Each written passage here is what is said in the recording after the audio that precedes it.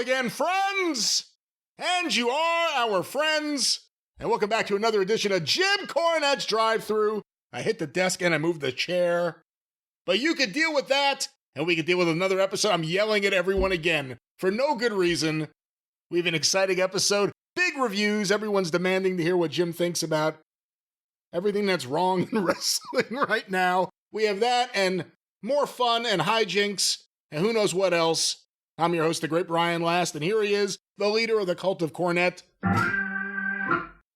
Mr. Jim Cornette. Brian, come on, sing it with me. Sing it with me, come on. Rolling, rolling, rolling on the river. Come on. If you come down to the river, bet you're gonna find some pissed off sons of bitches. We don't have no money. We don't get no thunder. Everybody's shit is floating in ditches. I come to you from the 51st state, Brian, the state of emergency.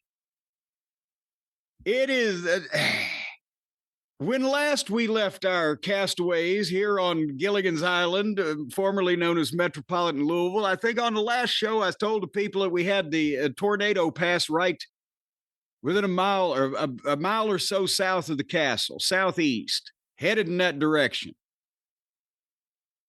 And now they've confirmed that was an EF3 with winds of up to 145, or is that starting at 145 miles an hour? I think that's the criteria that took the roof off that goddamn giant warehouse building and spread asbestos and chaos everywhere and turned the trees over and the light poles and wrecked the apartment complex and the blah, blah, blah. And then, there was another tornado on the other side of the county, as well as all the other chaos weather. And then they said, hey, it's going to rain like 6 to 12 inches and to 10 to 12 inches or more in some places. It got more than a foot. And it rained. When's the last time I talked to you? What day is this real life? It rained Thursday, Friday, Saturday, Sunday, to the point where now the flood level is there. They've got all of it's not just the Ohio River from Cincinnati on downstream to Western Kentucky, that some of it is a mile wider underwater than it normally is, which is taking into account all kinds of roads and towns and things and shit on the riverfront. But all of the other secondary rivers and the locks and the dams and the whole 9 yards is in top 10 or top 5. Frankfurt, part of the downtown state capital, is underwater. Like the top of the street lights is what's showing on some streets. And that's like the number 2 ever. Most rainfall and the highest flooding they've had in 30 years in a lot of places. But here's the goddamn deal, Brian. What did I say to you the other day about my spring? Spring, I've come to hate spring. It's been chaos and destruction and horrible weather and just dreck and famine and pestilence. Guess what they did? Guess what they've done, gone and done did? They've already did it, Brian. What did they do? Oh, no, they're not going to do the big parade down the street with all the horses and the horses that do the funny walk and everything else they do? No, they don't have a parade with horses doing funny. It's the people, the Ministry of Funny Walks that they have, but that's a separate holiday. They've canceled Thunder over Louisville because not of all of this, obviously. But the main thing is they can't reschedule it. It's gone. It's over with because of this massive thing that they start planning from the day after the 1 year happens. They start planning next year's. They have dozens of fighter jets and antique planes and private planes in for the air show. And the fireworks take 2 days to set up. And they're not only on the bridge, they're on barges on the river. They would be swept away in floodwaters if they could even get them out there. And the hotels charge thousands of dollars. The Galt House, they said they've gone from charging thousands of dollars for Riverview rooms for viewing parties to giving discounts off their normal rates for flood victims. And the total economic impact on Louisville, all the restaurants, there's going to be 500,000 people on the riverfront on both sides, Indiana and Kentucky, mostly Kentucky because there's more room. That is the most of the places that they would be is underwater right now. And so it's cost the economic impact, as they say, when they talk about WrestleMania, right? Well, it brought the economic impact of whatever the fuck to Thunder over Louisville, $125 million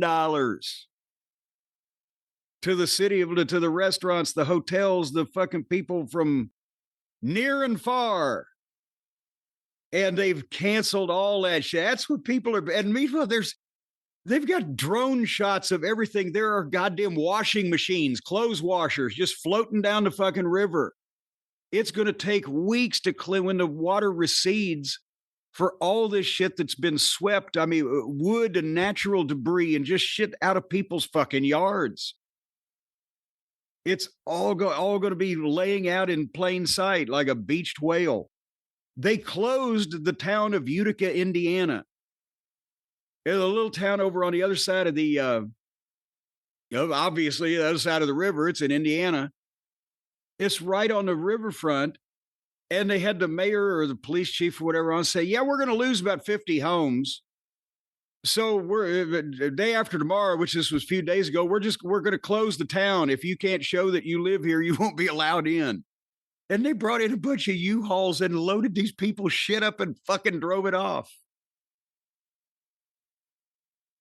Has it ever been canceled before? And what is the actual reason for the cancellation? Not that there isn't, plenty of reason, but what was the actual reason?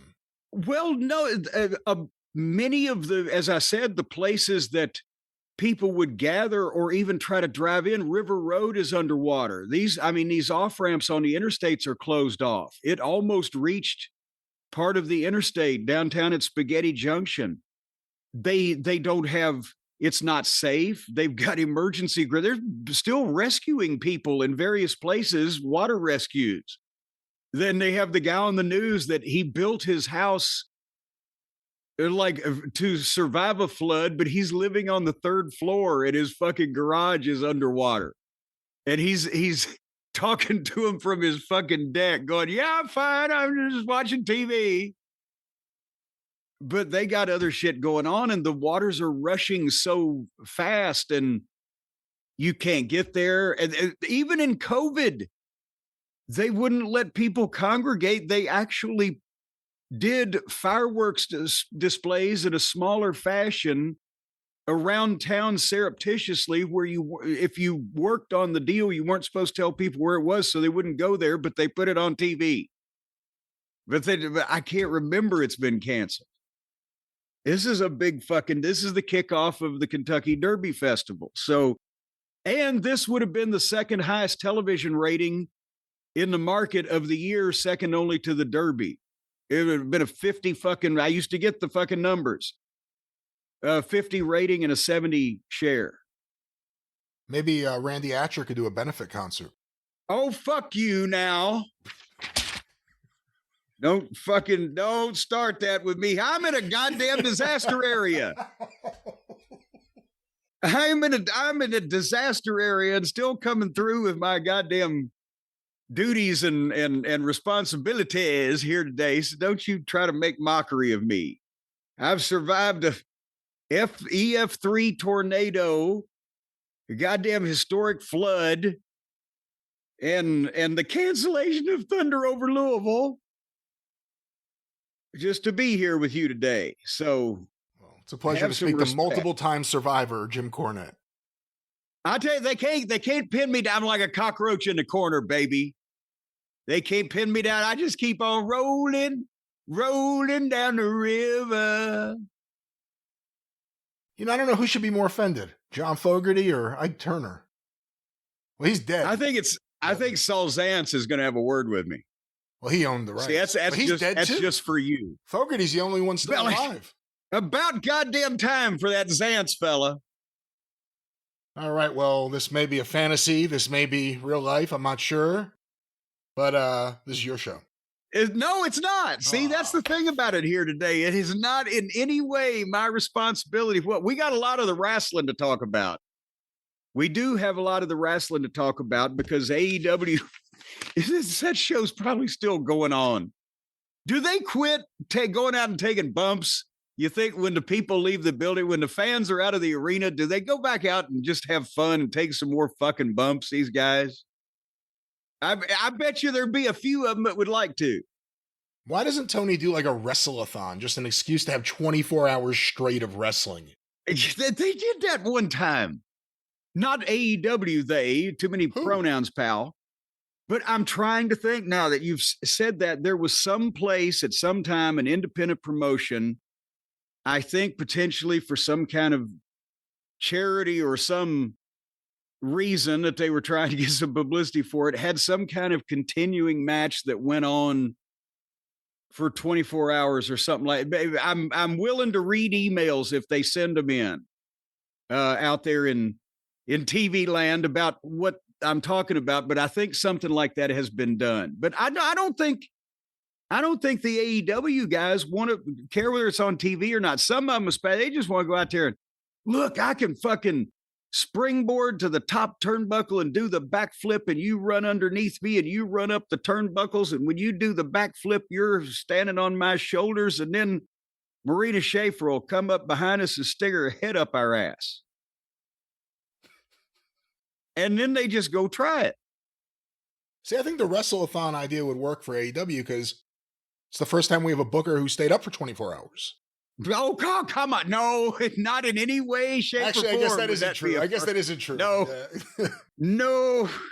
Well, some of Tony's biggest influences stayed up for 24 hours. Yeah. Maybe he can break the record. Maybe it could be like we raise money while Tony books nonstop until he falls asleep. Actually, some of the greatest bookers in history started staying up 24 hours a day right before they said, fuck it, I quit. There was probably something to that when Paul DeMarco came into the Barnett's office in Australia with the fucking booking book. And Dundee told me his story. He was there when it happened, not in the office, but in the territory. DeMarco holds the book over Barnett's desk and says, I have mastered the business, and drops it, and I am done. That's great. And he turned around and walked out and got a plane and came back to the United States. He's like, fuck it. Anyway. That is the greatest. You know what? That's better than my horse is sick. I've mastered the business. I am now done. You drop it and walk out. Oh, Paul, certainly you can give 2 weeks notice. Am I thinking of the wrong guy? Was DeMarco the guy that all the other wrestlers didn't like? Who am I thinking of? Is it Paul DeMarco? I'm not sure now. Well, no, hold on here. Let's evaluate this. I never met him. I didn't see him. And he was primarily in the 60s. He was big in Atlanta, remember? You've seen the old programs. And I believe Florida. And he booked and worked for Barnett at some point during the 60s. But I don't know much about. Probably one of our friends out on the West Coast would know what more about DeMarco, but I think he spent time in California also. Oh, maybe Mike Lano knows. I don't know if I would take that as a character reference or not. But look, I have a brand new interview with Paul DeMarco by Mike Lano right here. Yes, a brand new. What did he say this time? Let me see. All right. Well, but nevertheless, what I was going to say was, so now our next milestone here in the Derby City, as they call it, and surrounding environs, the Thunder has been flummoxed. I mean, they're still going to have the Pegasus Parade and the balloon race and the various things. But what's the Pegasus the next Parade? Big thing? What's the Pegasus Parade? Well, that's where they actually have a parade of floats and bands and people and hoochie coochie dancers. I don't remember what all that. I used to go when I was a kid. I don't know. I was there when I was 8 years old, standing on the side of fucking Broadway, watching the goddamn floats go down the street, and they used to have it on television. I don't know if they do anymore. Is there a big ending, like a guy dressed like a Pegasus runs out at the end, and like No, there's like a Santa lot of Claus at the end of the Thanksgiving parade? there's a lot of horse themed activity going on. As a matter of fact, in previous years, I believe they even got a couple of wrestlers involved, especially like in the late 50s right before the late 50s. I've seen a couple of foul pictures, but it's the local parade, and they close off Broadway through downtown Louisville, and they have the parade, and all the kiddies come and look at the floats and the fucking balloons and the hoochie coochie dancers. And they smell more horse shit than they'll ever smell in their lives. Well, no, there's not that many horses when you come to think about it, compared to, what you're going to see at the rate. And that's the next big thing. That's what I was trying to say, is the actual Run for the Roses itself on Saturday, May the 3rd, the first Saturday in May, the 175th, I believe, or is it 76th this year, running of the Kentucky Derby. And that's going to be a fucking mess if it rains too. People in the infield wallowing around in the mud. And Churchill Downs, if people think, Stacy's sister thought, oh, would it be glamorous if I'll fly out there, and since we're all out there, we'll go to the Kentucky Derby. And it's like, she thinks we'll sit in a box and do whatever. I'm like, these box seats and these VIP things, if you're the chairman of the board of Brown-Forman Distilleries, you can invite your goddamn friends to these luxury, but it's probably like the Lakers in the Forum or whatever. Is that an apt analogy? You're more sports-minded than I am. You can't just wander into these fucking things, buy a ticket at the window, is what I'm trying to say. Well, at least everyone will have a hat. They'll be ready for the rain. Well, and there's a lot of fucking hats involved. And now, especially, they don't allow you when you go in the infield, which is home to like 80 to 100,000 people, depending on the weather. And most of them will never see a horse actually in person, except they can see the screen. But now that you can't take things that could be misconstrued as weapons and umbrellas and fucking pup tents and whatever, you're just out there wandering around like it's like a goddamn horse-themed fucking Woodstock. And so the point I was going to make is Churchill Downs, they've done a lot of upgrades and they've spent millions of dollars because, all the stars and movie stars and celebrities and big wigs do come in and do all these things you see on television. But for the average people in that neighborhood, the original location of the track, which is there, was 175 years ago. There wasn't shit there, right? Now the neighborhoods and things have grown up around it, and it's not the most attractive neighborhood of the city of Louisville, if you know what I mean. It's not a high commerce, there's no gentrification of condominiums and everything. Well, so you never hear I have a beautiful place down by the racetrack. Well, but this is like one of the most famous sporting places in the world, right? Churchill Downs, home of the Kentucky Derby. But it's, because it's been there 175 years, it couldn't control, and there's no massive parking lots that can handle, because there could be 150,000 people in this thing, but there's no massive modern sports arena parking lots, and it's not right next to the interstate where you can just bop off and all this stuff that major cities do. So the people that live in this neighborhood, they have stories on the news about it, that they make as much money the week of the Derby and all the pre-races and everything as they do sometimes in 6 months at their job, because they'll charge people $100 a car to park in my fucking yard.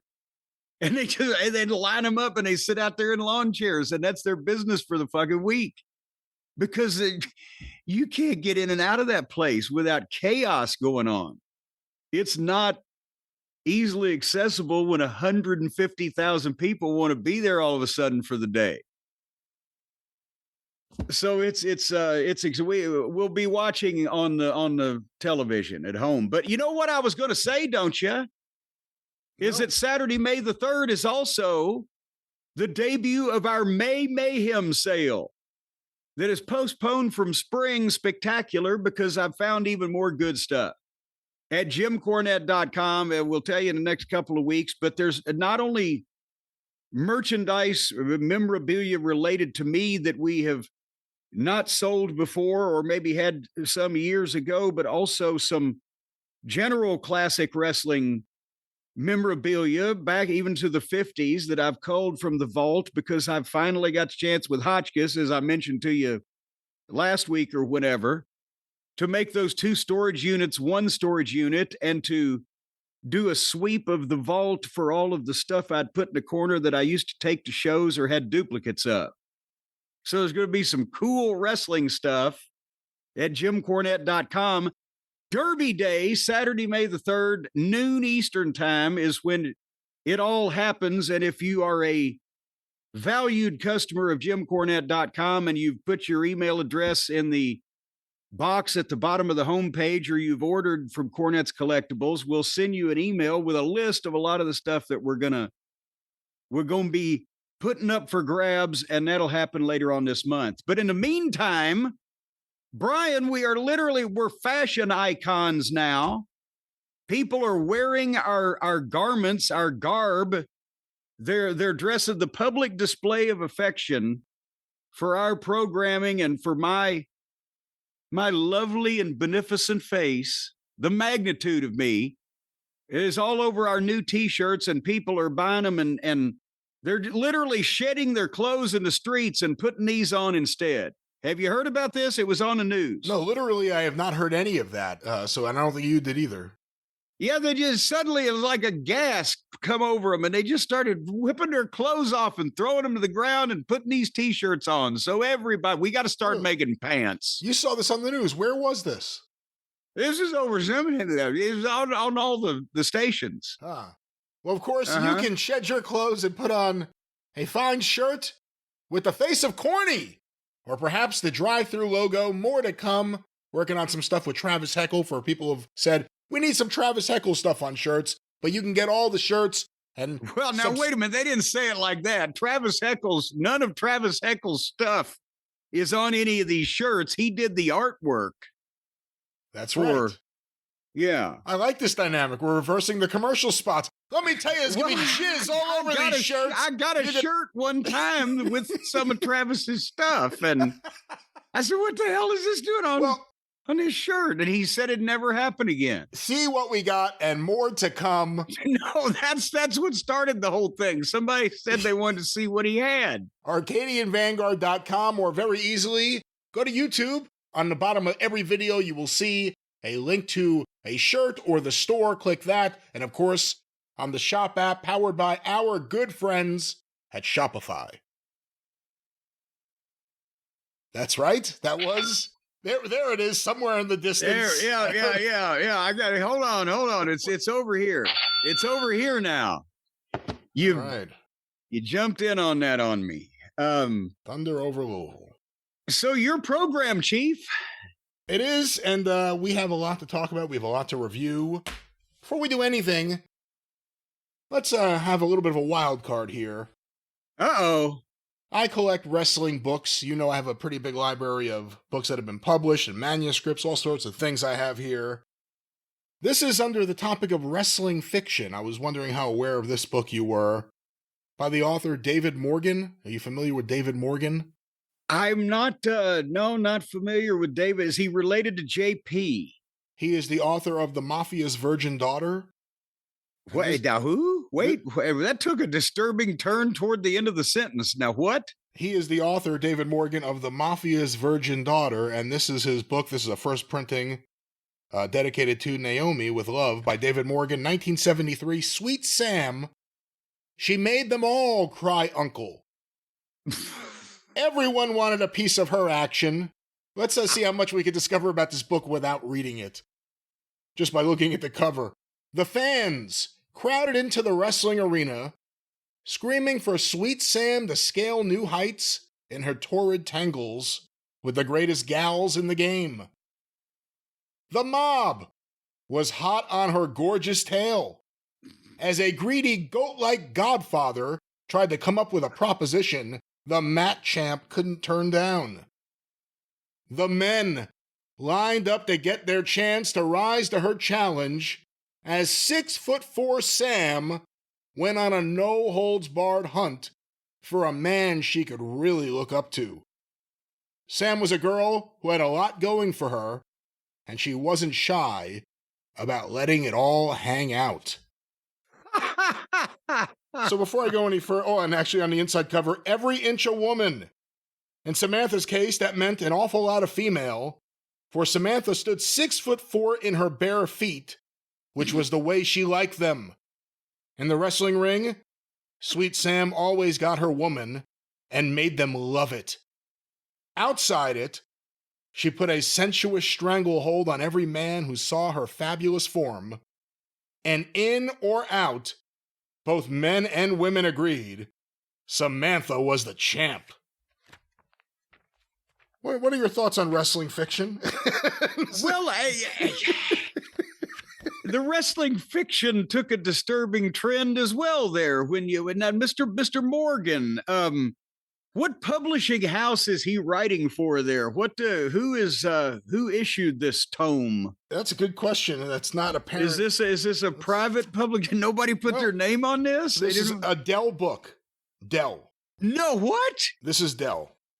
Dell Publishing Company, United States of America. Dell Publishing Company, and for the kids who haven't ever read, Dell Publishing Company, besides the fact they did mainstream paperbacks for years and years, were on the racks in all the stores. Dell even had a comic book branch, and many of the Disney and cartoon characters, like the Walter Lantz characters, and how many of them I'm thinking of, were Dell published comic books of those for children as young as a wee little two.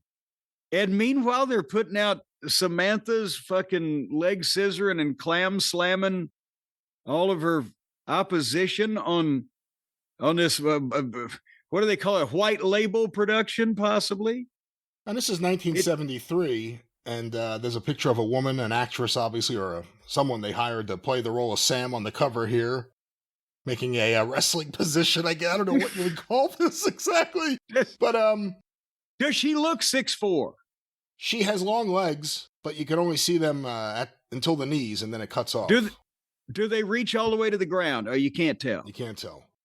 Yeah. Well, I don't know if the book was based on this woman. I don't know if they hired a woman to play Sweet Sam. Well, no, I think this is probably a artist rendering, model's representation of the Sam who was in the mind of the author for whatever reason, and I'm sure it had a lot of space to occupy up there.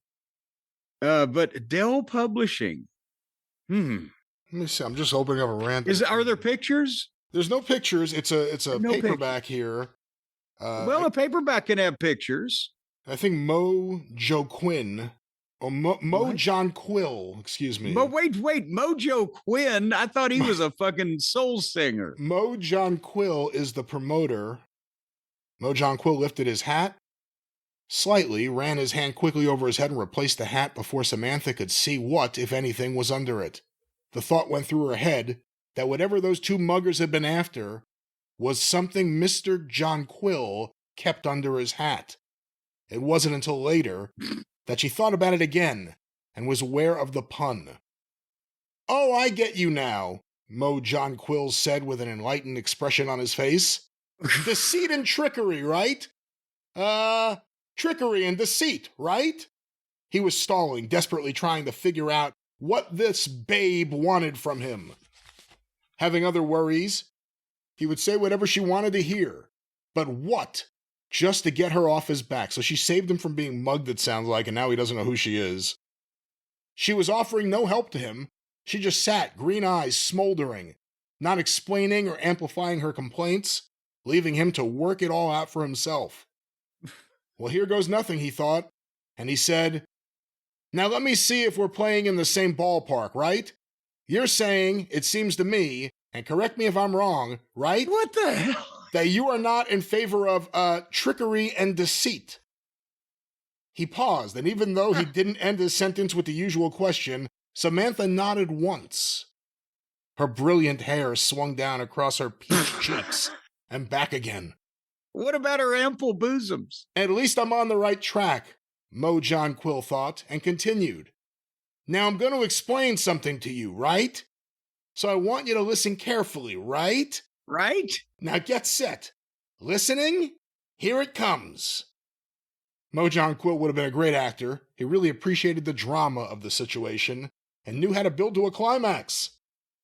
Samantha was on the edge of her chair. The wind is whirling behind me, Jesus. Okay, Sam, you asked for it. He was getting carried away himself. He took the cigar out of his mouth and pointed it at the wide-eyed girl like a gun. Wrestling is not a sport. He replaced the cigar where it belonged and puffed 3 times, waiting for the excitement to die down. The fact that Samantha was not excited did not dismay him unduly. Wrestling is not a sport, right? It's a business and it's entertainment and nothing else. I'll stop there so I don't end up reading the whole thing, but it appears that Vince McMahon may have based a lot of his life on the promoter Mo John How do you Quill. spell that now? Is that like 3 names like John Wayne Gacy, Mo John Quill, or is it John Quill like NyQuil? It's Mo is one word, M-O-E, as in Mo Howard, I guess. And John Quill was J-O-N-Q-U-I-L. That's an odd fucking name to make up, isn't it? It is. He must know someone trying to get revenge on his friend John Quill. But this is from the book Sweet Sam, from my wrestling library here by David Morgan. Is that available on Amazon? I don't know. Once again, David Morgan, author of The Mafia's Virgin Daughter, which must have been such a hit that Dell said, put that on the cover. We want them to know it's David. That this David, not some other David. Well, there it is, the story of Sweet Sam. Yes. One more thing here before we get to some reviews. As we are recording, news has broken. OVW, your old stomping grounds, and actually something you owned at one point or was a partner in, if that makes any sense, with Danny Davis. OVW has been sold. I have a press release here. The logos of OVW and Morley Sports Management. Morley Sports Management Limited acquires OVW Wrestling. Ohio Valley Wrestling, OVW, are pleased to announce that Morley Sports Management Limited, MSM, will acquire a majority shareholding in the business from 1 May 2025. Obviously, they are from another country. That's why the date is like that. Yes, they do things backwards, as we said the other day, like it's May 1st. MSM are current owners and operators of Haverfordwest Country, who are a professional soccer club based in Wales and play in the nation's Premier League, as well as providing strategic and creative consultancy to some of the world's biggest sporting brands. Huh. Is that what Tony's in? Is Tony in the Premier League? I don't know. Under MSM's management, Haverfordwest Country are in its most successful period in the club's 125-year history, with a competitive side that played in UEFA European competition in 2023 for only the 2nd time, and became the first Haverfordwest Country side in history to win a European tie when they beat North Macedonia's KF. What the fuck? Shkengia in the UEFA Europe. What are you? I'm trying to read what it says here. You try if you can find this thing. Well, spell what you're trying to say, son. SHKENDIJA.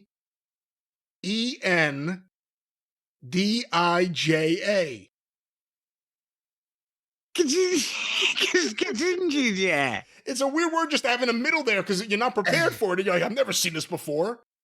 But anyway, they currently sit in 3rd place in the Welsh Premier League.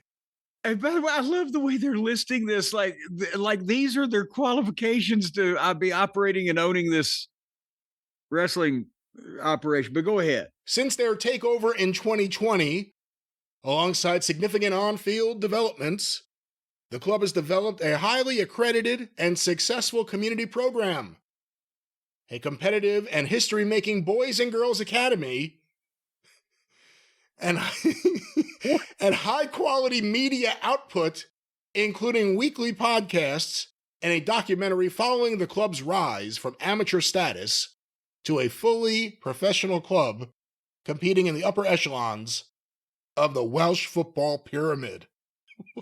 In the West Derbyshire Havershire Foundation.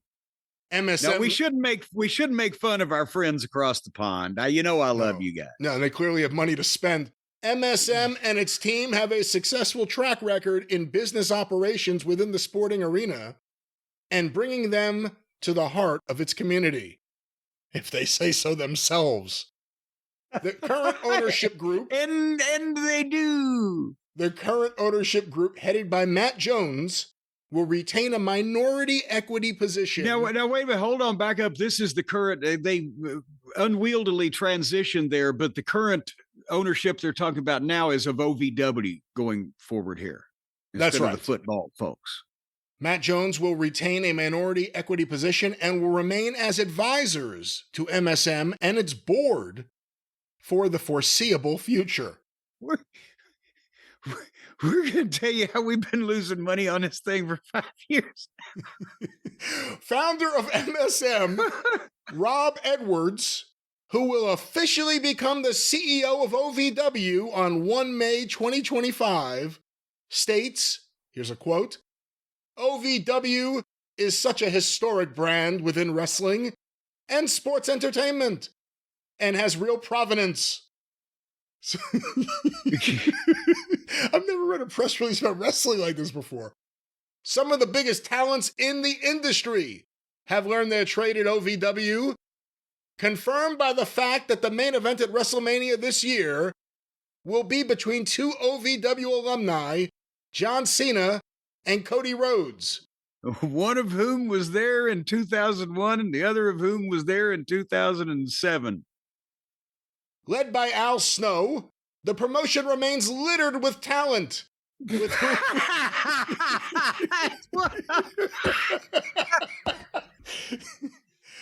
garbage abound everywhere. In the same way that the riverfront is littered with decorations. Led by Al Snow, the promotion remains littered with talent, with whom we want to promote not just within Louisville and Kentucky, but across the U.S. and Europe, and alongside the OVW Academy, provide a clear pathway for people anywhere to break into the industry in what is one of the leading environments to learn the trade. We want to build on the exposure created from wrestlers on Netflix, that was years ago at this point, and take OVW's reach across the pond and beyond. I like that. That's good. All the way to infinity. He adds, the current ownership group have worked tirelessly to drive OVW forward in the hope of finding a bunch of European marks that will buy it for way more than it's worth. Oh, excuse me. Into the modern era, and we are. I think they should have phrased it instead of tirelessly. The current ownership has worked sleeplessly. And they are dedicated to. We are dedicated. Excuse me. To continuing their good work over the last few years and build on the strong foundations in place alongside its passionate team.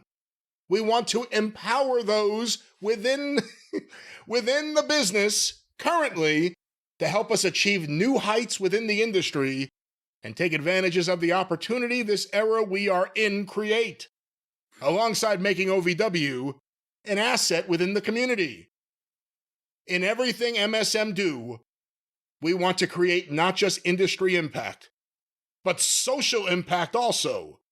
We are so excited for the challenge and breaking new barriers. Then they need to bring some sandbags and a fucking truck and a shovel and come on down if they want to make an impact on the society around here right now. We are so excited for the challenge and breaking new barriers for this fantastic brand.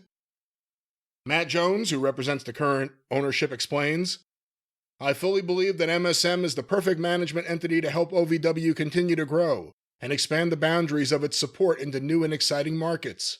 I look forward to providing support as they lead the future of this historic wrestling organization to exciting new heights. Thank you to our OVW fans for your continued support and enthusiasm for what we do. And we hope this partnership will ensure we can continue to provide you the highest level of entertainment and engagement for years to come. We'll see you at ringside.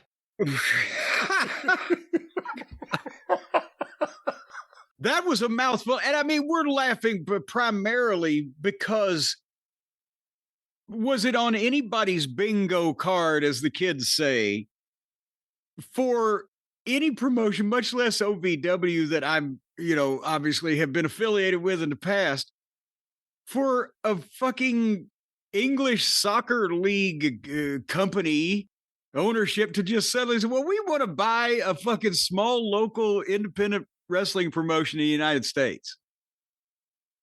What and from the sound of that press release is very rosy and optimistic, but in that it didn't explain why that of all things that this apparently well-financed, one would think, operation could get involved in, they just, we've got this thing in fucking, where are they? Where's their home base? What part of the UK? I don't want to misrepresent anyone. I got to go back to this. Whatever part of...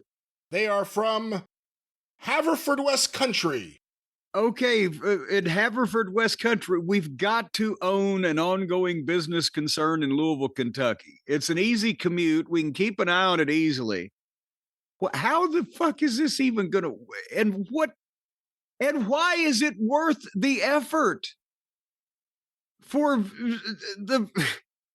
It made a nice living for me and Danny Davis at one point in time, but this is not a goddamn giant financial juggernaut here, and it hadn't been when it was doing well. We think there'll be a content explosion all across the universe, with OVW stars reaching all new heights, led by us, MSM, the geniuses behind Haverhurst Forest, or whatever the fuck they were saying. The Royal Forest of Dean. But no, this brought up, here's what when I saw this press release go out, and it's been on again, the TV news. Our good friend Gilbert Corsi, who used to be the voice of Ohio Valley Wrestling in the 2010s, as the kids say, is the anchor man there and had this story on. Obviously, Danny Davis was always the majority owner, and he was the founder and operator and manipulator. And I didn't write it down here to have right in front of me what year that he sold, but it was well before the pandemic. Was it around the time we started doing the podcast, 2016-ish? Maybe 17, somewhere in there. I was thinking it was pretty early on because I almost feel like he was in Florida pretty early on, but maybe I'm completely wrong. Well, it's time flies as we get nearer to the end of ours. But point being, at one point, I think it was probably, you know what? It was definitely like 2017-ish. But anyway, Danny had told me, well, Al Snow has, and I'm going to make it plain up at the top. I haven't talked to any of the current ownership group like ever. The Matt Jones with Kentucky Ray, he does a sports radio program. I haven't listened to the radio in this town since we were buying it for OVW, except if it's the classic rock station. So I've never heard his program. I know there's other people, our mayor, Craig Greenberg, who bought into it as part of some type of investment group. Again, we'll go into this, and then got elected mayor, but he's owned part of it. But and I only saw Al Snow for the first time in 5 years in person at the movie premiere. So I don't have any inside knowledge of these dealings or this activity, but I can tell you from my experience and what I've heard here in the community. So Danny Davis was about ready to retire. He was fed up with the wrestling business. And bless his little pea picking heart, he went to Florida, and now he may speak to people as individuals, but I guarantee you he hadn't watched any fucking wrestling or couldn't give a shit possibly what the fuck is going on right now. And he's having a wonderful retirement. But it was somewhere around there. He said, Al Snow wants to buy the company from me. And I believe Al had a financial backer. Now let's just say that that's a pretty good bet. And, they made a deal and Danny retired to Florida and Al became the owner of OVW. And then again, I wasn't transcribing this as it happened contemporaneously to give testimony later, but it wasn't long after that, I believe, that we heard that they were I can't remember the order of events, but they were either looking for another investor or had another investor, and they also got accredited. Do you remember this story, Brian? They got accredited as a trade school, like for plumbing or for fucking whatever trades are, stonemasonry. I don't know what they have trade schools for, but they got accredited with Kentucky as a trade school. And they were trying to expand their profile, but at the same time, their profile has been diminishing around here. And then a few years back, my cousin Larry, because, before he got ill and before he retired, he had a medical supply company, et cetera, not germane to the story, but he was in the medical field. And he said, yeah, this doctor friend of mine, because he knows obviously what I do or have done. This doctor friend of mine, Jim, has invested in a local wrestling federation. I said, what? And he said, yeah, he's just doing. I said, Ohio Valley Wrestling? Yeah, that's it. Was that yours? Because even then, Larry was starting to get a little forgetful. And I would hear that some people are investing, and I'm like, investing in what?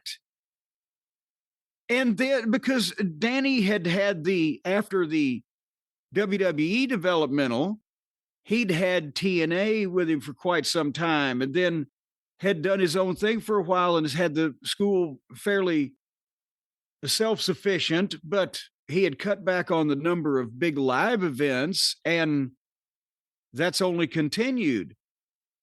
And so then the news report said that the controlling stake in OVW has changed hands 3 times since 2020.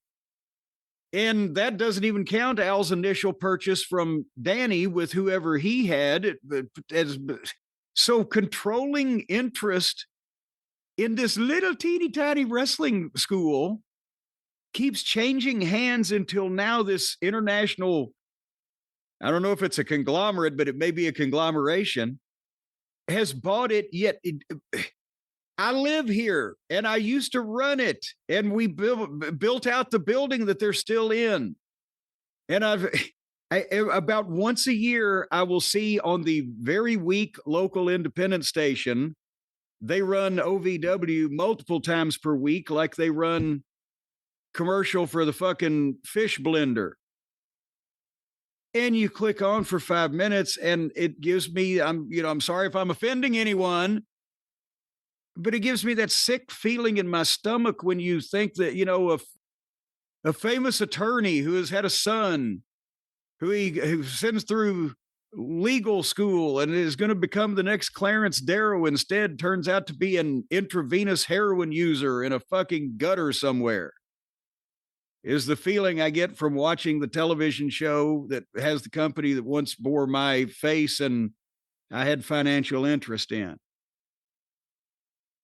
So I don't know what the fuck is going on, but they run a TV taping in a building that they get 100, from the look of what I see on camera, 150 or 200 people on Wednesday nights. There's no Six Flags deal anymore. There's no major house. I don't see a spot show schedule, but they did. Brian, remember the Wrestlers thing on Netflix?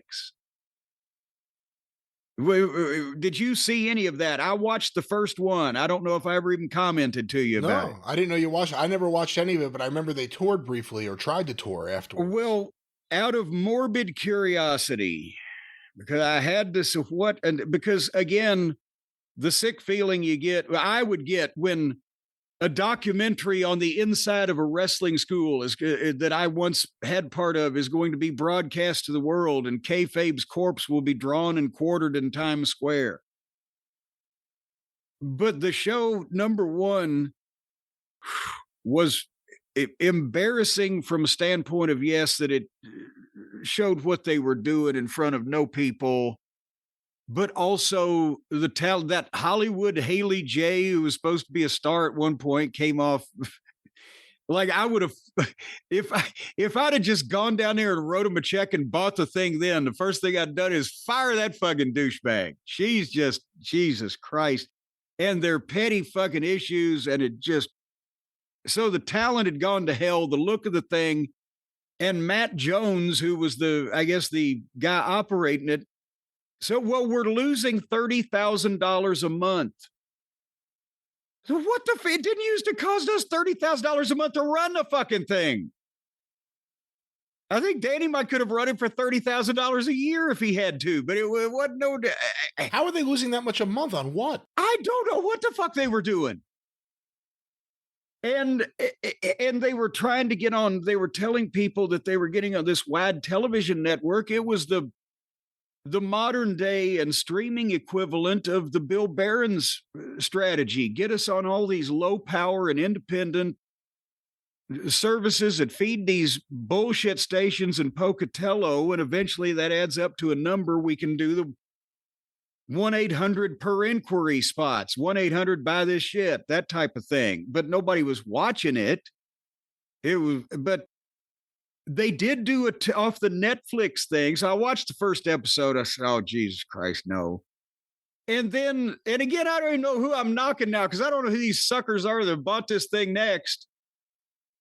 But then they said they were doing a national tour. And in my small circle of actually non-wrestling related, incidentally related to wrestling friends that I speak to, I heard that this guy that managed some kind of facility in, I believe it was Las Vegas. Again, I'm willing to be corrected, but I think it was Las Vegas, somewhere out on the West Coast, was a big fan of this Netflix series, and he bought a show from OVW for fucking 2,000 miles away.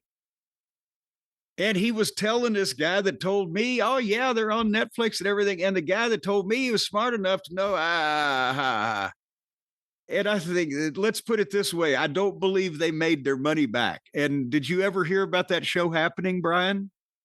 It happened, but did you ever hear about it? I do remember at the time, WrestleTix, I believe, was reporting on some of the ticket sales, and they didn't look good in advance. I don't remember hearing anything about the actual shows.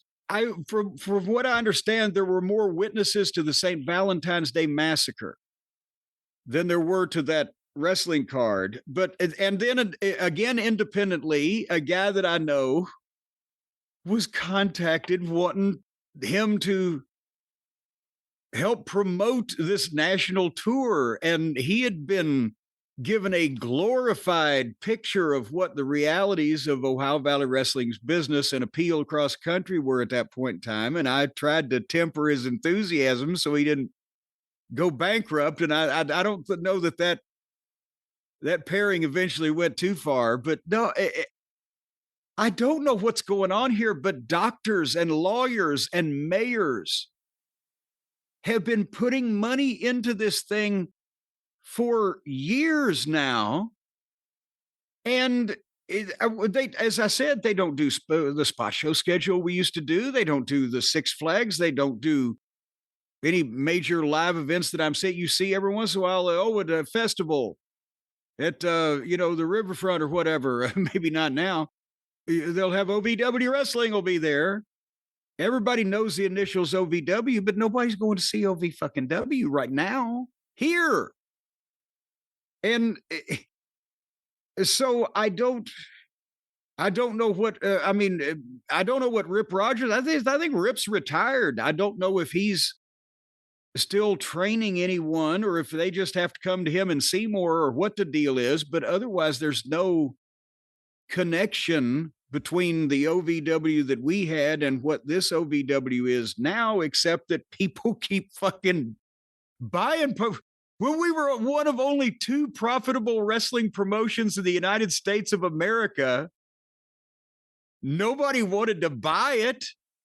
But now there's been a losing money for 10 fucking years. There's goddamn people lining up. What is going on here, Brian? You know, it kind of sounds like stuff we've seen and experienced in podcasting. You have some company, obviously their interests are in owning sports properties and whatever content lies with it. They made a big deal about their content development in that press release. And they're buying a wrestling company. It happens to be OVW. But they're buying a wrestling company. They're going to have content. And now their portfolio, which, you know, most people are building companies to sell them. Their portfolio will be, we have this property and we have this property. Maybe they'll get some more properties. And then, you know, next thing you know, the Saudis own OVW. That's the way it works. Oh boy, howdy. Yeah, well, they got a football team over there in West Faversham. And they've got a sports representation company that floats around the world. And they got a wrestling school in Louisville, Kentucky at 4400 Shepherdsville Road. Hearing you were bought by some soccer team you'd never heard of somewhere else, is that like hearing that like some Nigerian is investing in the GWF? Yeah, where's Olu Oleani when we need him? What the fuck? He could clear this whole thing up. He's got a letter of credit, Brian. I got a copy of it. That letter of credit. Well, we'll see what happens. I mean, I guess the only other interesting thing... But at least the mayor's out of the wrestling business, so we can be thankful. Is he out of the wrestling business? Well, now wait a minute. I don't know if he's still part of the old group that had a minority equity. Yeah. Whatever the fuck he's got. We'll sell it to you, but we want to hold on to a piece because if you find a sucker that'll buy it from you, we want to make money off that sale too. It's a good move. Well, there you go. There's the OVW news. That's the most OVW news I've heard in a very long time. We'll see if anything comes of this. But Jim, some people sell wrestling school, not memberships. What are they? Scholarships? They don't sell the scholarships. They they sell admissions. See, that's one of the reasons why we made money. Well, some people sell admissions, I guess, to or charge tuition. There we go. You go. That's not really a great transition, but let's go back to selling. Let's talk about something you may have to learn at wrestling school, how to sell. But the type of selling we're talking about is once you make it in wrestling and you haven't gone to the majors yet and you need to sell your own shit and you don't want to go with any company that's already doing it, you may want to set up your own store. And of course, that store can be powered by Shopify.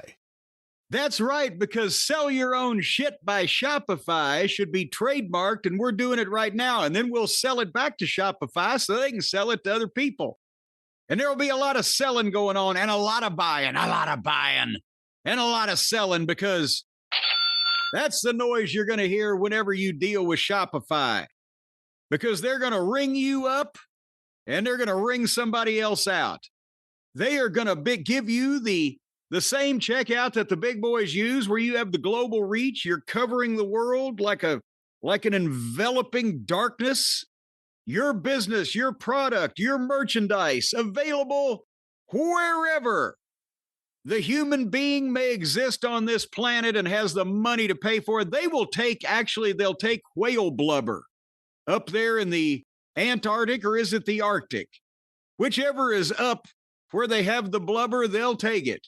And they will convert it into cha-chings for you. You go to Shopify.com and you look at what they can do for you, folks, because nobody does selling better than Shopify. They are powering, as a matter of fact, our current sale of shirts for Corny's Drive-Thru and Corny shirts and a variety of things that you find on YouTube or wherever you see your favorite podcast advertised, because Shopify is making us money. They can make you, I understand you think, well, they're stars. They're international big business typhoons, Jim Cornette and Brian Last. They got these connections. Well, you can have them too, because we're letting you in on it. Because with our cachet in the industry, ladies and gentlemen, we can give you a code, a secret code.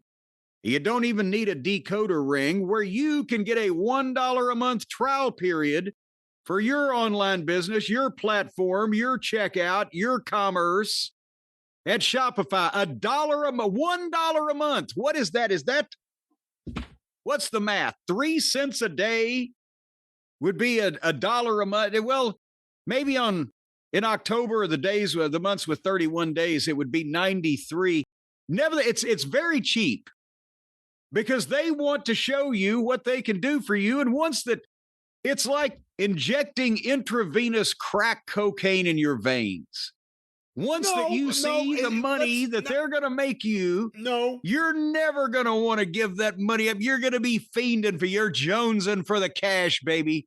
You're going to be a complete capitalistic whore.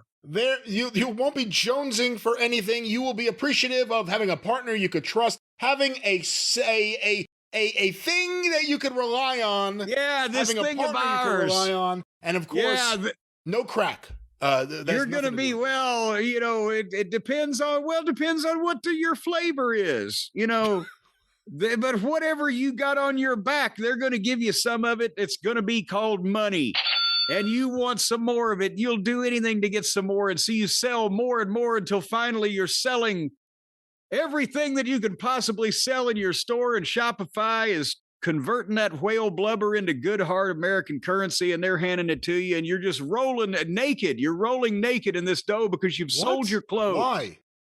You've sold your clothes because you've sold everything there is to sell except your dignity.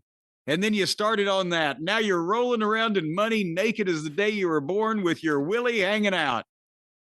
That's what Shopify can do for you, folks. Right now, go to Shopify. Go to Shopify.com/JCE to upgrade your selling today and get that $1 a month trial period.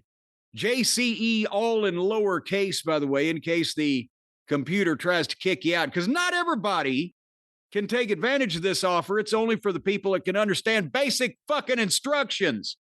Shopify.com/JCE in lowercase, and soon you'll be hearing that sound. Money, it's a hit. Don't give me that do-goody good bullshit. Okay, they're gonna take people's money and they're gonna turn around and give it to you, and that's the good old-fashioned American way. Take something from somebody else and give it to somebody. Through sales, through the legitimate manner.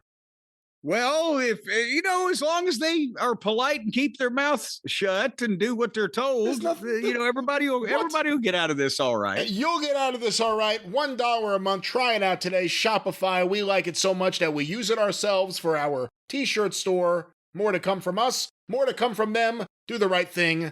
Don't make a mistake. Shopify. What's that promo code, Jim?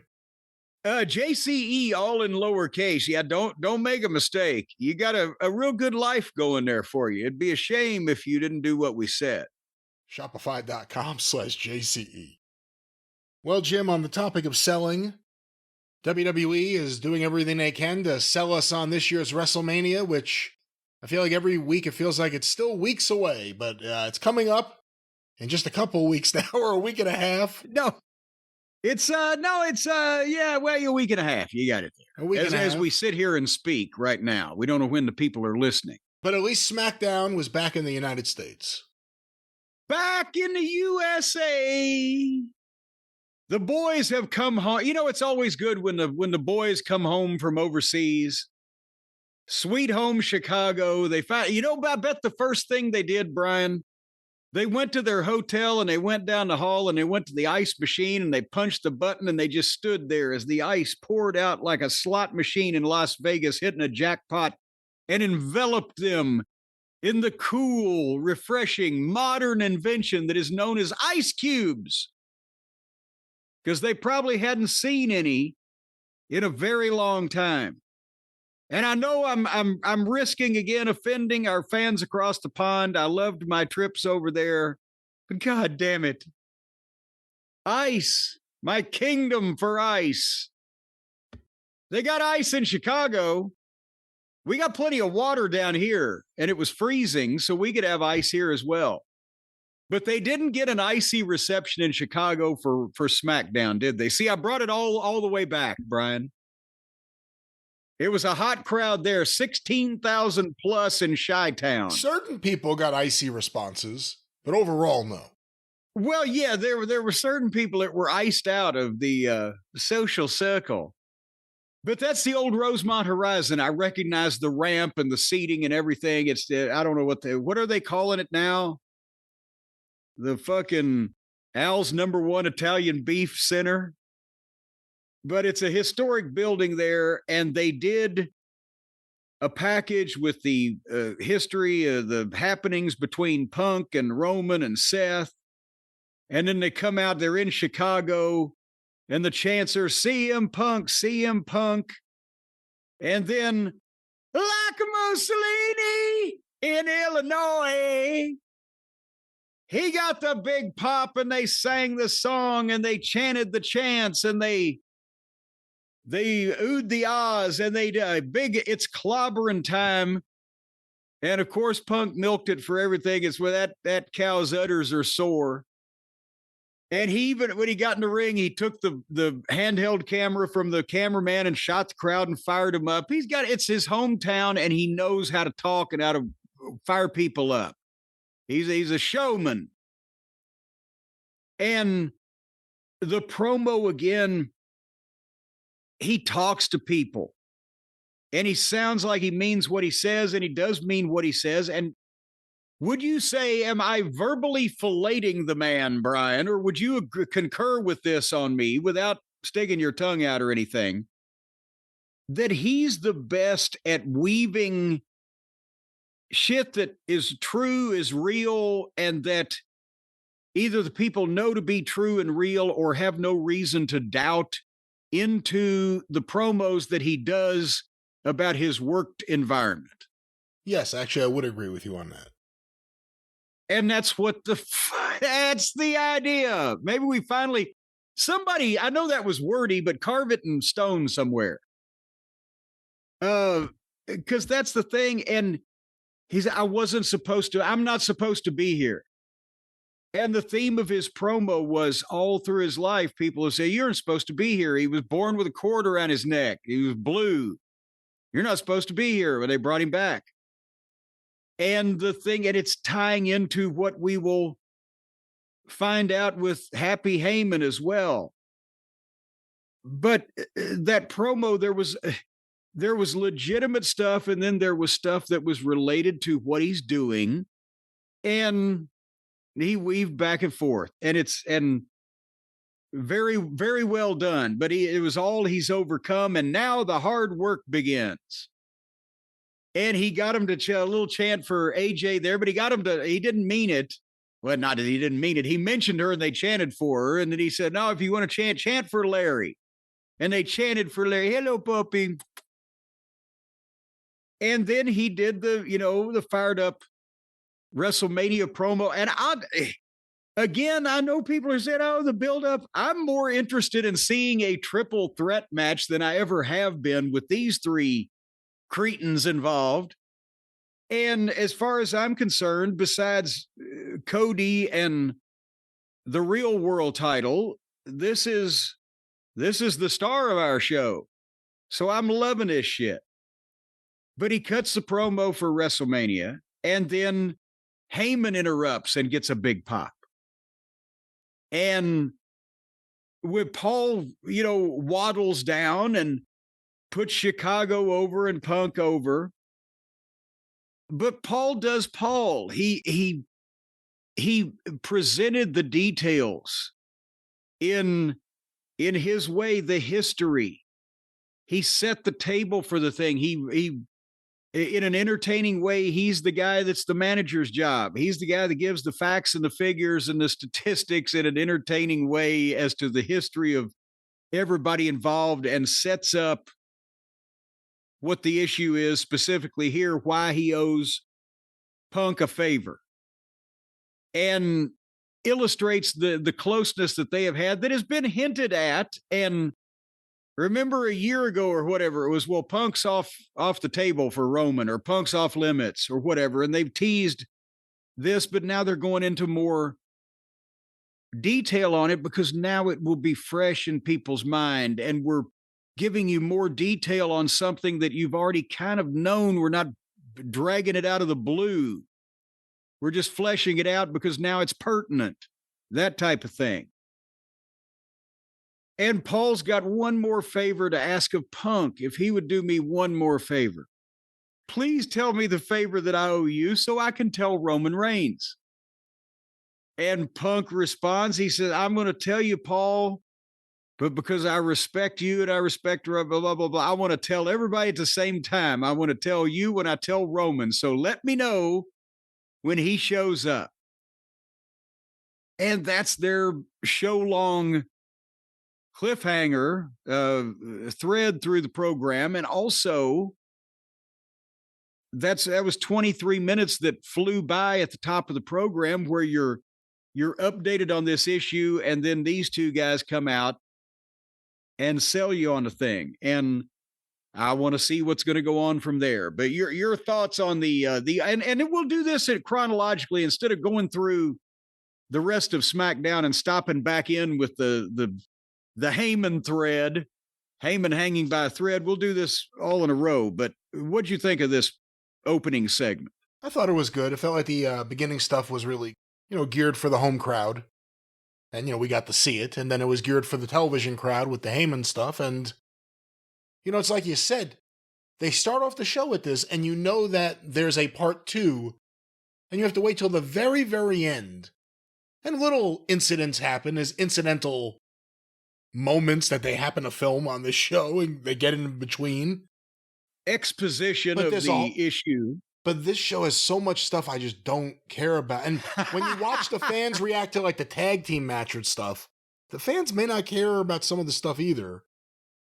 But you want to see the moments and what's going to happen with the big stars. It's about that more than the matches. And if you like teasing things until the very end of the show, this did a great job. Well, but then later on, they went back into back because Heyman was waiting for Roman Reigns. And again, by the way, they're in the same building. That was the WrestleMania great moment that they're inducting Austin and Hart at WrestleMania in the Hall of Fame match. Same building. WrestleMania 2. WrestleMania 2 they had there. Yeah. Vern Gagne ran that play. Anyway, so Heyman's waiting for Roman, and he cuts the promo. He's like, for the record, let me say this, please, Punk. Whatever Punk says, no matter what the favor is, my answer is yes. Anything. Just tell me. Tell me what it is. And then an SUV pulls up, and there's a big pop because it's Roman. But it's not Roman, it's Seth. And Seth gets out and tells Paul that I've got a plan. But when Roman gets here, you let me know because I want to be there. So now they've updated it to all 3 of these fuckers are going to be there. Oh, my God, I can't wait to see what's going to go on, right? So they're freshening it up, and they've got people to add to this thing. So at least they're keeping it, interesting through this. Because again, 3 hours is a long, long time. But anyway, finally, Paul's in the back, sunroof top, digging the scene with a gang. No, Paul's in the back, and an SUV pulls up, and it's Roman. And he gets out, and Paul goes to him like, oh, my tribal chief, and he walks right past Paul. Doesn't even look at him. He's pissed off. And they do the follow shot where Paul's scurrying along behind him, humming. And they go right through the gorilla position and into the arena. And the people are going crazy. And he gives them the acknowledge me. And we get the OTC chants. And then Roman looks at Paul. He's like, Paul, is he here? And the people chant CM Punk again. And he asked Paul, is he still talking about the favor? Yes, yes. Should I share a secret with Chicago? Yes, yes, yes. CM Punk wouldn't be here if it wasn't for me. He wouldn't be in the main event at WrestleMania if it wasn't for me. Punk's never been in the main event until he was introduced to the tribal chief. And he goes through that whole thing. I made this company. I made this guy. And he calls Punk out. He said, come on out here. And they're waiting and no music. And Roman's looking at his watch like, what the fuck? And then suddenly the music hits and it's Seth. And whoa, and whoa. They're all woeing to the ring. Interminable woeing, I would say. Interminable is a word I would describe this. I thought we had left Europe. But anyway, Seth's story is I wouldn't miss this for the world because I don't know what the favor is, but I want to see. And he knocks Roman. And as he was talking at this point, the fans started getting a little restless because they were chanting, what's the favor? And Seth is trying to get across the point that, you know, Roman could have stopped Punk, but he didn't. And he could have stopped Punk, but Roman didn't let him. And the people are chanting CM Punk. I got the feeling that they were ready to get to the meat of the matter here because Seth was going a little long. And finally, Roman told Seth that he was untrustworthy. And he couldn't be trust old Seth. And that's why you're fuck you. But he called Punk out, not Seth. And then the fans are starting to sing Roman Reigns. But Seth called Punk out. And as soon as he called Punk out, then we got like Mussolini the second time he. Just if you're keeping track of the number, Brian.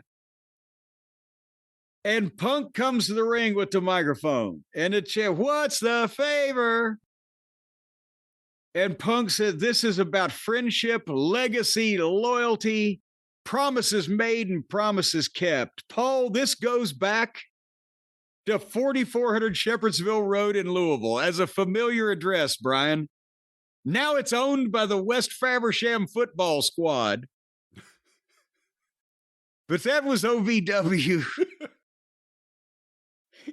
I have said with all the spots that I recorded and all the fucking commentary I did at times I plugged those shows, I've said 4400 Shepherdsville Road more times than I've ever said the address of anywhere I've lived. But anyway, that was where I showed up and they told you I don't belong. I'm not supposed to be here and you should fire me. And you said no. And Paul, you prophesized this. And he went into a story that I wasn't on the bus, so I can't tell whether it was true or not, but it sounded awful goddamn plausible. And that's the point with Punk. Him and Paul Heyman on Big Show's bus when I think, he said, when you left the company, I think it was when Stephanie got mad and fired him. And Punk was like, oh, they're going to fire me now. And Paul said, you'll be fine. Force them to deal with us. Well, they aren't here anymore.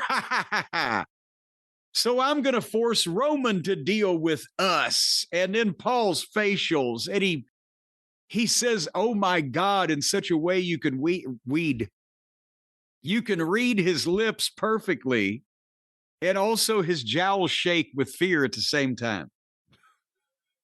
And he says, at WrestleMania, I want to be in my corner, Roman, your wise man, and my best friend, Paul Heyman. And Seth starts cackling. And Roman gets the stink face for a second, and then he starts laughing. And he's like, you understand, he loves me. The wise man needs me. I saved him. And this was the line. Even if I let him, he wouldn't do it. Wise man. Let this desperate fool down easy. And the people are chanting CM Punk. And Paul does the lip quiver. His eyes are puddled and bleary. Even more so than usual. And Roman is, are you crying? Wipe him up and tell him no. And he starts badgering him more. And there's and Roman says, one more chance, tell him no. And Paul says, no, I can't. And he gets a big pop. And Seth is laughing again. And Roman kind of snatches old Paul and backs him up into the corner. And Punk comes from behind and squashes Roman and gives Roman the GTS, and Roman's knocked out and has a face-off with Seth. And the fans are chanting CM Punk, and Paul's screaming, no, no.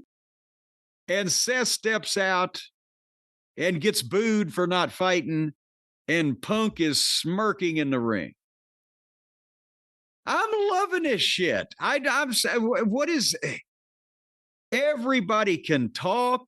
Every issue is rooted in reality. They have been telling these stories that are now everybody's animosity and, violence is coming to a head. I mean, I'm sold. What do you think? I've enjoyed it. I mean, you seem to be madly in love with it, but I've enjoyed it. I think... Well, it's refreshing, something I actually want to see instead of what I'm watching out of duty.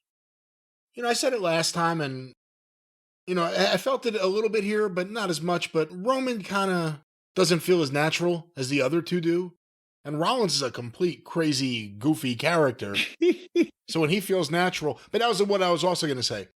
This has brought out the best in Rollins on the mic, because you believe him. His whiny voice works when you believe he really hates the people he's ranting and crazed about. And him being kind of like Drew, just like all of a sudden he's just lashing at it and he's crazy just to the idea of Punk existing over here. I think it's been really good. And we'll see how the match goes. Like you said, I think it is one of the main matches of WrestleMania. I think in terms of matches with general interest, it's this and Cody Cena. Well, anyway, we will see what occurs here, but there's more when we talk about Raw here shortly. In the saga of poor Happy Heyman and his former and current proteges. But I want to talk a couple other things about SmackDown, and one is Felix. Our friend Felix, the other Lucha brother, has made his debut. And Brian, and he was against Nathan Frazier, who's that kind of scraggly Joe Dirt looking fucker from NXT. But would you like to hear, Brian, what I thought about our friend Felix? Ray Phoenix, and it was his debut a few months after his brother debuted on Raw. But what did you think? I like him. I thought he did much better than Penta did in his debut, and really, actually better than what Penta has done since he's been there. Because his shit was fine. There wasn't botches. There was some of the minor see-through-itness that comes with Lucha to begin with, but much better. I think, he's got the... If somebody is going to do the running and springing off the ropes and the diving and flipping about, he's probably the guy to do it, and I think he should be the one that they let do it. Now, he may be the best guy. Then it becomes different, and he's the best at it. Yeah, he may be the best guy in the business in terms of doing the high-flying stuff and making it look spectacular. So at the same time, having a grip on how to work an actual legitimate match in a real company, there are some world-class high divers across the street that may have him beat in just the high flying alone, but he looked better. I like the look of the gimmick, and he did an in-ring promo, and that was a little better than Penta. But I just wanted to make mention of that we'll keep an eye on Felix too and see how he does. But already it was a better start, and no right-handed headlocks. Do you think it's a good idea to keep him and his brother separate, two different shows, develop them both independently? Well, at this point, since they started one, they might as well do it this way, and then at some point they could bring them together, because right now Penta's involved in a four-way with three other guys who want to kick the shit out of him. Sooner or later, he's going to need some backup. I don't know if they're going to do it that quickly, but I think they could establish. They've already mentioned their relationship, so they could just establish that one's there for the other guy when they really need it and see what happens from there. And what do you say to the fan that says, you hated Penta in AEW? He did all the same stuff. You hated him. What do you say to them? Or Felix. Or Phoenix, whatever his name is. Phoenix, Yes. not Felix, Phoenix. Well, no, that's the thing I've said, because everybody, I still, you can't please Cornette. Well, they didn't remake Penta as a human being and as a pro wrestler. They put him in a different environment. He's been better in the WWE since he's been in AEW because he is produced and he does have more professional guys to work with. And he is being focused on and featured in some kind of way. All the things are coming together. So yeah, he's good. And I think Felix is better. So yeah, a lot of people were rotten in AEW. They can be better. They're still, I don't think anybody's going to replace them or replace Nick Bockwinkel on my list of favorites with, either one of these guys, but they're better in that environment because they've got help. Instead of people just saying, oh, go out and do all the shit you always do. And they both seem so excited to be there that they will listen to the producers. They won't just be, hey, we want to do what we want to do. Yes, whatever you want, we will do. We can do it. Yes. Yes, we will do. I said that. I don't even remember what brought it up. But Bobby Eaton, we were in Louisiana, and it was near the end of the run. Maybe he said something about he'd think we'll get over in Dallas. They whatever. I said, oh, if not, if we can change it. He said, what do we do different? I said, I can be Russian. I can be German. I can do the accents. And so every time then something would come up, Bobby would just look at me and he'd say, I can be Russian. You had to be there. No, it's funny. All right. Again, as I said, it was a long show, but there were two more things on SmackDown that we want to talk about, and one that a lot of people are interested in. I'll save that in a second. But the other deal was Nick Aldis was in the ring and introduced Kevin Owens, who has been doing the angles and has already been announced, built up for a match with Randy Orton at WrestleMania. And Owens came out and had the solemn attitude, and you could tell something was wrong. And I guess it had been leaked on the interwebs earlier in the day or whatever, what he was going to. Thankfully, I stayed away from all of that stuff. But apparently he came out and cut the promo.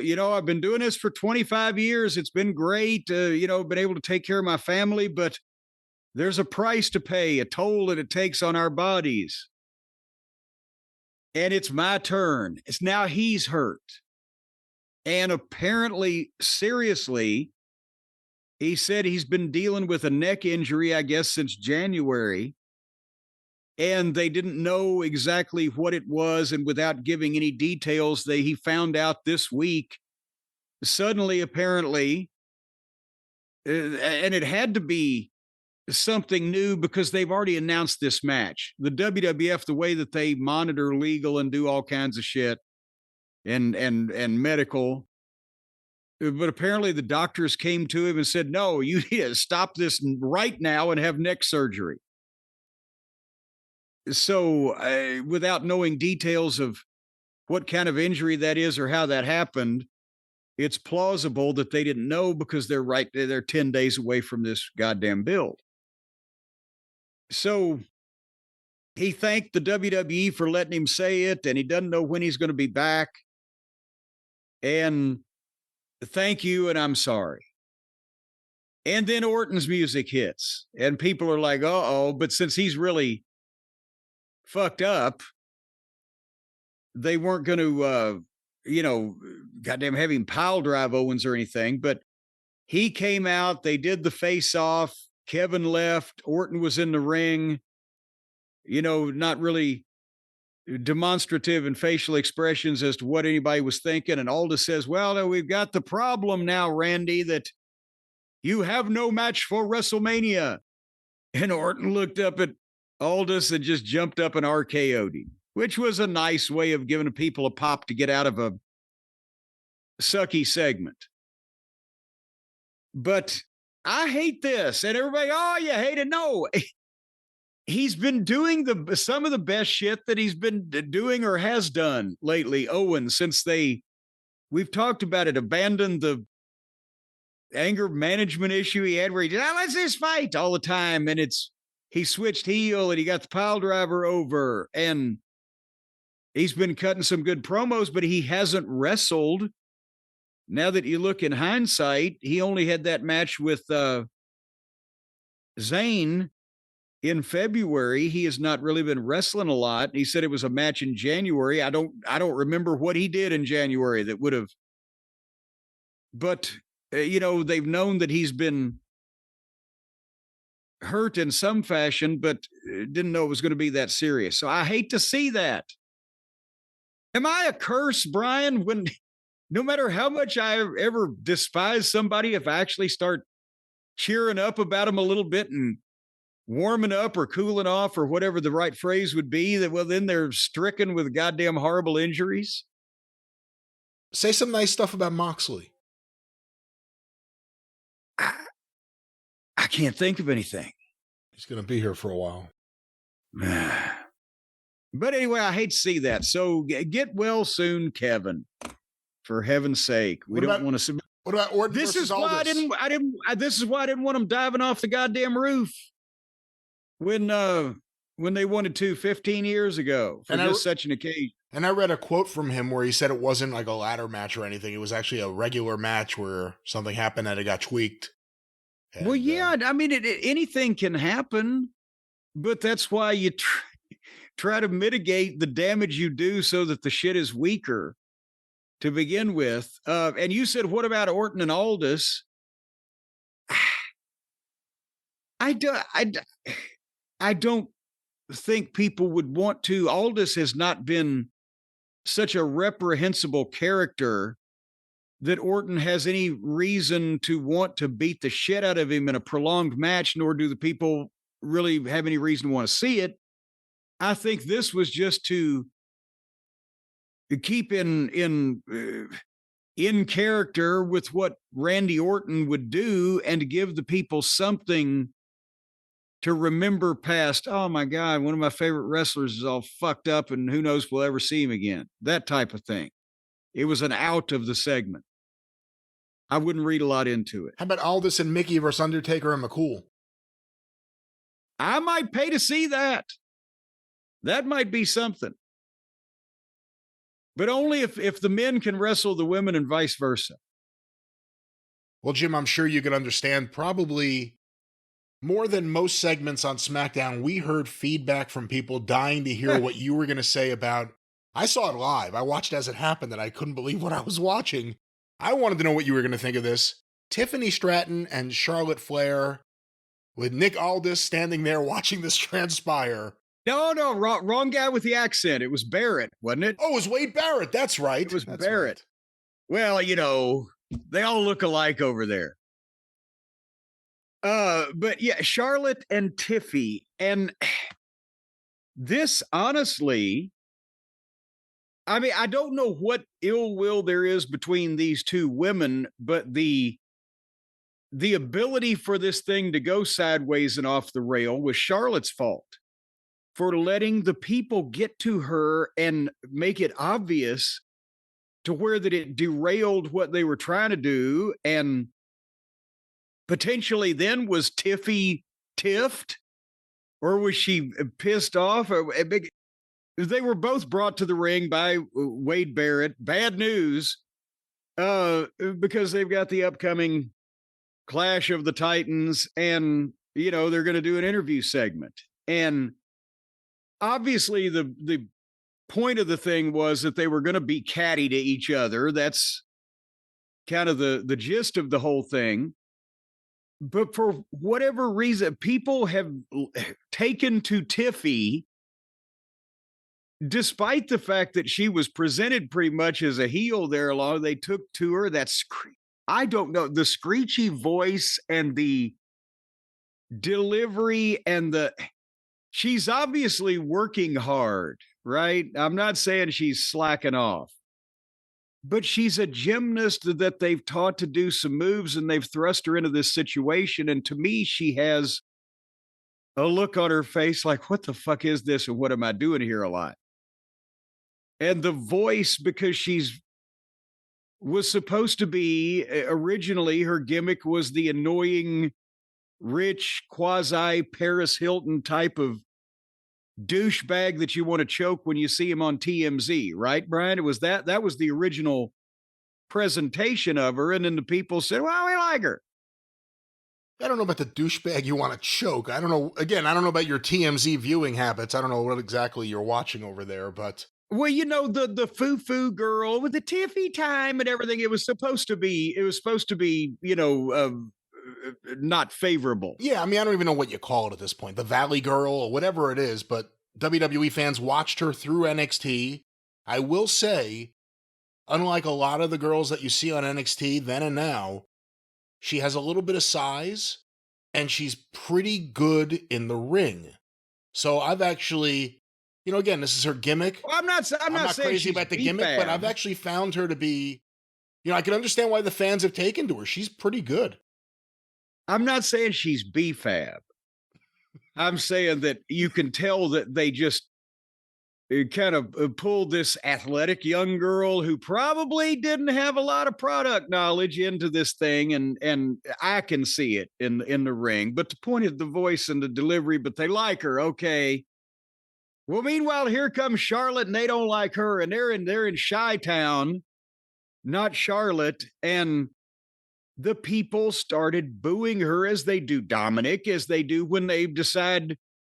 Same thing. They decided they like Tiffy, so now they decided they don't like Charlotte, and they're going to boo the shit out of her.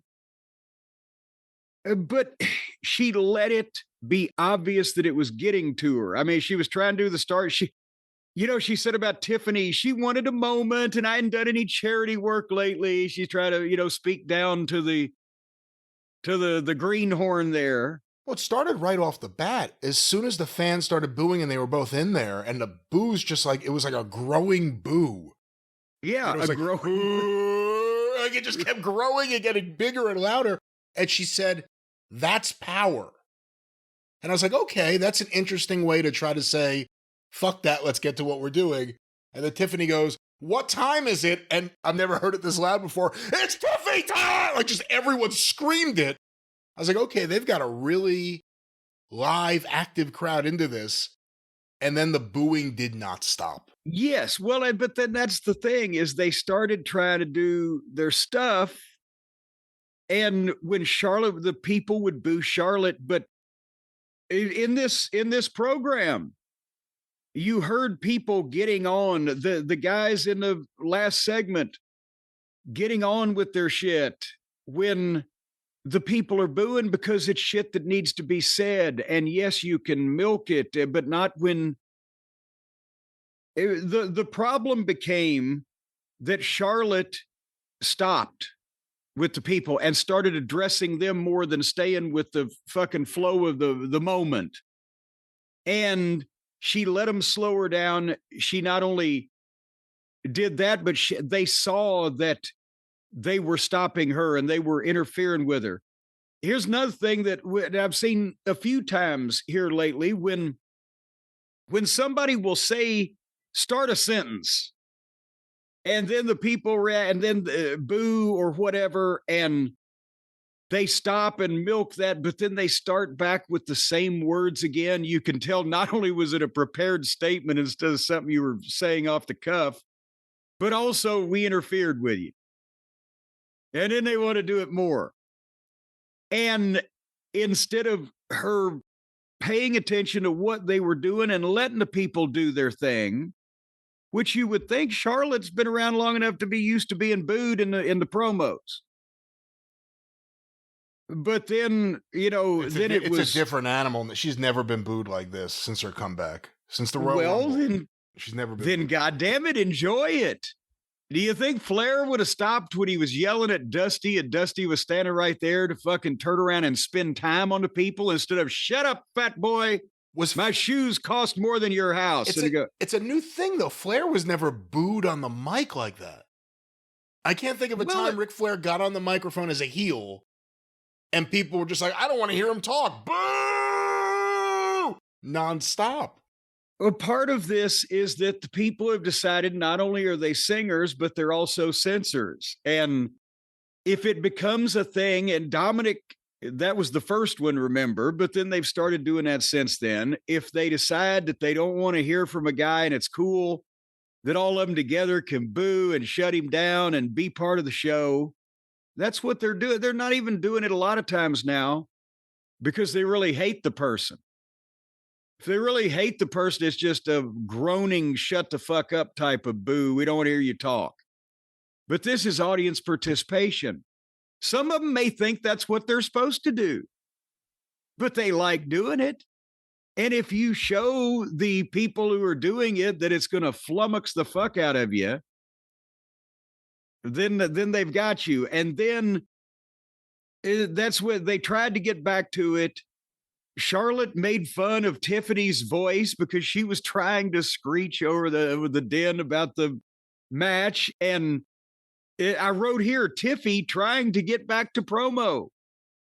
But then she popped up and said, Charlotte, after WrestleMania, it's going to be, your life is going to be just like it is outside the ring, alone. What's your record now? 0-3? And then she dropped down and bailed out of the ring so that Charlotte had to run to the ropes to try to get the last word, which obviously wasn't scheduled because she's running after her going, was that why Kaiser's in my DMs? Which is the way the young people say they're attempting to fuck behind somebody's back, right? Which was the reveal on the show that Tiffany's dating Kaiser. That's never been a thing before said on the air. Well, because we don't keep track of her DMs either. But there's a lot of direct fucking going on. When she said you're 0-3, before she rolled out, she went, woo! Oh, yeah, woo! And said, and now here's the thing. This girl is not, I mean, she may be a Rhodes Scholar and study astronomy. I'm not talking about she's stupid, but she's not experienced quick enough on television to have just come up with that on the spur of the moment because she was mad about the way the promo was going. She had to have that one already, didn't she? Oh, I think there may be legitimate feelings with her and maybe even other talent with Charlotte. Absolutely. Feelings. Whoa. Feelings. The audio's cutting out. Your singing is too high pitched. Hey, it's just not able to handle I'm like one of those opera singers that can shatter glass. I've got the fucking 0.1 percentile high octave thing going on here. But anyway, so Tiffy bailed out and rolled out and left Charlotte standing there with her microphone in her hand, trying to get that last line in. And it was hard to hear to begin with. And the recipient had already taken the shot at her and rolled out, so she couldn't get to her. So now are they going to have some cat scratch fever in their match? Are they going to get into it for real? Can we look forward to a shoot between these two? Probably not, but it definitely makes me more interested in the match. I'd actually be more interested if I thought we were going to see a shoot between these two from all the other shit I've seen lately. I'll say they have a Charlotte problem. I know you don't see it this way, but it's not just fans enjoying booing. It's fans who don't want to see her. And I don't know exactly what has caused it. I do think there are certain things that haven't helped. Not to make fun of it, not to bring it up for no reason, but you see enough people talk about it, and I've thought it too. When she comes back every time looking radically different, it's a weird thing. I think there's a little bit of that. I think for whatever reason, the fans right now are at a weird point, almost like AEW fans with Cody. I don't know what she could do right now to stop this. I mean, get out of Chicago, maybe the first thing. But I think there is a little bit of a fan pushback happening here. Again, I don't know what they wanted. Who did they want Tiffany Stratton to wrestle? I don't even know if it's about Tiffany Stratton. I think it's a Charlotte thing independent of that. This happened to be an example of her colliding in this segment with the person that right now the fans have chosen. It rattled her bad. I mean, there were times where she stopped talking, and it was almost like you could see she's trying to think what... She was smiling the whole time, and she has her dad's smile, and she's just thinking, like, what should I say or do next? It was really awkward. And again, I don't know where they go from here. It got out that they edited it. When WWE put it on social media, the 0-3 line and the Kaiser's in my DMs line were both edited out of wherever they put it on YouTube and everywhere else. And see, that's a sign right there to me. There was no profanity. There was no double entendre that would have taken it into the gutter. More harmful things are said on television all the time. That had to be a specific request from one or both participants. Well, if you take hers out, you can take mine out, or vice versa.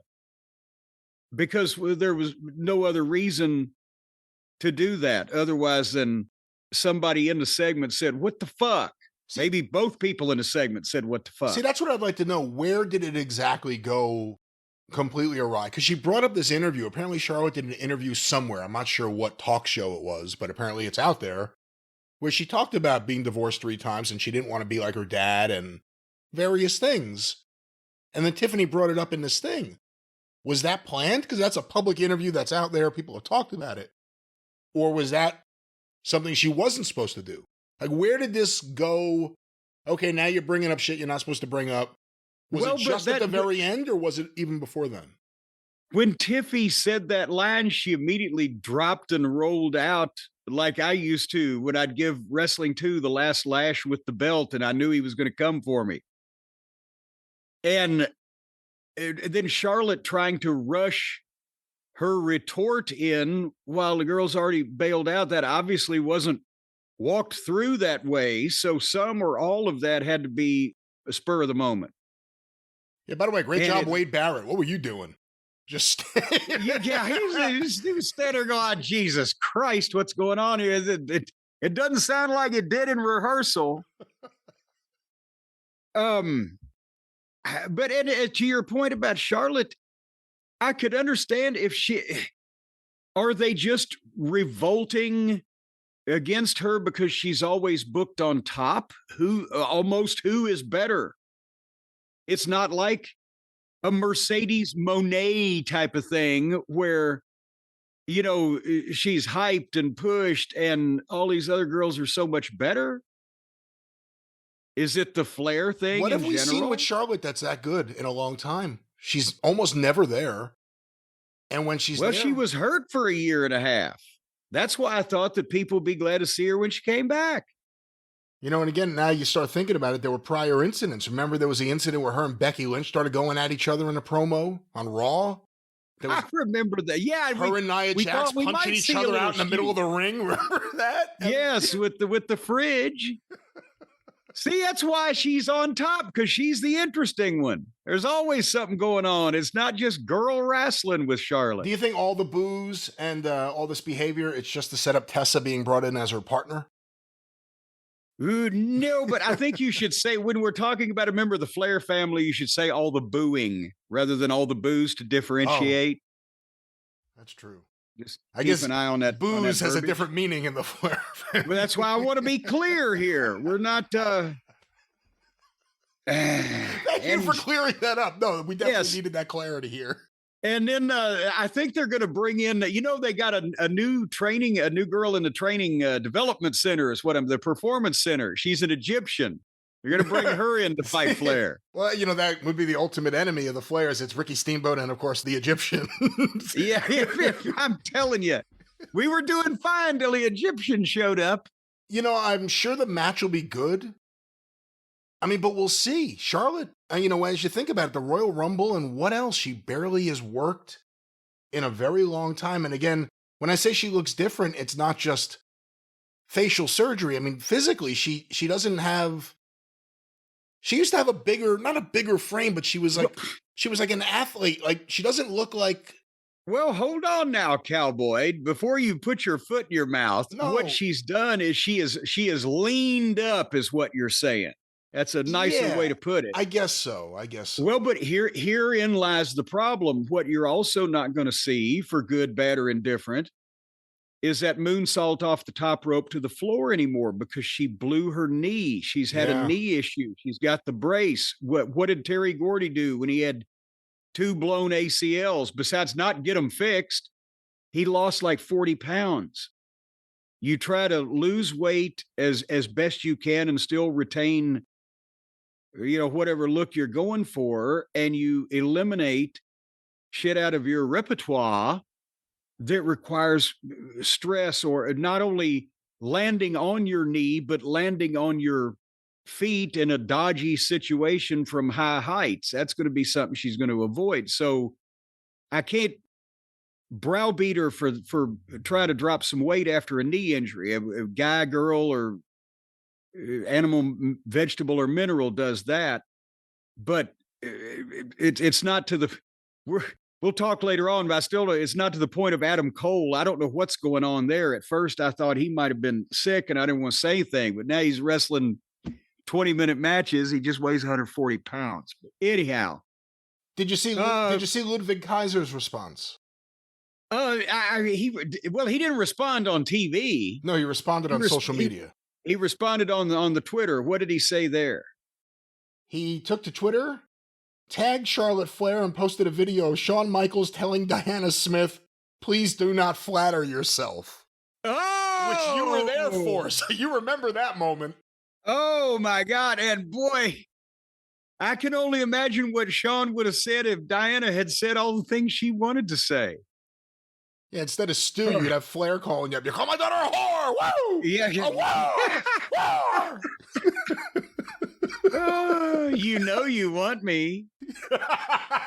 You know, that was the best line. Shawn, I know that you want me. Thank you. The way she delivered it. Thank you. So you should have heard. I'll tell you this real quick. We'll get on with the regular programming. But we were setting that up.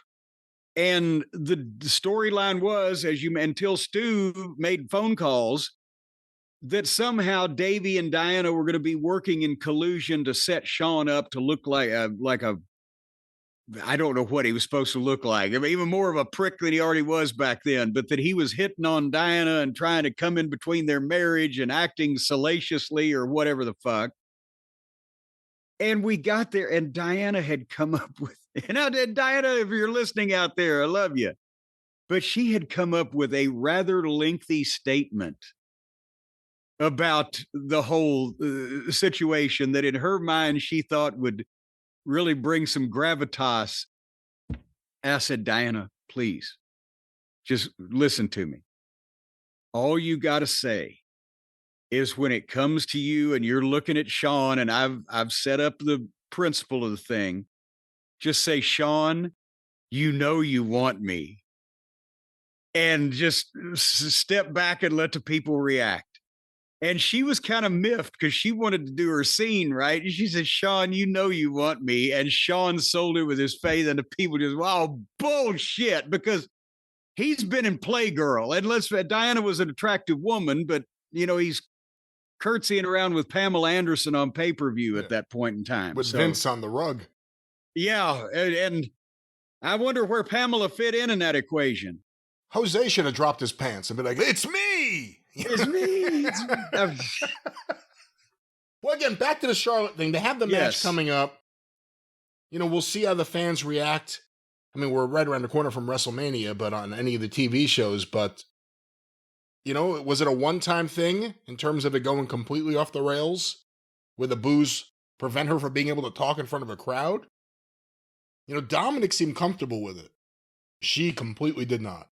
Yeah, and that's what confused me, because with her experience, you would have thought Tiffy might have got rattled if it had been the other way around, because she's brand new. But with Charlotte, the point is, it's still television, and you've still got to say that you're still promoting WrestleMania. You still got to say the things you need to say, and you can, if you're an adept heel, verbally with the Drew McIntyres or the Heyman when he's in that position, or Punks or whoever, you can drop back for a second and snipe with a fan every once in a while, or the fans, and still keep your role going. But if it's throwing you off that bad, just, you got the microphone, say the shit that needs to be said. If the crowd at home ain't listening, or not at home, but if the crowd in the arena ain't listening, the people at home can still hear you. Because it doesn't really work for a shoot that the fans in the arena can drown out the guy with the microphone. The audio guy is doing that too. Remember, I've talked about this when they started doing with Dominic. The audio guy was turning Dominic's sound down and the crowd sound up on purpose to make that impression, because that was more important than anything Dominic could have said at that point. But if you've got the microphone and the people in the truck are not victims of carbon monoxide poisoning, they can bring your audio up and the people in the arena cannot stop you from being heard at home. Have I made that point, Brian? Yes. And why didn't she do it? All right.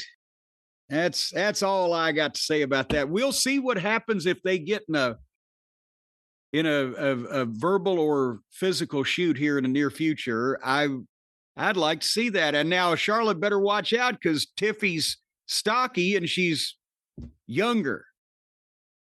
I put my money on Tiffany in a fight. That's what I'm saying. Yeah. But Charlotte's still a better worker, even if nobody doesn't like her. Well, we'll see. Again, we haven't seen Charlotte work in a very long time, and they have really good women's workers there. Is Charlotte as good as Rhea Ripley or Bianca Belair or Io Sky or Tiffany right now? We'll see. Oh, Liv? I'm not saying at this point that Charlotte is better than Rhea Ripley, and I might even give you Bianca Belair. She's much more important for drawing some kind of money than Io Sky. We'll see, because, the one thing she had that I always thought she had the greatest presence, just from the moment she came out of the back with the robe, walking out, I thought she had great presence. But if she's rattled and she loses that, I don't know what, again, let's see her work a match. We haven't seen her work yet. But that was a pretty concerning segment if you're a Charlotte fan, just in terms of how it appeared to affect her. Well, Jim, with that, let's now travel through time, and we shall return shortly after this. Well, may not be shortly in the real world, but let's go to the review of AEW Dynasty, which took place in Philadelphia, Pennsylvania.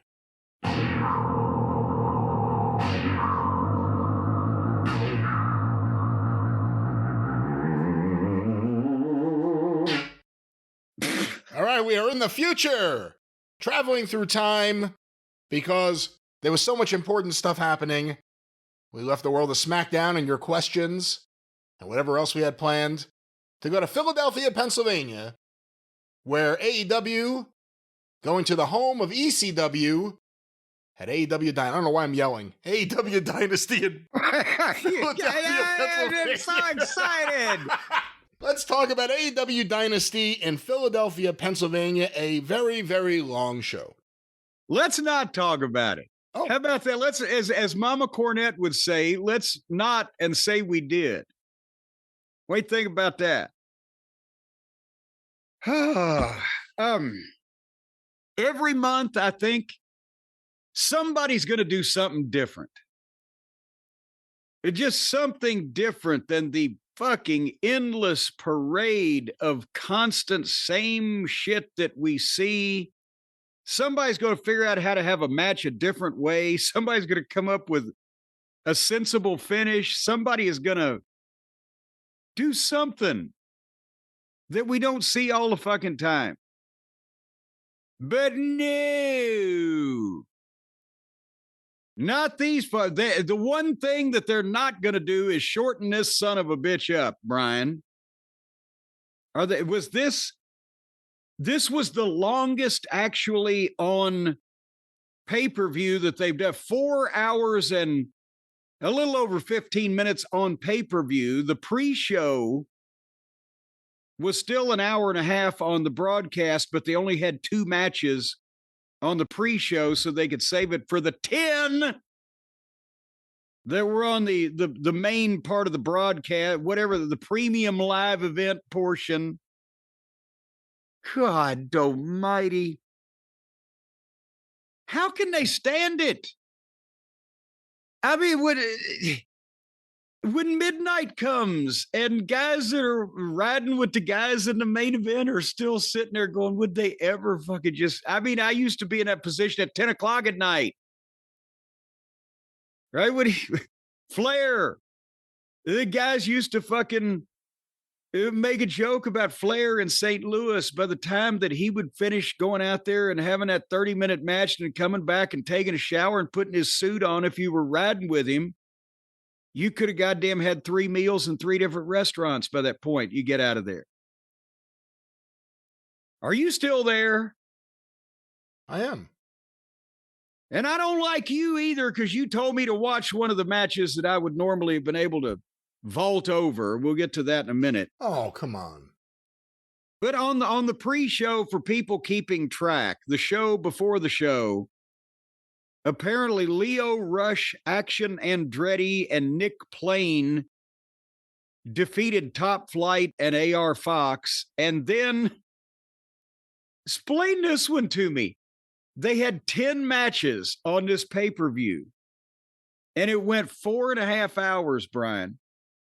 But on the pre-show, they had the Battle of the Acclaimed, a single match between Anthony Bowens and Max Caster.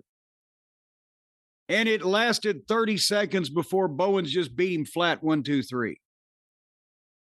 At one point, remember back many eons ago in the before time, the long ago, back when the Acclaimed were a tag team and they were the most popular people in AEW, because since the fans were given no direction, they took their own and just said, fuck it. We like these guys and we want to see them scissor their daddy's ass. And then Caster became a prick for some reason, and Billy Gunn has gone back home to hopefully collect a nice check and be above the fray. And they have a match between these two former partners, and it's on the pre-show, and the one guy beats the other guy in 30 seconds. What? Am I missing something about booking that maybe I've never been taught before? Brian, can you explain this to me, how this happened in this fashion? No. I've enjoyed the Max Caster thing, but I didn't realize they were going to bring out Bowens to do something about it. And they didn't even do that on Dynamite. They didn't even do it on the pay-per-view, on the pre-show. I actually think people may have been interested if they thought Bowens was going to wrestle Caster. But I guess if you're going to give it away unannounced for free, why not make it 10 seconds? I can't explain any of this. So then let's keep the booking philosophy in mind as we go through this thing. They were in Philadelphia at the Licorice Center. They had a crowd, it looked like, for them. Did I hear they were going to have 7,000, 8,000 people somewhere in that realm for this? I'll see what I can find, but that sounds about right. And the match they led with was the Owen Hart Tournament Male Division. I get first round match, Will Ospreay and Kevin Knight. And Kevin Knight just made his, for those of you going, who? He just made his debut this past Wednesday night, remember? And did he win his match Wednesday night? Who did he wrestle Wednesday night? We talked about it. No, it was a tag match. Him and Ospreay teamed up together, and they won that right. match. It was a tag match. Yeah. So he won the tag match. So he's just joined the company. He's been in one match, a tag match with Ospreay as his partner. And now he's in the Owen tournament against Ospreay. And this was a TV match. Will Ospreay is a top guy. He's the number 1 or number 2 babyface, depending on how you look at it. Why was he put in this position on pay-per-view? I mean, in the 90s, did we book Bret Hart against Bob Holly on pay-per-view just because it was in a tournament? the guy's been seen once on television. He hasn't won a singles match yet. Now he's lost his first singles match to company to Will Ospreay, which makes no sense to, again, put one of your main event guys on a pay-per-view in the fucking opening match against a guy in the middle that nobody really knows. And if they're wanting to, and then beat him. If you want to do the old top guy elevating the mid-card guy scenario, you bring the mid-card guy in and you give him standard wins at first, but he gets beat by the top guys. And then he wins over a few more bottom guys, gets beat by the top. Then he gets closer with the top guys. And then finally he beats. It takes months and months and months to go through that. So what this ended up was instead of Ospreay being able to contribute in some way to the pay-per-view, this match sold no tickets, meant nothing. They didn't even know they were going to see it until Wednesday night when this guy was revealed. And so it didn't do anything for Ospreay. It didn't do anything for the company. And for Knight, you beat a guy who just got there. So that means you continue to establish him as another one of the many guys that come in here that do flips and never win. So who cares? See Andretti, action.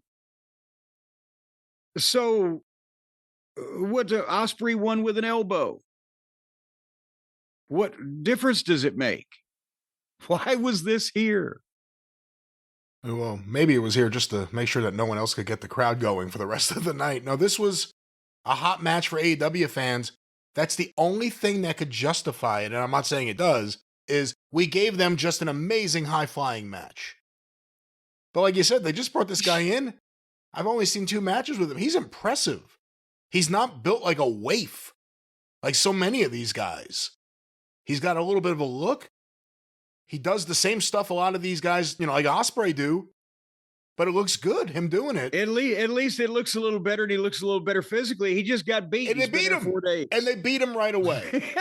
And I don't think it justifies it if the top guy beats him. He got beat right away as soon as he came in. So, well, besides that, he's a babyface. He got beat by another babyface. He didn't even get fucked by a heel. So I'm just, okay, now we've established the pecking order around here. And again, that's what you said. Well, they gave him a nice high-flying match. What the fuck did they call that triple threat fiasco later on? Didn't they remember that was going to happen? We needed an air traffic controller for that's what I'm saying. It's the same thing. Nothing hurts anyone. Everyone flips everywhere. The same standard modern Japanese wrestling tropes, to use a word that I despise, that these marks in the ring have picked up and magnified and made it to where you can't look past any of this shit because it's the same thing over and over. The fighting spirit forearms and the fucking goofy reactions to savate kicks. Like, oh, if I kick you here, you'll bend there so I can kick you there and then you'll stand up. And what the fuck? God, even Bruce Lee could halfway make it look good, but they don't have Bruce Lee around here. Maybe some Linda Lees, but nevertheless. So that was that. That's what I thought about that. Will Ospreay goes to the next round. I think they said he faces the winner of Takeshita versus Brody King. Oh, boy. So maybe Ospreay versus Takeshita. That'll be the next match. That'll be really, really good, and everyone will kick out of everything, and no one will be able to follow it. Well, don't worry. There's plenty more to follow this. It followed it, as in came after it. Remember what I said about, well, here's one of your top baby faces just on a match on a pay-per-view that means nothing, so why? Well, then the World Tag Team Champions were out next in another TV match where they're in a position where they're booked with underneath guys who never win. And Big Bill and Brian Keith, we thought Big Bill might do something several months back when he came in, he came back from wherever, just not being seen, looked good, seemed like he was going to be treated halfway seriously. Then he got stuck under Jericho's tree. And then he's been floating around in this fucking stooge group, but he beats job guys every once in a while. And he's partnered with a job guy who's 5'2", eyes of glue, looks like something from a zoo. And there's 150 plus guys that we figured, Brian, under contract. And this is the shape that Tony Khan has ended up in, where his tag team champions are defending on pay-per-view against Big Bill and Brian Keith. And so after about 8 minutes or so, Bobby Lashley had to take some bumps for Bill's offense, which looked horrible. And I don't know whether he was scared that he was going to hurt Bobby, Bobby's going to kill him, or whether Bill's just given up, or whether he could figure out where he was supposed to be, or whatever the fuck was going on. And then suddenly, while Bill is at the ringside railing, MJF pops up from behind the railing where all the people at ringside were pointing down going, look, look. MJF pops up from behind the railing and turns Bill around and nails him with the dynamite diamond ring, and the camera missed it. They just cut away from where he was with the people pointing, look, look, look. And they cut to another shot when he nailed him, and the announcer said, was that MJF? And then Lashley speared Big Bill at ringside, and the camera missed that. Because they were trying to figure out what they just missed a second ago, and they were so close, all you saw was the back of Lashley's bald head go underneath the bottom of the screen as Big Bill sunk out of sight. So they've missed a lot of stuff lately. Well,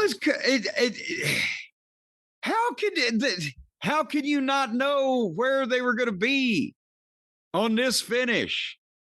When there's Big Bill, all you had to do was shoot Big Bill until the fucking guy punches him. And they replayed it. They had the camera shot, and the director went away from it. So MJF had punched him with the ring, and then Lashley speared Bill and on the floor. Then they replayed the MJF spot, and he walked out. And then Shelton suplexed Brian Keith, and Lashley speared Brian Keith, and Shelton covered him with his hand. 1, 2, 3. There was that was an okay finish. It was a TV match, and that's what I'm saying. What service are you doing your company when you put the tag team champions, the number one tag team in the company, in the second match, this cold, goofy match with two guys that you knew who was going to get beat? You know, that's a TV thing to further the MJF MVP story, but pay-per-view? Did we defend the World Tag Team title on pay-per-view against the Mulkeys, or did we do it on a house show in their hometown? And it was the U.S. Tag Team title, by the way. I apologize. Well, let's not compare these guys to the Mulkeys. That's a bit of a stretch, but... No, the Mulkeys won more on television. Remember, they got that one big victory. The Gladiators, of course, from California. Yes, that's one more than Big Bill and Brian have had as a tag team on this television. Yeah, I can't explain any of this. It's been a weird 3-week buildup. I guess they were trying to win Chris Jericho's respect by having MVP dress him down, because, you know, Chris Jericho must know what that feels like.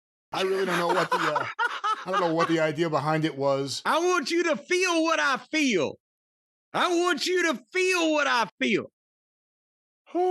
And then they got eviscerated once their guts were gone, and now they've been hung out to dry on pay-per-view, so their skins can be used to potentially clothe needy children. Well, here's part of the problem. The tag team division sucks.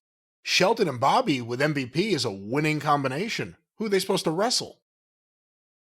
Even FTR, we'll talk about them later, it appears they're set up to wrestle someone right based off what they did. It's not like, okay, we turned heel, let's get into a program with the other heels. So I don't know. That's the point I'm making about this whole thing. Tony Khan has put them in this position with 150 wrestlers under contract where nobody has a match. None of this makes any sense. You hear me what I'm telling you? I hear you. The fans like chanting, "We hurt people." Yes, and then they want them to hurt. They get mad when the hurting isn't happening. I guess it's better than we hurt ratings because that's what the Boar Horsemen are chanting. But nevertheless, continuing on, we got the Owen Hart tournament female division. Brian, that is now underway with Mercedes Moon against Julia Hart. Julia Hart has a wonderful entrance. If she was a singer or some type of show performer on Broadway or in Las Vegas, I would love that entrance. But then after that, between her and Mercedes doing her little stripper dance, the stripper shimmy, and all of that, they try to have matches. And see, it gave me the sour belches, is what it did. I can't say that I honestly paid a lot of attention to this thing, Brian, and I don't know that any of the people in the arena can honestly say that either. Yeah, I realized during this match, the Philadelphia fans are a lot nicer today than they used to be. Boy, howdy, I'll tell you what. The clown is down. They would have, you remember what they did to the Dynamic Dudes.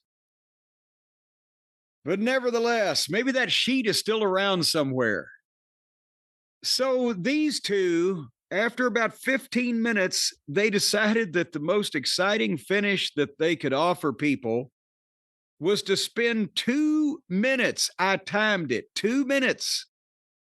Basically stationary in the middle of the ring with Mercedes getting a kind of a phony STF and Julia rolling her up and then Mercedes rolling through with it and getting it again until Julia tapped out. Two fucking Moolah. Moolah's finishes had more movement than that. They think they're the fucking Gracies. I mean, and even if you say, well, but that's modern wrestling. Okay, well, the fucking world champion, Dick the Boozer, the plumber, and his challenger, we're going to try to do some of that shit that he does in the Home Depot jiu-jitsu grappling tournaments up in Newport later on in the show. So the girls have decided to do the fucking death jitsu before the fucking plumber. What the help me? I don't think there's any help for this match. Mercedes Moné, another big win. The fans finally got behind Julia. The AEW fans are getting trained to be disappointed. I'm not saying they should have done a title change here or anything. Was it even a title match? It was a tournament match. I'm not even sure. It was the tournament, but Julia, they like her more than Mercedes because at least I don't know why they like her more than her because she's prettier. She doesn't have that fucking camel face. But otherwise, it's not like she's the second coming of Mildred Burke either. What are you laughing at? You took me by surprise. If you put Mercedes Moné's wig on a picture of Joe Camel on the side of the old cigarettes, you tell me, were they separated at birth? Travis, don't you dare. Travis, don't you dare. Don't know. You do your duty, baby. Travis, no. Don't listen to this segment. Well, anyway, then can we move on like the two wise men leading our camels through this barren desert? Like the 2,000-year-old men, we can move on. So the 6-man tag team championship was next on the line with the Boar Horsemen of Claudio Castagnoli and Pac and Wheeler Useless taking on the team that they're best friends, they're neighbors, their kids go to school together. Love is in the air. FTR and Edge from Asheville, North Carolina, and There was almost no chance. Nobody had a thought in their mind that anything would go wrong between FTR and Edge in this match. But first, they had to get there. And they started out the match. Dax and Pac had some nice spots where the heel totally out wrestled the babyface, but they are turning later on. And here's another thing. Remember, we were talking about the participatory crowd booing, the audience participation. They're loving doing that. They've decided that their Dominic is Wheeler. Because anytime he tags in, the crowd does the boo, like, oh, fuck you, you suck. And I'm sure that there is probably more than a tinge of legitimacy in that sentiment from the crowd. He's been shoved down our throats, but like Eric Watts. What? Yeah. Yeah, I mean, instantly, before he did anything, the chant was, fuck you, Yuta. And this is not like Dominic, where the people, even the ones that were booing Dominic and still do and everything, and he's still presented as a putz, but they know he's fucking entertaining and he's been in shit that was good. And, you know, they love the love triangle and the whole thing, where Yuta's just obviously, he's somebody's mascot again. He's a thin, tiny, frail kid that I'm sure means well, looks like a fucking goof. If he got a little bit in the gym and gained a little weight, he might look more like that superhuman character that jumps into the barbed wire on Twitter. But they don't want to say it's preposterous that he's gone this far in this thing and the people don't want to see it. So anyway, then the baby faces shined and FTR pulled out the Midnight Express playbook, the flapjacks, power slam off the top. And then they stopped Cash and got some heat on him. And then the tag was about set up and Pac got in the fucking way, where he came across like he was going to nail the other two baby faces off the apron, and he did nail Dax off the apron, and was going to nail Edge, and then Edge blocked it and nailed him, but he took the bump right there. And now it's because the referee's just having to stand and look for an illegal guy that just ran into the ring, just sitting right in front of him. And he's not doing it. He's like, get out, you need to go. And it finally, Cash just went for the tag, and they thought it was going to be for Edge, and instead Dax had jumped up and he tagged Dax. But it was set up awkwardly, and Pac got in the way. And Dax made a comeback. But then did you see the ridiculous triple spot they got where two sharpshooters and an STF, and Dax and Claudio were having a girls slap fight while they had the sharpshooters on? FTR has now started doing the same stupid, goofy, silly bullshit to get a pop that all these other indie level guys do. And they didn't used to. Am I just not remembering it, or did they used to be halfway more serious? Have they just stopped caring? What the fuck is going on here? That's a tricky question. I think they were more serious. I think at a certain point they were indoctrinated into AEW, and they started thinking things like Orange Cassidy were acceptable. And they started trying to justify these things. And, you know, with this spot specifically, I can't tell you I remember it in an FTA, in an FTR match. Maybe it was, but I've seen it in a whole lot of these matches with the Death Riders or Claudio or Moxley, just right next to each other, slap me, hit me, just stop with all of this shit, because everyone's doing it. If everyone's doing it, you doing it means nothing. So yeah, I didn't like it, and you know what I think Claudio is just the most overrated wrestler in the entire world, maybe. He didn't used to be, but I must now just acquiesce to your viewpoint. Oh, wow. So then Pac hit Dax with a leaping tombstone. Yuta gave him a splash off the top, and Pac gave him a splash off the top. Cover 1-2 cash save. And 30 seconds later, Dax got up, ran over to the corner, and tagged Edge. After the tombstone and the splash and the splash. And then Edge made a comeback, which this match was not noted tearing the house down. They pop when it looks like somebody fucked themselves up and may go to the hospital. And that's, I think, what these people watch for. So then Edge set Pac up on the top turnbuckle. He's going to superplex him, but he tagged Cash. And then Cash stepped into the ring and tagged Dax. And I don't know what the fuck. These were the last guys. I tell a lie. I bet you the Motor City Machine Guns won't do it. Because I caught Dax and Cash doing the backslap tags, so that was that. And the Machine Guns, I bet you will not do that either. So they're the last tag team left in the world that actually follows the rules of wrestling. But I didn't think I'd come to the point where FTR would start making shit up on the fly. But nevertheless, so Edge has got the guy for the superplex. Cash got tagged in and turned around and tagged Dax. Like that means both of them are legal.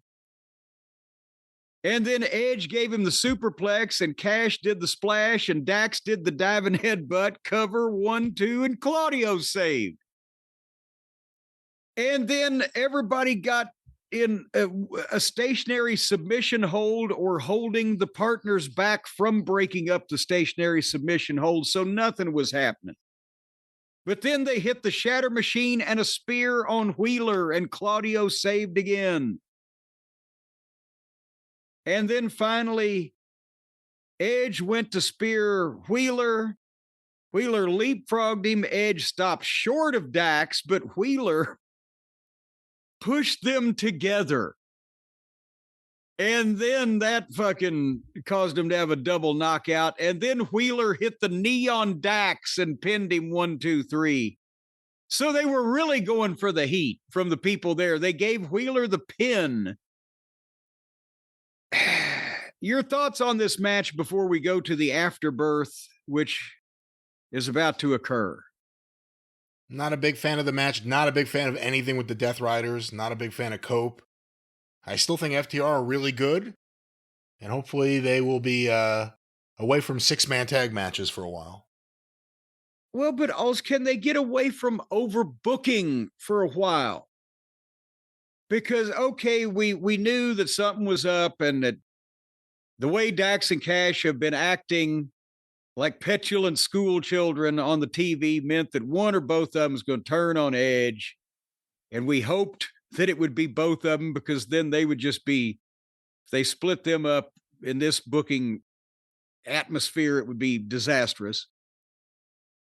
So the Boar Horsemen leave and Edge and Cash help Dax up and they do a triple hug and they raise their hands. And then Dax spins Edge around, bends him over, gives him a pile driver. And Cash is like, what the fuck? He's with a mouth agape. And Dax rolls out and gets 2 chairs. And I'm like, oh, for fuck's sake. Because they have to, I'm sorry if Edge is their best friend, they have to put this concerto thing over that he's responsible for. The single phoniest, stupidest, most see-through fucking deal that's ever been done in fucking wrestling. They get the 2 chairs, or Dax gets the 2 chairs, and he puts a chair underneath Edge, and he hands the other chair to Cash. And Cash takes it and looks, and then throws the chair down and shoves Dax on his ass. And that gets a big pop. But then it turns to boos when they start booing the other babyface for not turning heel because they don't want to see Dax and Cash break up. But then Cash helps Edge up and pulls him up into the Shatter Machine that Dax cooperates with on a second's notice. And then they give Edge a pile driver on a chair. And then Cash concertos him twice. And of course, you can't sell it.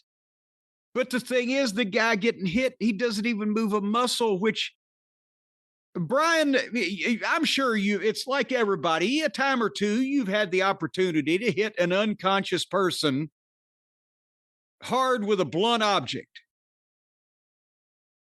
So you know that it's still going to move the corpse.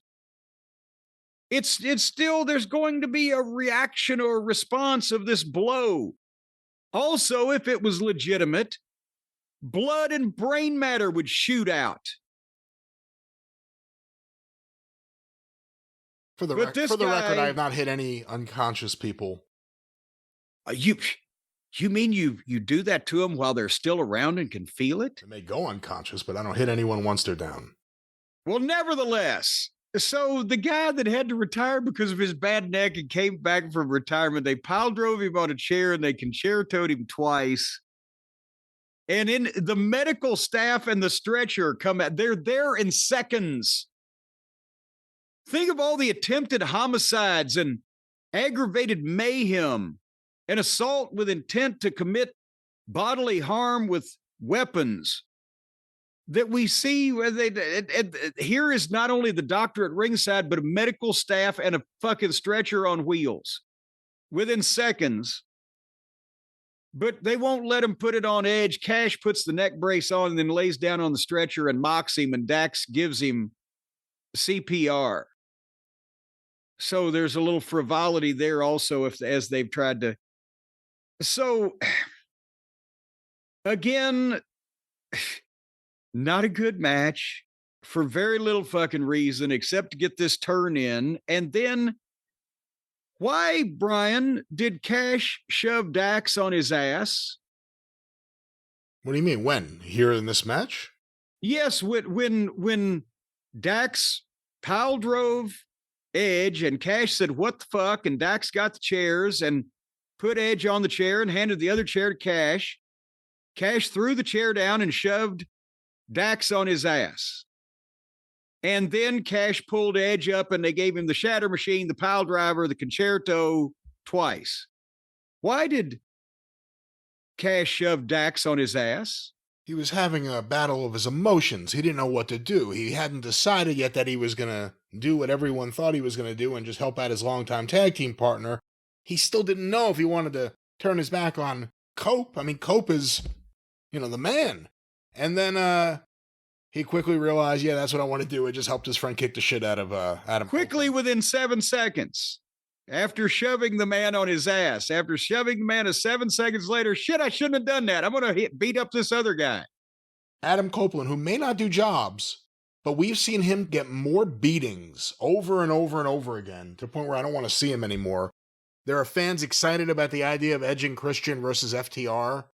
Oh, Christ. I don't know if I really, at this point, want to see that, but that's what some people are excited about. All righty then. You're not? Not it. No. I would like to see FTR potentially against the Hurt Syndicate. But can we just at least keep Shelton Benjamin's got another couple of years, I think. Can we keep, is he 50 yet? Can we keep everybody just in their 40s? Do we want to see Edge and Christian concertoing and ladder matching with FTR? Or do we want to see just some goddamn wrestlers that we are interested in have matches for reasons that we care about? Edge and Christian, the combined age would be what, 105, right? Do you think Edge and Christian as 50-year-old men look like Bobby Lashley and Shelton Benjamin as 50-year-old men? No. I mean, I do think there are probably fans that, again, for the same reason that the Hardys are still a thing and maybe that the Dudleys would get a pop somewhere, they still may want to see Edge and Christian reunite, I guess. And why not work with your best friends from Asheville if you're going to do that? But, no. All righty then. Well, let's, instead of 50-year-old men, you want to talk about some 25-year-old women. All right. I don't know where you're going, but let's do it. What do you got in mind? Well, that's the best thing I can say about them is they're not 50. The women's title was on the line with Toni Storm, old timeless Hollywood Tony, with Luther dressed up as Burgess Meredith and Rocky, against Megan Brain with Penelope Pitstop dressed up as a truck stop floozy that got misdirected and a free ticket to the wrestling matches. And Brian, you asked me to watch this because you said that many people are saying, a lot of people saying it, that at least this AEW women's match was getting better. And I was half and half on this because the first half I thought, well, they've done a wonderful job. And by the end of it, I thought, I hate this maybe more than anything else. And they turned me right in the middle. Obviously, Toni Storm is over. She's popular with their fan base for all of this black and white tomfoolery and all the shit that, because they like to watch wrestling that they can laugh at and not take seriously. And they've come to the right place. But Toni Storm can work. And she's got experience, and she was the leader here.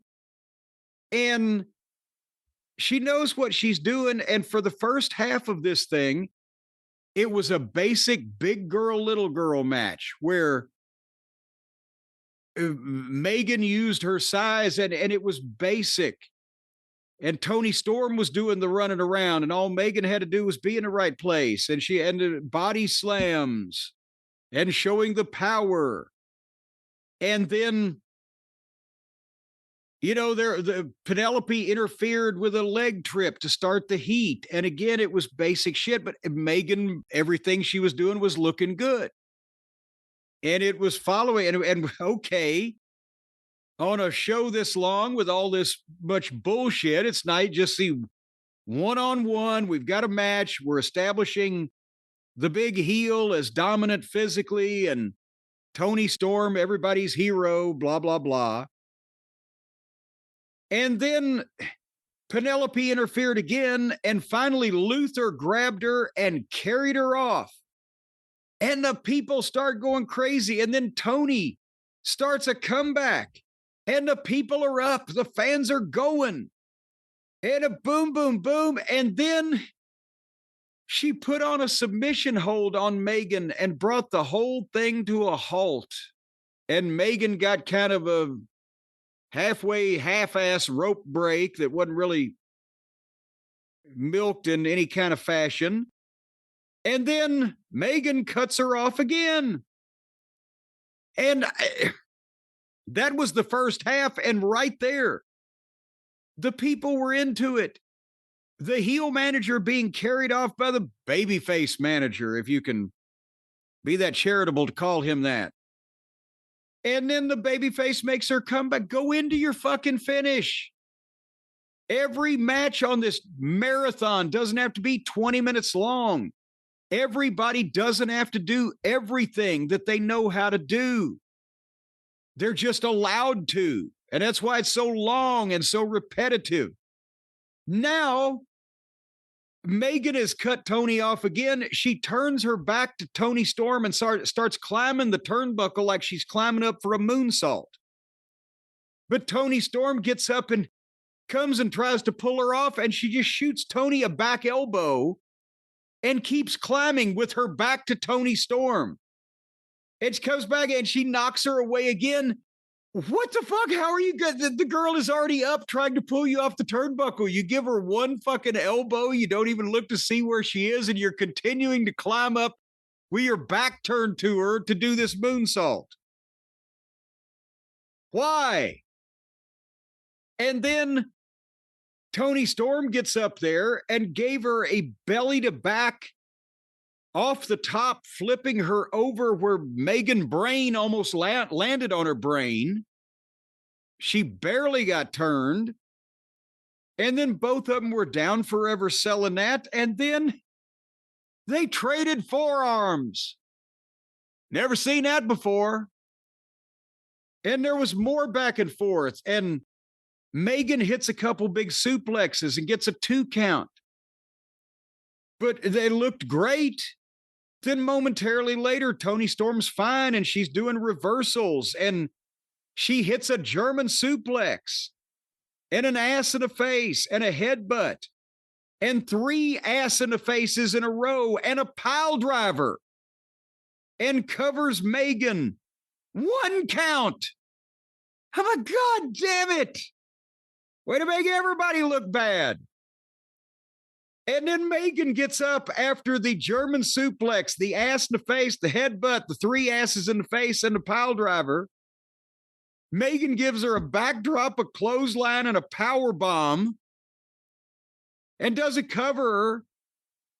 Picks her up and goes for the F5, and Tony foils that into a small package. 1, 2, 3. What the fuck is the matter with these people? Did they ever go to wrestling school? Who is telling them to do this shit? And again, in this 4.5-hour show, and with everybody doing everything else, a girls' match, they're kicking out of fucking pile drivers and multiple fucking finishes. And they're not only just kicking out, but they're just fine. They're just okay.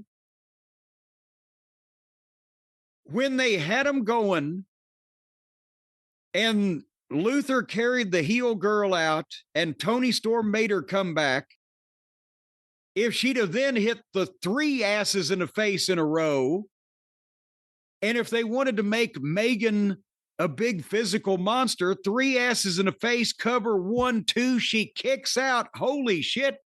Spin her around real quick into the goddamn power or the pile driver that Tony Storm does. 1, 2, 3. There's a finish, and you could have knocked the last 7 minutes off of that. Oh, but the fans were cheering some more of the shit they did. Yes. I don't care. Long show, more important things to come. Don't do everything you can possibly do on every show for the rest of your life tonight, and you'll have something left over. But instead, we get these shows that never end, and it's always the same shit. I believe I mentioned that earlier in the program. What'd you think, Brian? Well, in terms of the booking, I don't think it was necessarily the same thing as Kevin Knight losing in the second match, but I thought they should have put the belt on Megan Bayne here. I thought the time's right. She's impressive. She hasn't lost yet. Don't fuck anything up yet. But instead she lost. It was a surprise victory. I mean, she took a hell of a beating, but it was the roll-up that gets them. That's what always happens. I'm a big fan of hers. I have to say, I watch her, and I'm like, that's a pro wrestler. I think she's really good. I like her more than I like Tony Storm. Well, and part of that is that obviously this girl is still green, and Tony was leading her through a bunch of this stuff. But the problem also is that Tony think that this was good shit to do, or did they make her do this ridiculous number in the finish? But Megan, yes, she's got the size, she's got the look. She makes Tony look even more pale because she's so tan. And now I'm finding out from people tweeting me and chiming in that apparently Megan has been in the business for like 8 years. She was training somewhere in 2017. She went to OVW for a while. Not that that's an endorsement of anything at this. I'm talking about the current modern day OVW, not anything that I ever had anything to do with. So please. But, and she's also, somebody said, had 2 long stretches where she wasn't working. Maybe she was injured, whatever. I don't know, but still, she can be led here. She looks good. She did everything right. She was in the right place, but I don't know that we can keep looking at her like, oh, she's brand new if she's been around somehow for 7 or 8 years. So we'll see what happens. But I mean, when I originally saw her, I said, what's the matter with her that the WWE didn't snatch this up? And, again, there's a ton of potential here. I hate that if she wants to make money in the business, well, if she wants to draw money in the business, she's in the wrong place. If she wants to make money, she'll probably do fine here. But if she wants to be a star, time may be running out to not teach her too many bad habits. She needs to get out of this environment. If they wanted her to be a bigger star, they should have put the belt on her here. It wouldn't hurt Toni Storm. Toni Storm is like, she's better in the ring. I'm not saying she isn't, but she's like a female Santino. It's a comedy character the fans like. Yeah. She doesn't need the belt. Megan Bayne, you put the belt on her, you have the most impressive looking female as your champion throughout wrestling. But we'll see what happens. Well, but then Tony Khan, what do I know? Tony Khan knows best. Well, but then also you got the same thing. Is there something the matter with her mentally? Because I said, is she a goofball? Because all the visual stuff is there. Why haven't we seen big things before now? But who knows? Well, once again, I actually like the match, and I am a big fan of Megan Bayne. But what was next on the show? Was it something that you would enjoy? Well, under normal circumstances, if this was a perfect world or even a logical world, yes, it was. But since it's not in AEW, I didn't. The Owen Hart tournament returned. Mark Briscoe versus Kyle Felcher. And everybody knows how in a sane, rational world with what Tony Khan was gifted with Mark Briscoe in terms of the opportunity, the right talent that he had there at the right time to make a star out of Mark Briscoe. He would have already been, over the last 2 years, the babyface world champion of this joint, not the top one, not one of the other 6. And then he would still be a top babyface single attraction in the gimmick kick-ass babyface category like Hacksaw Duggan was in Mid-South when Magnum TA or Brad Armstrong or another one of the more traditional babyfaces was the champion. And he would be a drawing card. He always gets over in front of the live crowd every time. They naturally like him in Philadelphia. He's from not too far away from there. And because of his history there. And that's why that their great value Randy Orton beat him with that brain buster on the top turnbuckle that I don't know why the fuck anybody would go for. Way too much room for error with that. And it was another TV match because they've destroyed Mark's value. It was a wonderful match that the people liked because Mark Briscoe always fucking gets over. But he also always gets beat.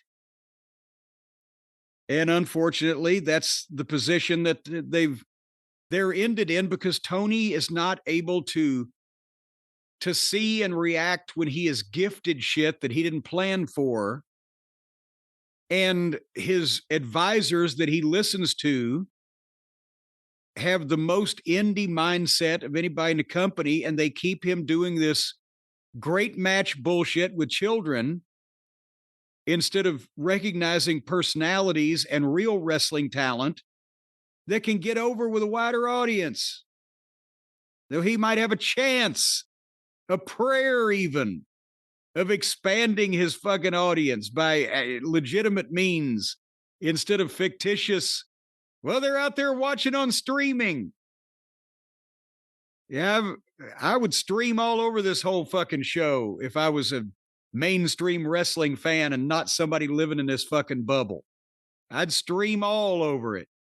Wouldn't take me 4.5 hours either. What'd you think of this match? I mean, technically it was good in a vacuum. But again, I knew who was going to win. I think everyone knew who was going to win. There wasn't any question about it. The booking made it pretty obvious who was going to win. The booking over the last 2 years has made it pretty obvious who was going to win here. So it's hard for me to, it's hard to enjoy a match sometimes when you know that they're just having a long competitive match where every fan knows what the outcome is going to be already. Everything's an exhibition of moves that they each do. But, and there's nothing wrong with sometimes you're supposed to know who's going to win because it's a big star against a guy that, well, we like him, but he ain't going to beat the other guy on television. But again, same thing. See Osprey, see everybody else. They've got Kyle in a top spot, and he's in a tournament match against a guy who never beats anybody on pay-per-view. What is the fuck? I'm serious. Why is it? They think the answer is just book a bunch of guys in a bunch of fucking matches and have a bunch of fucking tournaments and have a bunch of titles on the line. And if it's not a garbage match with chairs and barbed wire and people being punctured, then it's an endless array of floor exercises and uneven parallel bars from the gymnastics team. It's all the fucking same. It's meaningless. You need personalities. What's the sign over Jerry Jarrett's desk? Personal issues draw money. There are no issues here. Oh, wait. There's an issue in the next match, Brian. A personal issue. It's so personal that the babyface's mother and sister have to be there to make sure that they get the decision overturned. Let's flow right into the ROH World title match with Bandito against Chris Jericho. The exact opposite of what I just talked about, where you've got a young top guy, several of them, Osprey, Felcher, in cold matches with no angle and no reasoning and not able to contribute anything to the card. This match was advertised ahead of time, has an angle behind it, was supposed to contribute to the card. And the problem is the babyface is a guy in a mask that's just got there and is being backed up by his mother and sister. And the heel is Chris Jericho, who's nearing 60 and looked like he was in quicksand 2 minutes into this thing. And Bandito's got a whole lot better chance working Jericho style than Jericho has trying to keep up with the luchador, because Bandito was trying to work hard and move fast and do things, and it was like he was working with a zombie. Am I overstating this? Maybe, maybe not. I mean, don't you think there's a chance that could be Jericho's gimmick? He's a zombie, just like this bloated zombie coming at you. I can't pump. I mean, it's just every time he shoots a guy off, Jericho, I'm talking about, it's like Vader. He just grabs the guy's arm and shoots him, and he doesn't run with him. He doesn't take any step he doesn't have to take in that ring. And they did the deal where Bandito picked him up for a suplex. Of course, he picks him up with the right arm hook in the head, which is the wrong side. But because I guess he's right-handed, he's got to hold the guy upside down. I understand the delayed vertical suplex. Harley Race used to do it. Not for 70 fucking, I don't know how many seconds. The crowd counted to 70 in increments of 10, I believe. Well, he's holding him up with one arm, and half of the time he's using the other hand to make sure the crowd counts along. It's obvious Jericho is not wiggling his legs. He's not like, let me out of here. He's not whatever the fuck. But the rest of the match wasn't even that impressive. It was, a lot of it was in slow motion. And they'd gone 15 minutes. And then both of them were down, and Brian Keith comes to the ring and jumps up on the apron. And guess what happened to Brian Keith when he jumped up on the ring apron to draw the referee? Gravity pulled him down. I've been waiting to say that. Yes, ladies and gentlemen, gravity in the form of the masked luchador came out and pulled Brian Keith down. And they got in one of the phoniest fucking fights I've ever seen, where they were throwing fake punches in the neighborhood of each other's ribs. And while I was going on and the referee was watching that, Jericho gets a baseball bat and draws back and swings and pulls up and hits Bandito in the shoulder about hard enough to potentially bruise a cantaloupe. I don't know, Brian. These cantaloupes, they've got them genetically modified these days. They're tougher than they used to be. Would this have bruised a peach, that bat shot? Well, he doesn't want to hurt Bandito, obviously. He's a heel. Not in front of his fucking mother. Not in front of his family, no. So he hits him with the phony bat shot on the shoulder and then goes and hides the bat and then crawls forever to the cover. And I'm thinking, well, this is going to be a good pop when this guy kicks out of this. 1, 2, 3. What the fuck? And now there's more, folks. But the problem is that now Bandito, in front of all of these 7,000 people or however many there are, has gone down and stayed down for the phoniest looking fucking shot with a bat that has ever been thrown in wrestling. And then that's when Bandito's mother and sister come into play. They flag down old Aubrey Ed. They had that red flag. Well, now the red flag is for a bull. What color is horses attracted to? Well, they flagged her down. And they came inside the ringside area to go show Aubrey Ed the hidden baseball bat. And meanwhile, while this is going on, they're still playing Jericho's music because he won. But Jericho, they cut to a shot of him, and Jericho's giving the fucking floor camera guy the fucking throat cut sign, and he's mouthing, cut the music, cut the music.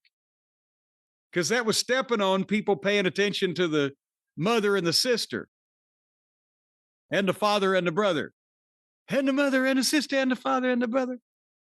So then Aubrey Ed goes over and tells the other referee, well, here's this bat here.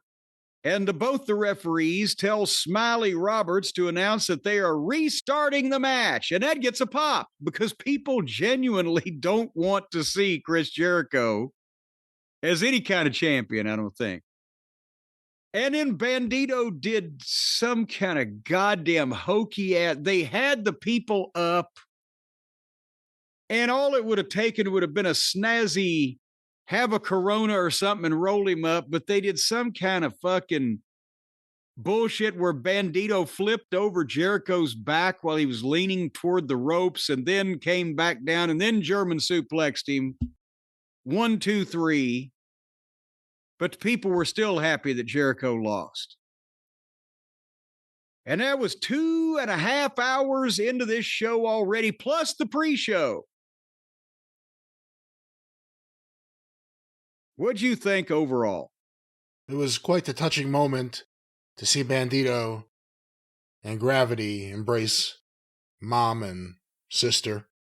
I don't know. It looks like Gravity had set in on mom a while back. Listen, did she jump the rail? How did she get out to the ring? I think they spread it out. I believe it was a quick shot. They spread it. I don't think mom leapfrogged that rail.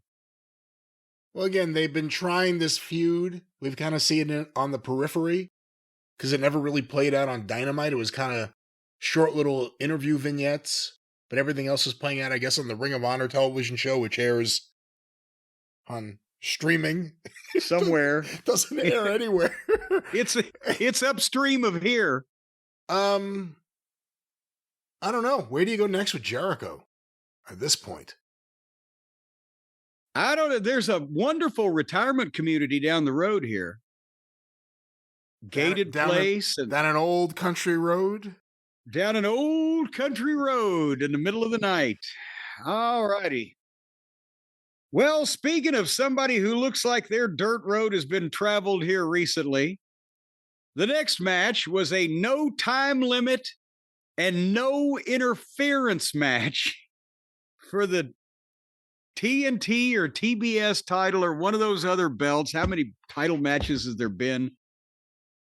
Adam Cole versus Danny Garcia. And I wrote, you must be shrooming. This is another example of this endless, repetitive Garcia, bland, boring, no fucking charisma, no look, no world-class athletic background, just an indie fucking wrestler that was overpushed too quick beyond his capability, because I'm sure he's a very nice guy. And this, bland, nondescript talent taking up television time is what has led to their malaise of the ratings. But then, I've said this, Adam, I was a fan of Adam Cole's. I knew Adam Cole, Ring of Honor, 15 years ago. Great young 19-year-old kid. I thought, boy, when he grows up, the way he can talk and he can fucking work. He didn't grow up, he grew down. He was bigger then. And I'm not even talking about the horrible booking and the unfortunate injury that and all those angles that they did, him and MJF back and forth and all that other hogwash and horse shit with Roddy and Taven and Bennett. And where are they even? My God. Not even the booking. Look at a picture of Adam Cole in NXT just a few years ago. And then look, he's lost 20, 30, 40 pounds. I don't know. He doesn't get a tan. He hasn't seen the inside of a gym. I like the guy personally. At first, I didn't want to hone in on that because I was afraid he'd be sick like some of these other guys have been. But if he was sick, he wouldn't be out there having fucking 20-minute matches with fucking Danny Garcia. So he apparently just has reconciled himself to the fact that he looks like a starving child in Appalachia and he's not going to do anything about it. Garcia's built like a clerk at Costco and he looked like a giant next to Adam Cole. Who's the baby face here? Did somebody turn again? Hasn't Garcia been in fucking...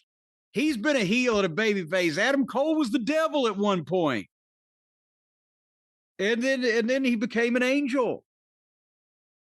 And this was again, I don't know if it was 20 minutes. It seemed like it was 45, but Garcia hit him with a leaping Gotch pile driver and got a 2 count. And Adam Cole, the next thing he did was get up and start fighting back.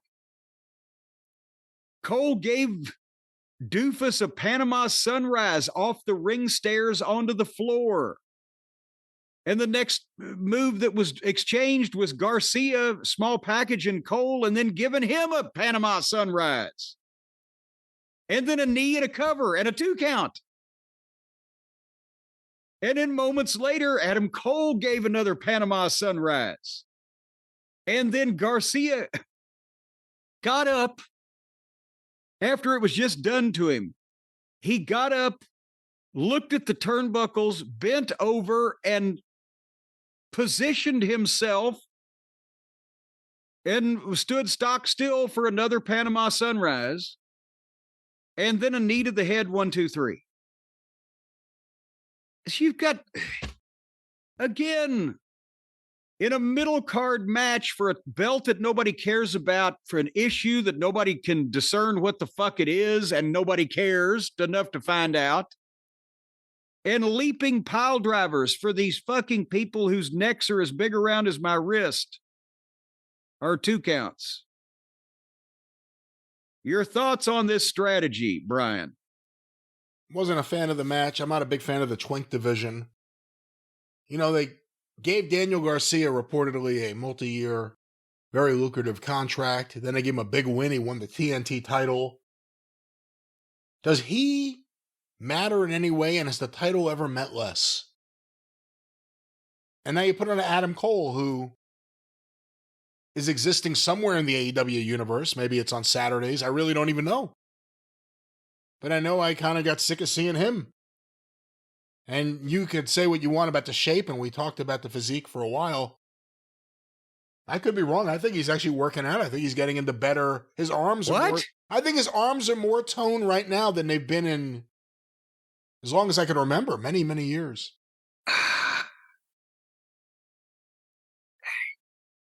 He's a smaller guy. You're not going to see. I mean, he's a tiny guy. You're not going to see.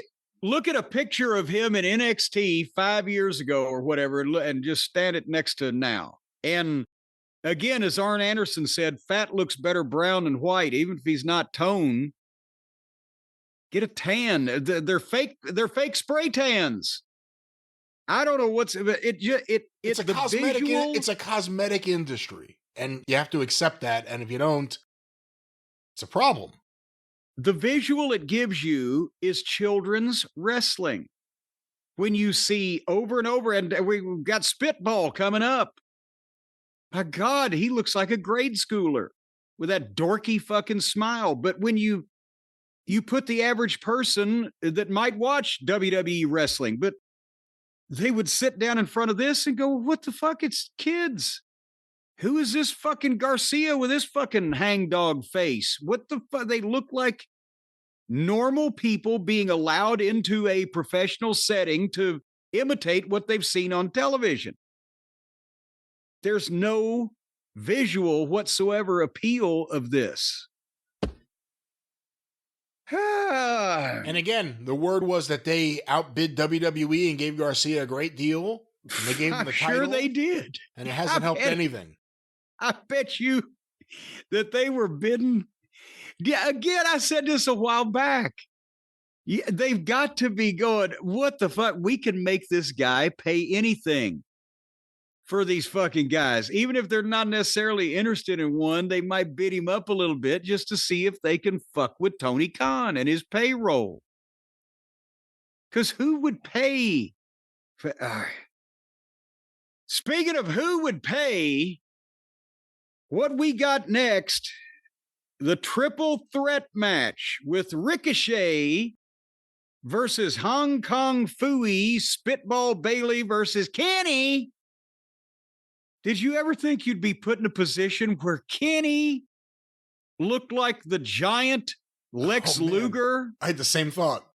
I had the same thought when I saw the three of them, and I'm like, man, Omega looks like a wrestler. I was like, Omega's in great shape. He's gigantic. The bell rang at 3 hours and 5 minutes into this show for this triple threat. What belt is on the line here? The Intercontinental, International, Continental? No, this is the International. It will merge with the Continental, reportedly at All In. Oh, Christ.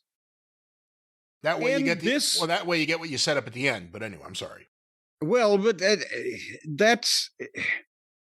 this was the match that I'm sure that Uncle Dave will pleasure himself over, and Tony was, I'm sure, at the monitor just with glee, asking for extra servings of ice cream. Children. It looked like children playing in a bouncy house. Spitball is just a fucking nerd. Just a goofy, grinny fucking douche. He makes Kenny look like Stan Hansen. I'm scared of fucking Kenny now. And they just randomly would come in and out and do moves. There was no story, no rhyme, no reason. One guy disappears so the other two can do their cheerleading routine. Then the other one will appear and swap out, and then they'll do some three-way stuff where they're vaulting about and diving and flipping. On and on. You can't describe anything here. There's no flow. They carefully did a move on the rail right in front of the front row people. It could have got Tony Khan sued. I can't wait till one of these dipshits puts their heel of their boot through some kid's mouth. And they all make the same pretend mean faces. It's like they studied at the same acting academy, but they all look 12 years old. And if I see all three of these son of a bitches, by the way, God damn it. If I see one more motherfucker in a wrestling ring pose and point to where he's going to run and then run there like he's got a corn cob stuck up his ass, my brain will explode. What the fuck? You're kicking the shit out of a guy that's on his knees in front of you. So then your first fucking thought is to turn your back on him, stand up straight, point dramatically at the goddamn ropes, and then run away from your opponent to hit them. Where did all this shit come from the last fucking 20 years? the lack of, I don't know, potentially weeding the wrong people out of wrestling school. That might be the first thing. And the lack of telling them how the fuck to think about the wrestling business might be another thing. I fast forwarded 5 minutes. I stopped again. It wouldn't stop. Every finish ever done, they did some really contrived three-way bumps. And then finally, Kenny, our friend Kenny, was on the top with Ricochet, and they cooperated into a grip to where that Kenny could do the one-winged fairy on Ricochet off the top rope. 1, 2, 3. 30 minutes, bell to bell, not even with entrances. And then, as Kenny is celebrating, they play music, and here comes Okada. That fucking blasé son of a bitch. In his fucking suit with his belt and that fucking face, it looks like it's frozen in amber and confused. And he walks out there and they stare at each other. And then Kenny walks out. And then Okada walks out. And then I was ready to walk out. What the? Okada awkwardly leaving the ring was my favorite part of the thing. All right, I guess I have nothing to do now. I guess I should just go. Yes. Yeah, well, I mean, it's... And did they bother to wake him up first, or was he sleepwalking when he came out there? I'm telling you right now, I have never seen a more boring, bland, phoning it in, lazy, good for nothing, shortcutting, check stealing son of a bitch than Okada. The worst. Moxley's trying. Moxley is trying, and he's still the worst wrestler in the world, but Okada is the laziest, most overrated, and most boring. Because he's not even like Moxley. He doesn't even do stupid shit that you can really uproariously laugh about. Nothing happens. Okada is the black hole of charisma. Not only does he have none of his own, but he sucks in the charisma of those around him. So that was that. I mean, help me interpret this for the listeners in some kind of way. In true Kevin Knight and Megan Bain fashion, obviously, Speedball just came in. Whatever we want to say about him, Tony Khan treating him like a big deal, so he's already lost. Ricochet starting to get... The Ricochet heel thing is working. They just actually have to have something for him to do, like a program or a feud or anything. And Omega's a big star. And maybe having the two guys there was easier than one-on-one, I don't know.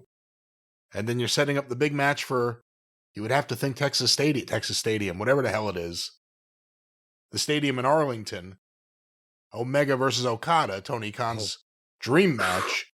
He may splooge all over his own face watching that fucking match. But good heavens.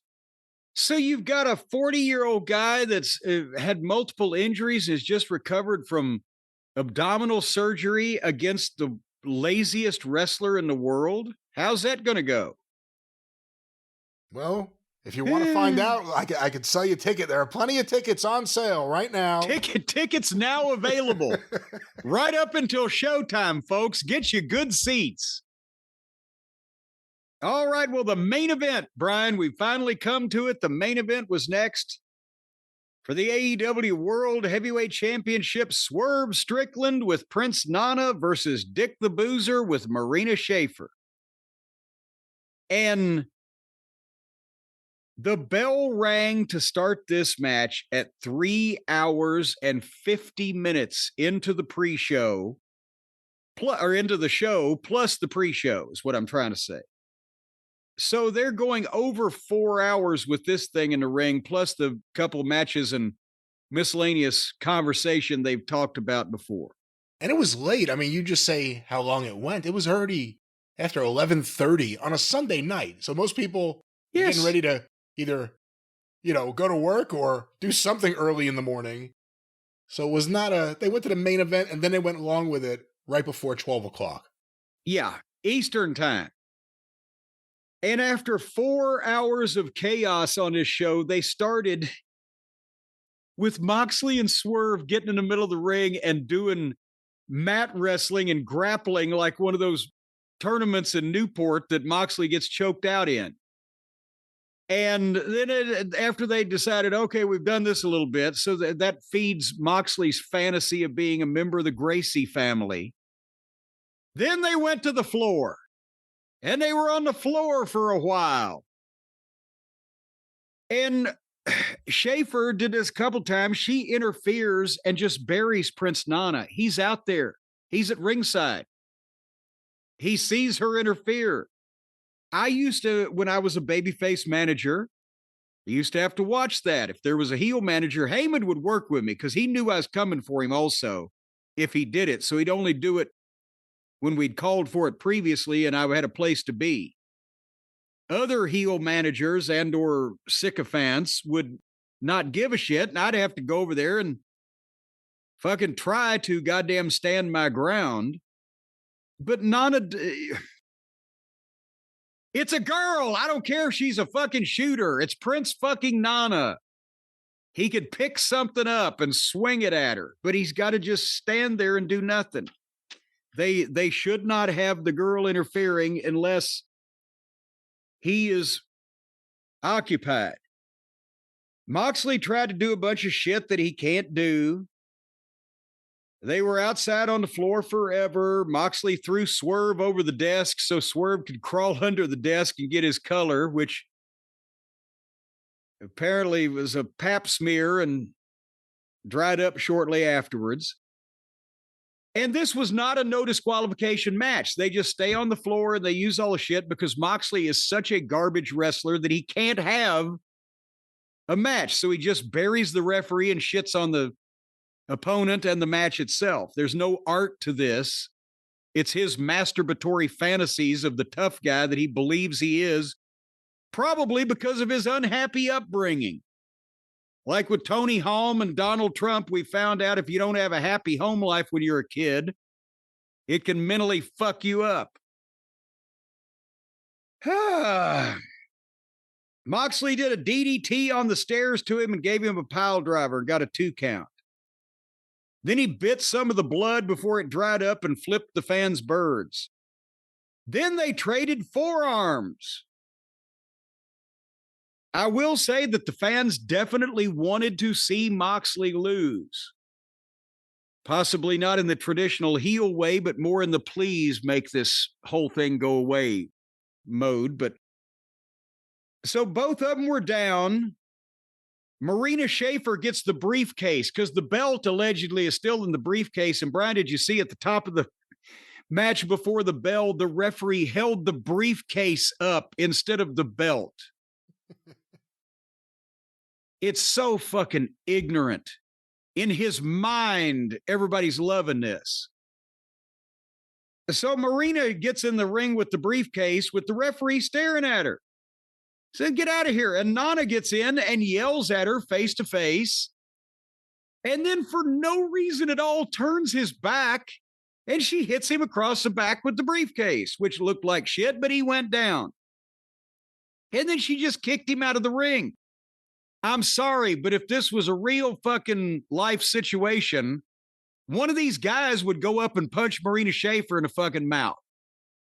So if you don't want to bury your baby faces for not just going up and punching this fucking bitch in the mouth, don't keep setting shit up where she just, with total, abandonment of any consequences, just goes and does shit to people and nobody stands up to her. What's a word I'm searching for? Impunity. She just does shit with impunity and none of the guys. Anyway, she kicks Nana out of the ring while the referee watches all this and does nothing. And then Moxley is going to jump up and give an RKO to Swerve, but Swerve moves, and now Moxley RKO's his own girl by accident. And then he's hit 2 girls in 1 week. Yes, because it's by accident, so that don't count. And then Swerve hits the double arm DDT, he gets a 2 count. And then Moxley pushes Swerve off the top rope to the floor and goes out and pulls out a ladder. And again, is this no DQ? They never even said that. This is just a title match. Moxley picks Swerve up that he's just taken a bump off the top rope to the floor. He's supposed to be unconscious. And he drags Swerve to the ladder and pushes Swerve up the ladder. He is making an unconscious man climb a ladder against his will. And Swerve is doing it. He's so dizzy that he doesn't know that he's climbing a ladder. I don't know why the ladder was there. It was under the ring. It's always got to be under the ring. And then Moxley goes around and climbs the opposite. So Swerve is sleep climbing the ladder, and Moxley climbs up the other side. And the whole reason for that was so that they can tease the superplex off the god. They've thought of a spot. How do we get there? In the middle of Gone with the Wind, how do we break out into a musical from the 70s? Well, we'll just do it. It doesn't make any sense. And everybody goes, what the fuck? But they'll love the musical. So Swerve's blood is dried up. Moxley was trying to bite it a little bit. Moxley tries to superplex him off the ladder through the announce desk, but Swerve fought out and had Moxley hanging there upside down and gave Moxley the double foot stomp off the ladder through the desk. And then, of course, it took a while for him to get back in the ring after taking a bump like that, one would imagine. But once they got back in the ring, fortunately, they were all right enough that they could start trading forearms.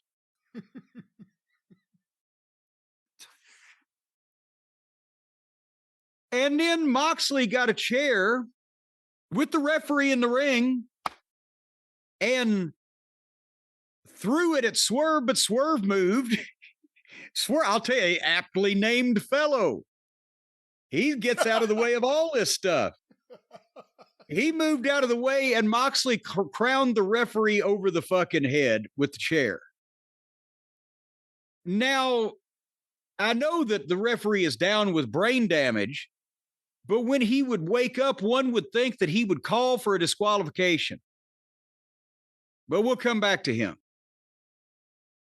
Swerve hits a big move on Moxley, but there's no referee. And then suddenly here comes Hangnail Adam Page, and he comes down and gets on the apron of the ring, and as both Swerve and Dick the Boozer are standing up, he's going to buckshot one, but he's looking at Moxley, but then he's looking at Swerve, and which one's he going to fucking buckshot? Well, we don't know. Because here come the Boar Horsemen, Claudio and Pac and Wheeler again. And they start fighting Page, but Page makes a comeback and dumps all of them out of the ring and hits the dead eye on Moxley. So the Swerve, the babyface, in a world title match is getting help from another one of the babyfaces. So Page dead-eyes Moxley, but then here comes Samoa Joe and Hook and Shapoopy to fight the Stooges, and then all of them fight off. Whereas Swerve turns around and hits Moxley with a chair and then goes up to the top rope, and Moxley sits up and is looking at Swerve on the top rope, and Swerve is getting his balance, and he's milking it. And he's seeing if the people are going to cheer as he stands up. And the whole time Moxley is sitting up, staring at him, not making any effort to move. And then the double stomp. Boom. If only he could have gotten out of the way in time. And at that point, the lights go out. And when the lights come back on, there in the middle of the ring are Maddie and Nikki. The Buckaroos have returned from the land of Lilliput. And they're holding Swerve's hands, and they give him that shitty little double knee lift that they do. This is a guy who has survived leaping pile drivers, falls through furniture, DDTs on stairs, being skewered with fucking hypodermic needles, but this shitty little phony fucking knee lift from these two little street urchins. Boom, he's down and he's out. And they get out of the ring and Moxley covers him 1, 2, 3. 30 minutes of this nonsense, bell to bell, as I said, not even with entrances, to get to this point. And the Buckaroos come back and apparently are now mad at Tony Khan again because remember, they beat up their boss, even though they're EVPs, because they wanted to take over the company. But then Moxley came in and he wanted to take over the company, and they ran out because they were scared he's going to beat them up, and they feared for their life, and they left for 6 months. But now they've come back to help Moxley take over the company that they are part runners of, along with their former partner, Tony Khan, who they have taken for an incredible amount of money. Your thoughts, oh great Brian Last. Oh, the match sucked. The match was so bad. The Moxley matches are bad, and I think the people really hate him. He has exhausted their fan base, and they wanted a title change here. You could have said that about a few matches on the show, but definitely here. And I think there's a lot of stuff people put up with in this match thinking, tonight's the night we're going to get the title change. Instead, you got another pay-per-view ending deflating their fan base. You can't be excited about the Bucks coming back as heels, where previously as heels, they drove away the audience. That ain't going to work. On top of the Moxley stuff continuing for another few months. And now if they're in cahoots, Moxley drove people away from the television. The Bucks drove people away from the television. Put them together. People are going to start taking their TVs in for a refund at Best Buy. Yeah, you know, it's one of these things like you said earlier. Tony Khan thinks he knows best. And that means doubling down on the worst booking stuff he has, which is anything with the Death Riders. And the fact that Moxley was going to win, I thought was kind of telegraphed by the fact that the other Death Riders won the 6-man match. I didn't think they were going to... I thought if they lost that match, Moxley was going to lose. That was, for whatever reason, that was my thought. Well, but remember we said that Swerve wasn't going to win this anyway when we previewed this thing, because it's not like... I mean, everybody is more than past ready for Moxley to lose the belt and this whole thing to go away, but they hadn't, in their universe of logic, built this matchup as the climactic point that would be suitable to put an end to this thing that they put all this fucking time in. They're stuck with this shit, just like they're stuck with everybody else on this card in the positions that they are in, with nobody to wrestle and nothing interesting to do, because it's just a confused mess of indie dream matches. I have a dream match. Young Bucks versus Hurt Syndicate. That is my dream match right now. Let me just say that for the rest of the year. That's the Let me just say that I don't think you're ever going to see that match. I don't think those worlds will coexist anywhere on this television programming. And, you know, maybe because we've said that now, specifically, we've said that they'll try, but otherwise, I don't think the Buckaroos want any part of trying to foist their silliness on 3 men that could break them like grandma's buttermilk biscuits with a twinkling of an eye and a snap of a finger, and aren't going to, as Lou Thez used to say, brook any of their nonsense. They might try it now that we've said that, and I want to see how that works out for them. Well, there it is, another AEW Dynasty. And like I said, another ending that deflated fans. They're leaving people unhappy at the end of their events. Chasing a heel with a belt is one thing. When your fan base just doesn't want to see any more of the universe around that heel, it's a different kind of problem. Well, and as we've talked about so many times, when he can't have a fucking match without the garbage, when everything has to be no DQ, when everything's done, when you do things right in front of the referee, subliminally, you're putting into people's mind that the promotion is responsible. Why? And they have matches on this card, or at least one match, Cole and Garcia, where they had no interference allowed. Okay, well, if you can stop it, then you can stop it anytime. So when the people are sitting there watching the referee stand slack-jawed when a bunch of heels gang up on one babyface because it's no DQ, and nobody ever tries to come, people just get disgusted with it.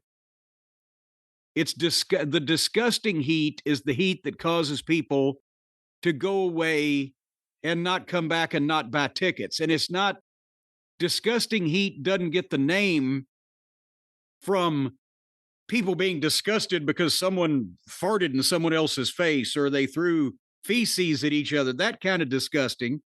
It's disgusted like, I'm fucking tired of this. I'm fed up. It always happens this way. They won't do anything about it. They just do whatever they want to my hero or whatever. And it's always flat at the end and nobody tries. Plus, that was disgusting heat existed in wrestling before that it was so obviously fucking fake. So now imagine how disgusted some people get when they do disgusting heat. The people think, this is all fake. They could have just not done that. But instead they chose to do this. That's even worse. Yeah, then you get resentment. Yeah, resentment heat. So, with the wrestlers and the booker and the promotion. I'm starting to resent these son of a bitches that I have to spend 4+ hours going through this stuff. It would be a little more tenable if it was just a wee bit shorter. In the house, too. I heard from people who went there who actually enjoyed it. And they were like, I was ready to go a few matches before the end. I was so tired. I'm so tired of being alone. All right, well, this is your program, isn't it? It is, and that was AEW Dynasty. And now we will travel back to where we started from, or somewhere near there, right now.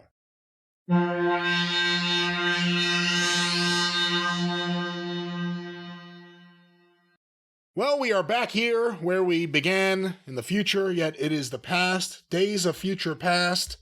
What the hell is going on around here? It makes a lot more sense than AEW's booking, I'll tell you that. But, after a big event like that, Jim, after a big pay-per-view, big matches, you may need a big night's sleep, a good night's sleep on a big bed, the right bed for you, a comfortable bed. We know comfortable big friends at Helix.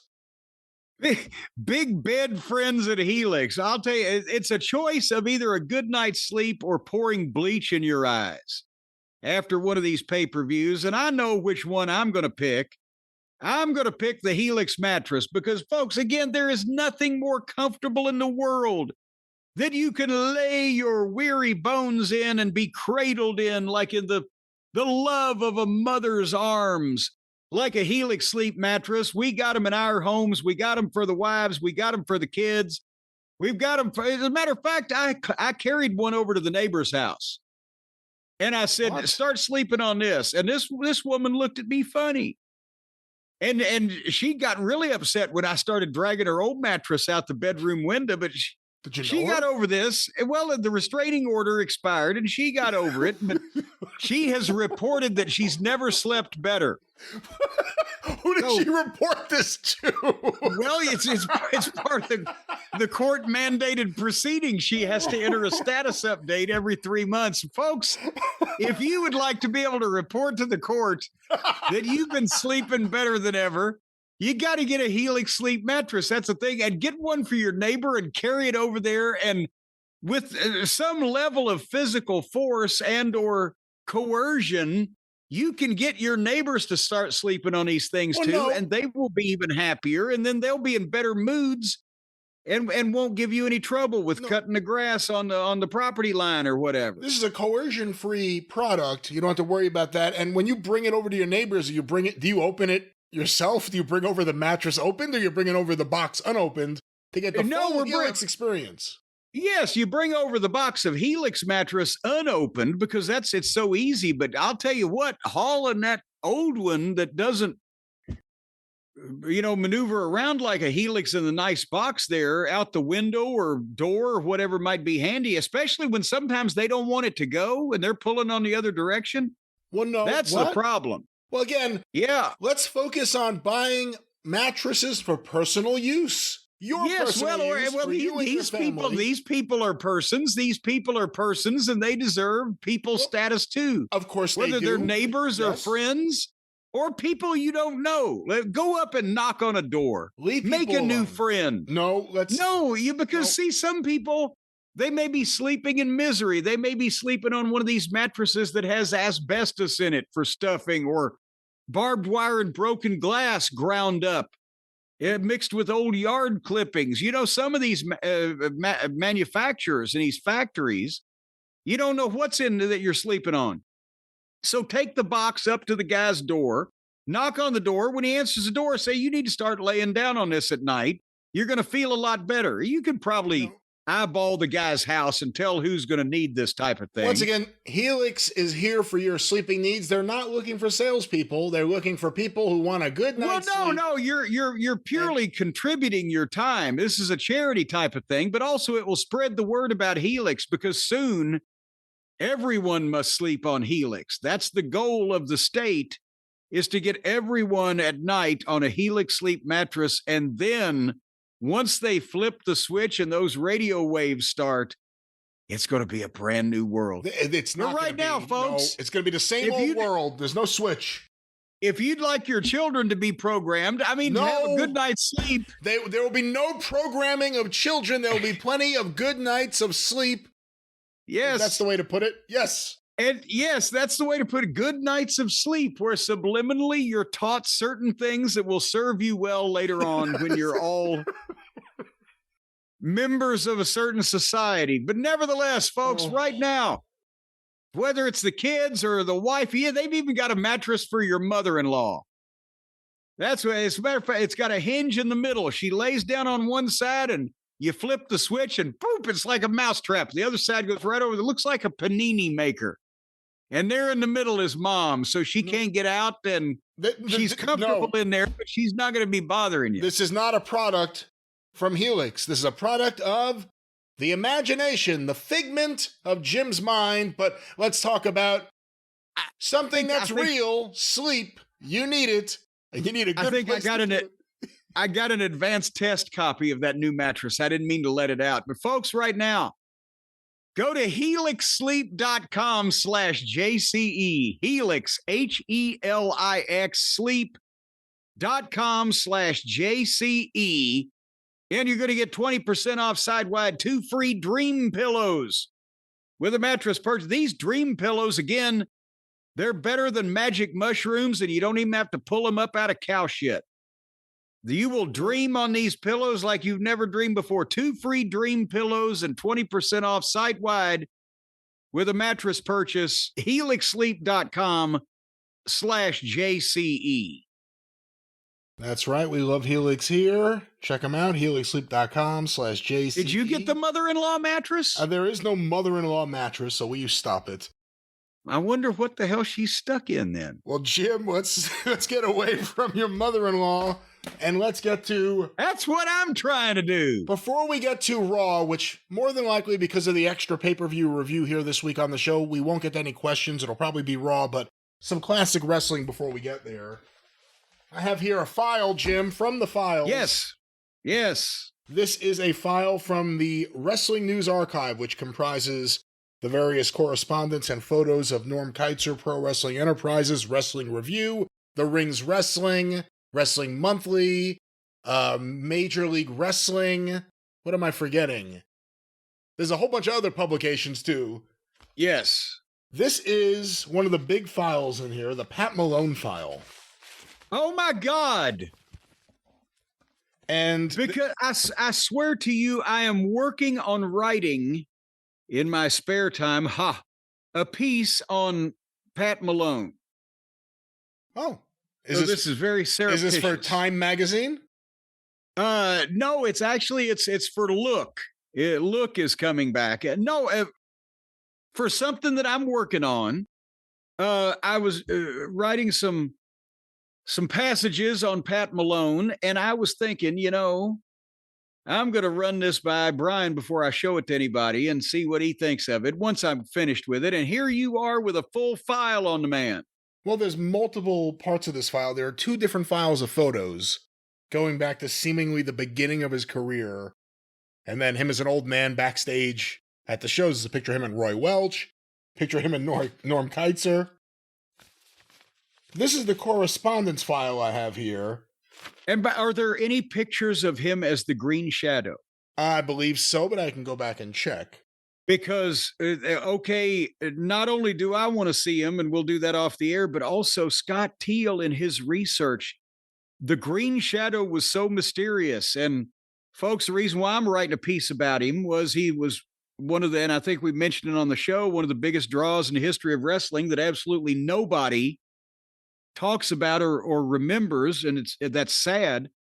But Scott Teal, when he's researched his Nashville book and Knoxville book, there are very few publicity pictures or any kind of pictures of Pat Malone as the Green Shadow still existing. But we didn't account for your files that you have curated there that have been around since the 1960s. Well, I'll see what I have. Again, there's a lot of stuff here, and this is one of the big files and a lot of correspondence. Here's a... Because, of course, Pat, as we've talked about in later years, was responsible for selling the magazines, the wrestling news in the arenas around the Tennessee territory, including getting the little kids, hey, boy, come here, sell 10 of these magazines, you can get in and watch the matches. Yeah, and I have here, this is a letter from Pat Malone, typed to Norm Keitzer, November 10th, 1976. Please find enclosed a cashier check in the amount of $500, half of the amount I owe you. I will send you the balance, which is $500, in a few days.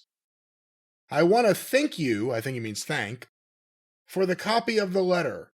I don't think it will create any problems for me. I will call you soon. Go ahead and get ready for me.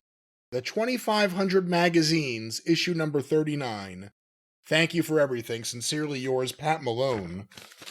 And I guess he would be... I have a letter. I have 2. Yeah, and if I recall, because the Wrestling News was the magazine, as we talked about, that was sold in the arenas back at that time. When I started going, I think the first issue I got was like issue number 30. Maybe it might have been the late 20s, early 30s. And that was in spring of 1974. So around that time, that may be right about the time that he started using some of my pictures also. But he was getting 2,500 of the magazines that he could sell around the territory. And I believe the price at that time was, I want to say $2, but maybe it was $1, but I think it was $2. And it's coming on the heels of this, a letter from Norm Keitzer to Pat Malone, November 5th, 1976, to Pat Malone, Ezel Road in Nashville. Dear Pat, Mr. Nick Goulas called me yesterday, and he was unhappy about issue number 38 of the Wrestling News. He said that Armstrong and Fuller had left the area, and Diamond was not important enough for a cover. And also that Don Green had left the area and was working opposition to him, and that he didn't like having any photos of Green. Hold on, because the Diamond he's talking about was Buddy Diamond, who was I remember this magazine, who had just done a deal where he was becoming the private in Jerry Lawler's, the General's Army, Lawler's Army. And Fuller and Bob Armstrong had indeed left and gone back to Knoxville. And Don Green was working for the company that Luthez had spearheaded with who was it at the time? Was it Buddy Lee or was it Danny Davis? Not my Danny Davis, but the Nashville Danny Davis that was back in the UWA in 1976. Yeah, that's 76. Yeah. Yeah, so that was he featured all these guys that fucking Nick was on the outs with for some reason or another. Anyway, to make a long story short, he wants me to check out with him who goes on the cover each time from now on. Also, he said either I or you should check out with him any stories about his area I put in. I covered all he wanted in a long letter I wrote back to him. I've enclosed a copy for your information only. He wants me to use a photo he is sending me of Tojo Yamamoto, George Goulas, Jerry Jarrett, and Jackie Fargo on the front cover of number 39. And that color picture that he had Mike Shields take, I believe, at the TV studio in Nashville, they actually, right as I was getting started taking pictures, all the other stuff was 8x10 black and white, and sometimes not even on photo paper, just printed. But this one was printed like real cardstock and in full color of Nick's 4 stars: Jerry Jarrett, Tojo Yamamoto, Jackie Fargo, and George Goulas. And they had that at every merchandise stand. Go ahead, I'm sorry. And to use the one you sent me of Tommy Rich on the back cover. Since Mr. Goulas is the boss, I will go along with what he says and check out all the stories with him from now on. I don't think this system will be hard to live with, and I hope you think the same. I did want you to know what happened on this, so I sent you this letter and a copy of what I wrote back to him. Let me know if this will create any problems for you or anything. I think everything can work out okay, and I can satisfy him and give you a good magazine to sell. So, issues from the office. And also the picture of Tommy Rich, as I recall from the back. See, a lot of these pictures were Mike Shields was taking them, because Mike Shields at the time would take pose still pictures back in the Mid-South Coliseum locker rooms, and then he was doing the film camera for the matches. And as I said, I was just starting in Louisville to take pictures the other end of the territory. But Pat would just get pictures and send them in, and Norm Keitzer, as we've talked about, would credit photo by Pat Malone. He never picked up a camera in his life. But that was Pat's interest in, and here's the kicker. 6 months, not even after this letter, Jarrett and Goulas would split, and Pat went with Jarrett. And because Pat and Roy Welch had been close friends since the 1920s, and they were intertwined with training the Wrestling Bears. And Roy Welch, when he established the booking office, he's the one that made Pat Malone the Green Shadow, and Pat Malone put Nashville on the wrestling map for Roy, and Knoxville. He did incredible business, and Birmingham. So the loyalty was with Pat and Roy. When Jarrett split off from Goulas, Pat still came to Louisville and still went to Memphis. He just stopped going to Nashville because Nick kept Nashville. And because Teeny had been in the office with Nick and Roy, and Jerry had been Roy's protege, Pat felt more loyalty to them rather than Nick, who was not always well liked by everybody. Nick, who didn't like the photos he was sending into the magazines. Yeah, Pat didn't have to worry about what Nick thought. And then I don't know whether Nick was selling many copies of the Wrestling News in Nashville, Chattanooga, and Birmingham, because that's all he had left, and he wouldn't have those for 2 more years. Well, Jim, the next letter I have here, correspondence, this is from Norm Keitzer to Pat Malone, dated December 20th, 1976. Dear Pat, I received your check for $500, which pays for what you owed on number 38. Thank you. For number 39, I still have not located the 400 copies that were lost by my printer, but will keep looking for them. If I find them, I will send them immediately. But for right now, your bill stands at $840 for 2,100 copies of the Wrestling News number 39, NWA East Edition, at 40 cents each. I have the 2 slides you sent me. I'll have to get prints and negatives made from them. In the future, please send me color negatives rather than color slides, as they work much better. Just use, now knowing that he didn't take any of these photos, it's funny to me. Yeah. Just use color negative film rather than color slide film. And see, that's because in that era of printing, to make the color separations, they like negatives, but I couldn't send him any of my negatives because I goddamn needed them to, print the pictures here, so they had to deal with it. Now, as far as Knoxville is concerned, I got a call from Mr. Dick Steinborn, who I met while there. He wrestles there, and he also handles the programs sold at the matches for the area. He was interested in selling magazines for me. I told him you are the exclusive distributor for magazines for that area, and that any deal would have to go through you. I know that you sold some magazines to the ring many who stopped to see you. I'm not exactly sure what he was trying to say there. The ring man who stopped. Oh, the see ring you. man.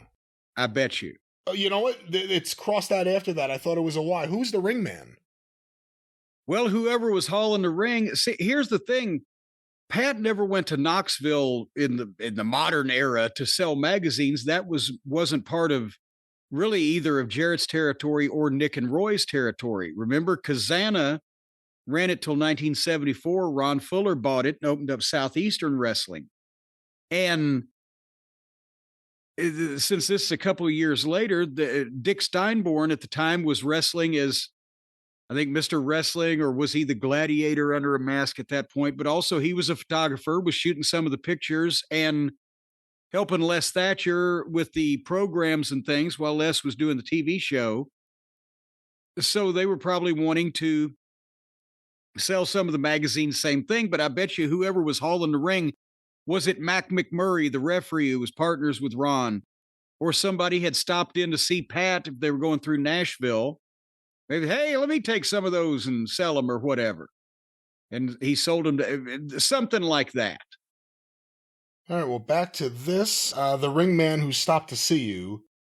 Maybe it might be possible for you to make some sort of deal with Steinborn. I know he does all the programs and handles that end of the business, as Ron Fuller told me this. He might be able to put the magazine on sale using the same people he uses to sell the program.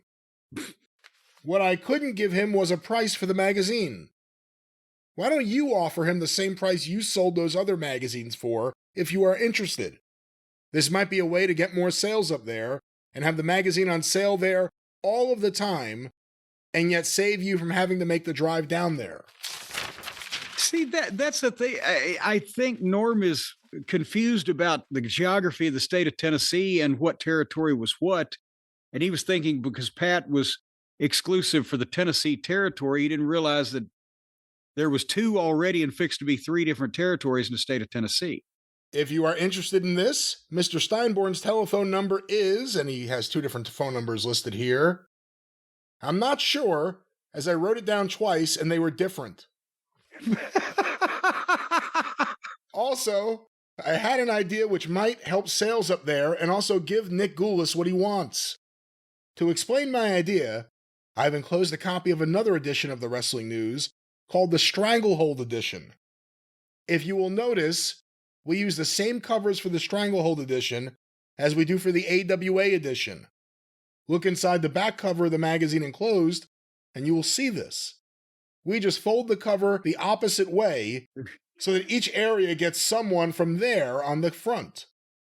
In that way, we could use the same magazine and covers for the Nashville and Knoxville areas, but staple the magazines the opposite way so that each area had their man on front.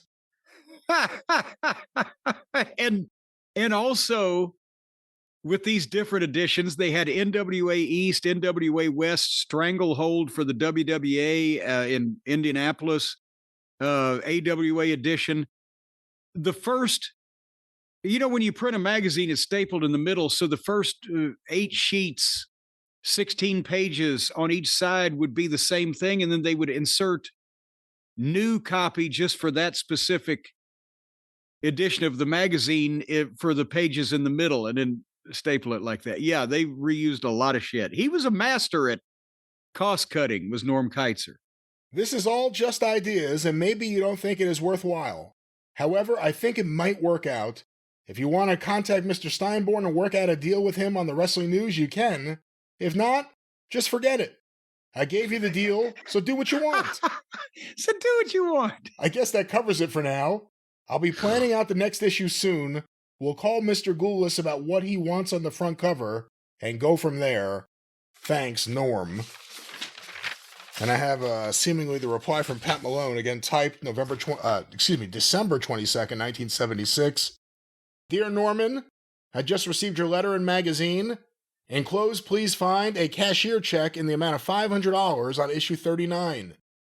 At this time, I will have a balance of $340 that I owe, and I will send as soon as possible. As far as the Knoxville side, I intended to go there and have a talk with Mr. Dick Steinborn and Fuller, but they change every few weeks of who is in charge. As you might not know, they have a new booker or a man in charge every few weeks. That makes it hard for me to do business with any one person. But I intend to go over there. We'll call you in a few days.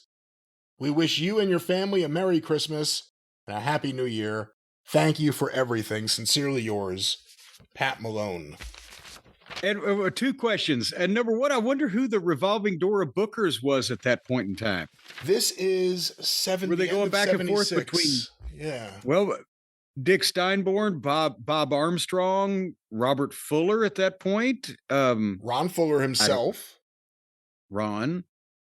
But the second thing is that hand signed Pat Malone? Yes, it is. Does it look like kind of neat handwriting? It does. Okay, that's his wife Sammy is typing it for him. And I'm not like Pat was an invalid, but he didn't give a shit to sit down at a fucking typewriter. This is a goddamn old shooter that used to fucking carry a knife in his boot to fend off the fucking fans that were trying to attack him.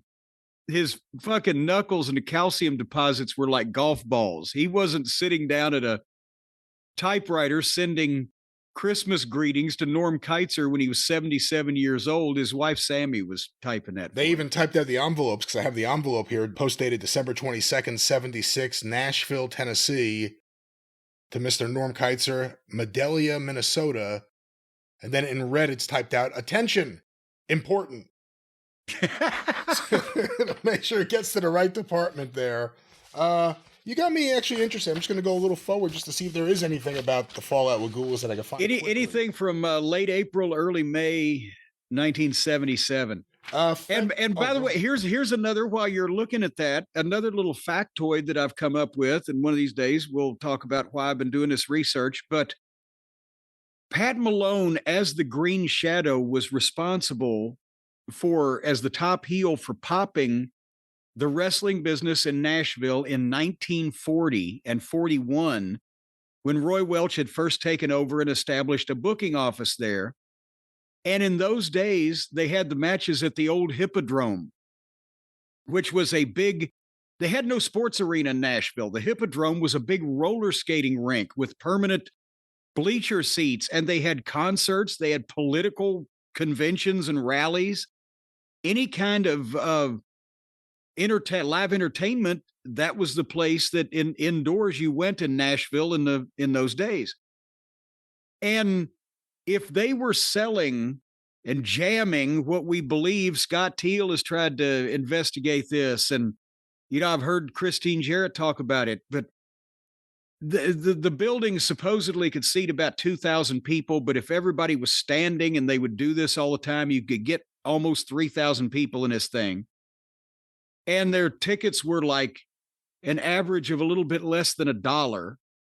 But if you use the old time promoters formula, and there were 6 guys on these cards, and Pat Malone was in the main event, and he was either wrestling the booker or the booker's brother, the head of the office. He was best friends. He was figured in. He had a run there of years. If they drew a $2,500 house and you use the old time promoters formula that Sam Muchnick used to use, you can see Pat Malone, this is where I'm going with this, getting payoffs in 1941 out of the Nashville Hippodrome. And $200 in fucking today's money equals like 4,000. So these old fucking shooters set this office up, and Roy kept it between himself and his brother Herb and Wild Bill Caney and Tex Riley and a few of the other Tennessee mainstays for the next 15, 20 years. And these guys were making what even today in the wrestling business would be considered legitimate money of the equivalent of thousands of dollars a week. It was a fucking amazing. If you go back and look at this that far, what they were able to do with no television, no interstates, and in the middle of the Depression and World War II.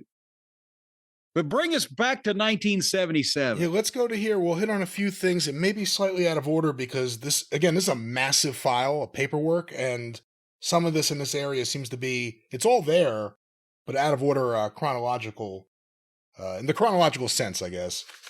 Here's a letter from Norm Keitzer to Pat Malone, February 16th, 77. Nice talking to you on the phone today. Hope that you are feeling well and your health is good in the future. I'm sorry that issue number 40 was delayed, but I wrote Mrs. Jarrett a note and asked her to decide who they want on the cover for issue 41 by March 1st, and if they want someone other than Lawler, to decide by then, so that I can then get the next issue out on schedule. I've already received some color stuff from Dick Steinborn of Boys in the Southeastern area, so we should have no problems there. I'm shipping you this week $1,000 for 2,500 copies of number 40, the Wrestling News NWA East Edition, at 40 cents each. I guess that covers everything right now. Hope the magazines arrive quickly. Son of a bitch, about 5 years later, he was charging me about 80 cents for my magazines. Here's another one from Norm on March 2nd, 77. Just a note to let you know that Jerry Lawler and Jimmy Golden will be on the front cover of Wrestling News number 41, which will come out in time, I assure you. And then closing the slides from color photos in issue 40. And then see, it goes a little out of order here, but here's March 28th, 77 from Pat Malone. Dear Norman, enclosed find the check for the amount of $400 balance due on issue 40. I would like very much in the future, Norman, if you would let me know who you are using on the front and back cover. As I sell most of the magazines in this territory, if I don't get a picture on the front and back cover of someone from East Tennessee, I can't sell the books over there. Let me know at once when to expect the books. Thank you, Pat Malone.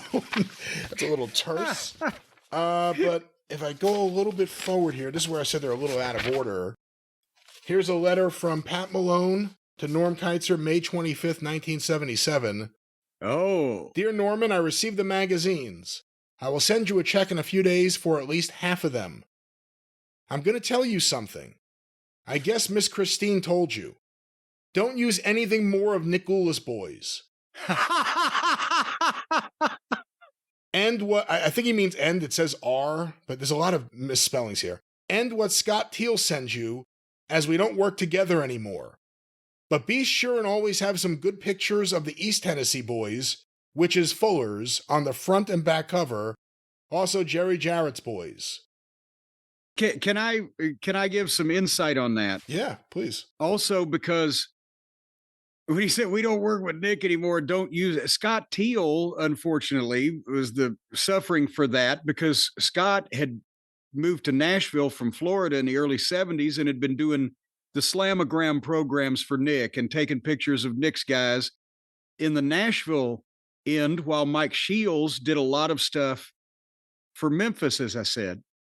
And when Jarrett split off from Goulas, it became the Jarrett Welch Wrestling Company because even though Roy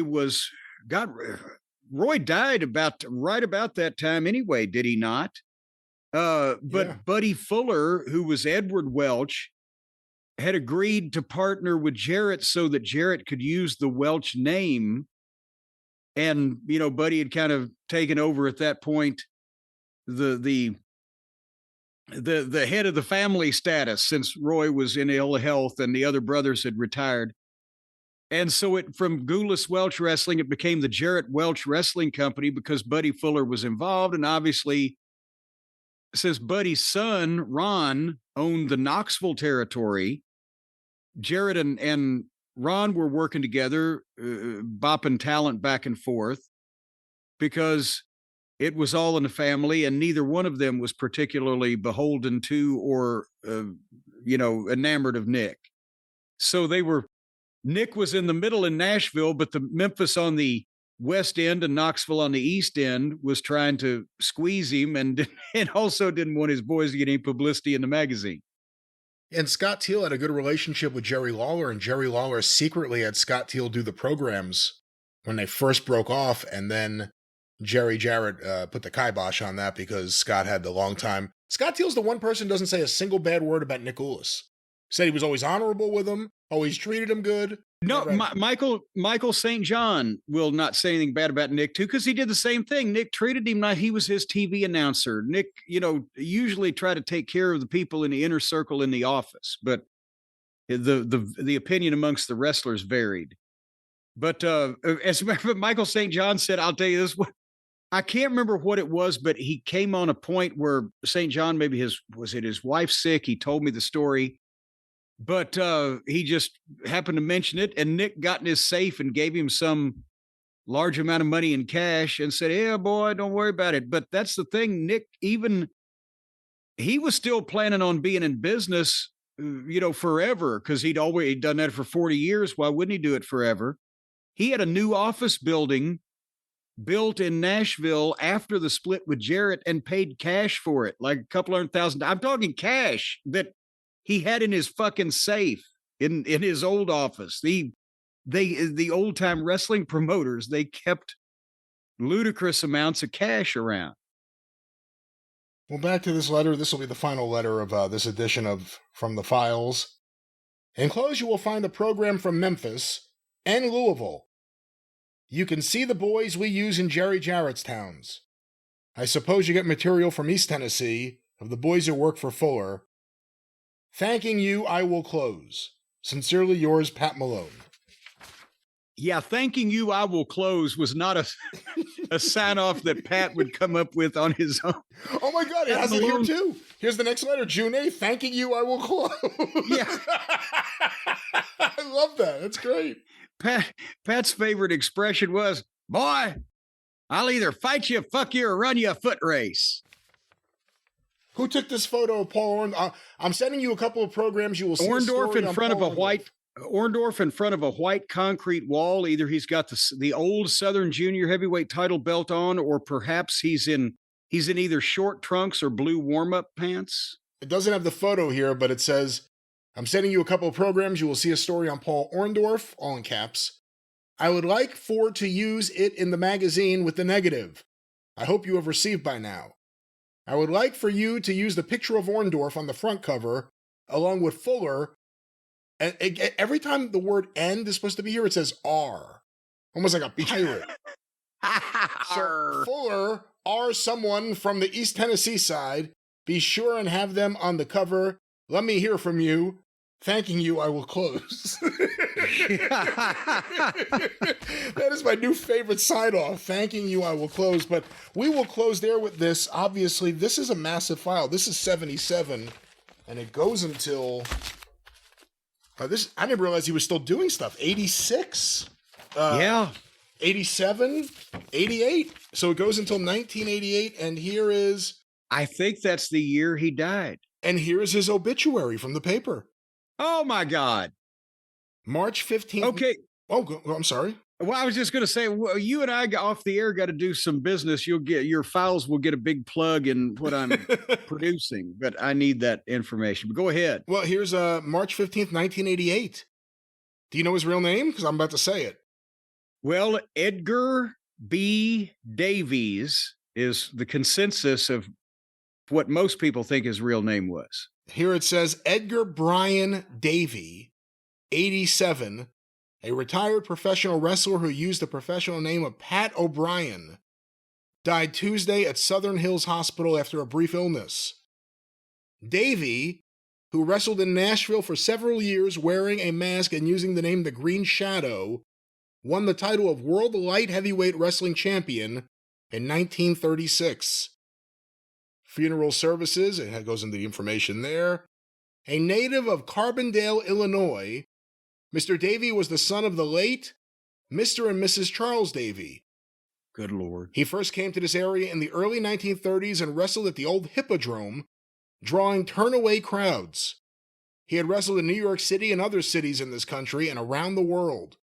Later, he promoted wrestling in Miami and South Florida.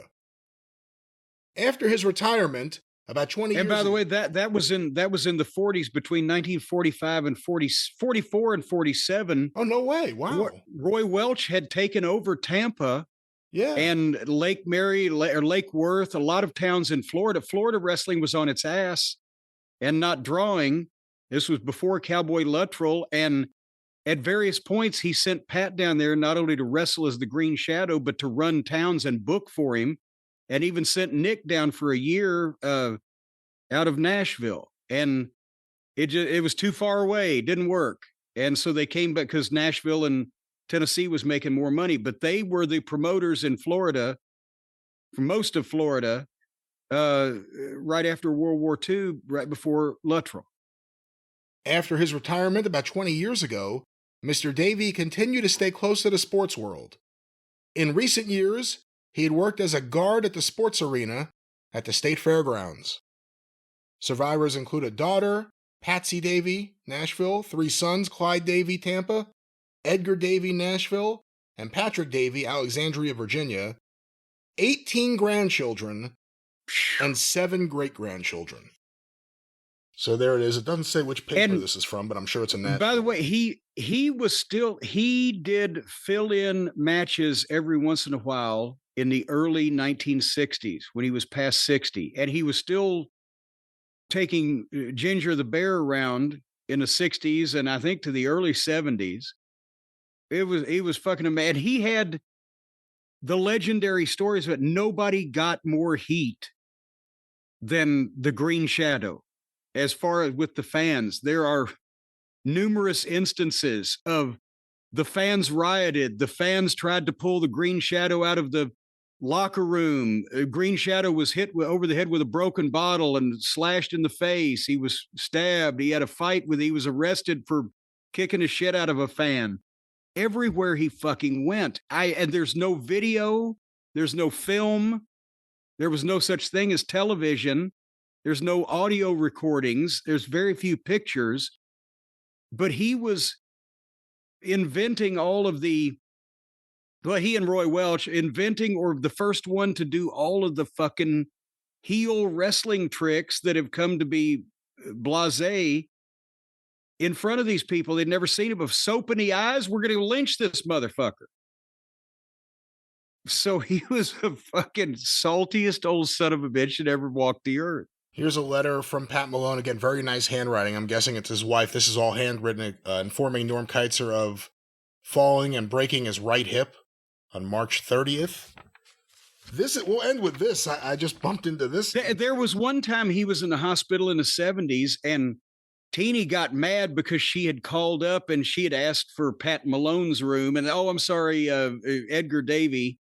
And so why does he have 2 names? It's a professional name. She was like, she didn't want anybody to think anything about wrestling was, phony or whatever. It's a professional name. Go ahead. Well, we'll end with this. This is in the file. This is dated January 10th, 1987. It's signed Sincerely Christine Jarrett, handwritten. Dear Norman, please believe me when I say that my grandson, Jeff Jarrett, is #1 box office. It is not just from a grandmother talking. Whenever you see fit to put his pictures on the front page, you can automatically send me 700 magazines for shipment. Hope you are well, and I wish trying to bribe Jeff's way on the cover of the magazine. And I wish for you all great things in the new year. Signed, Sincerely, Christine Jarrett.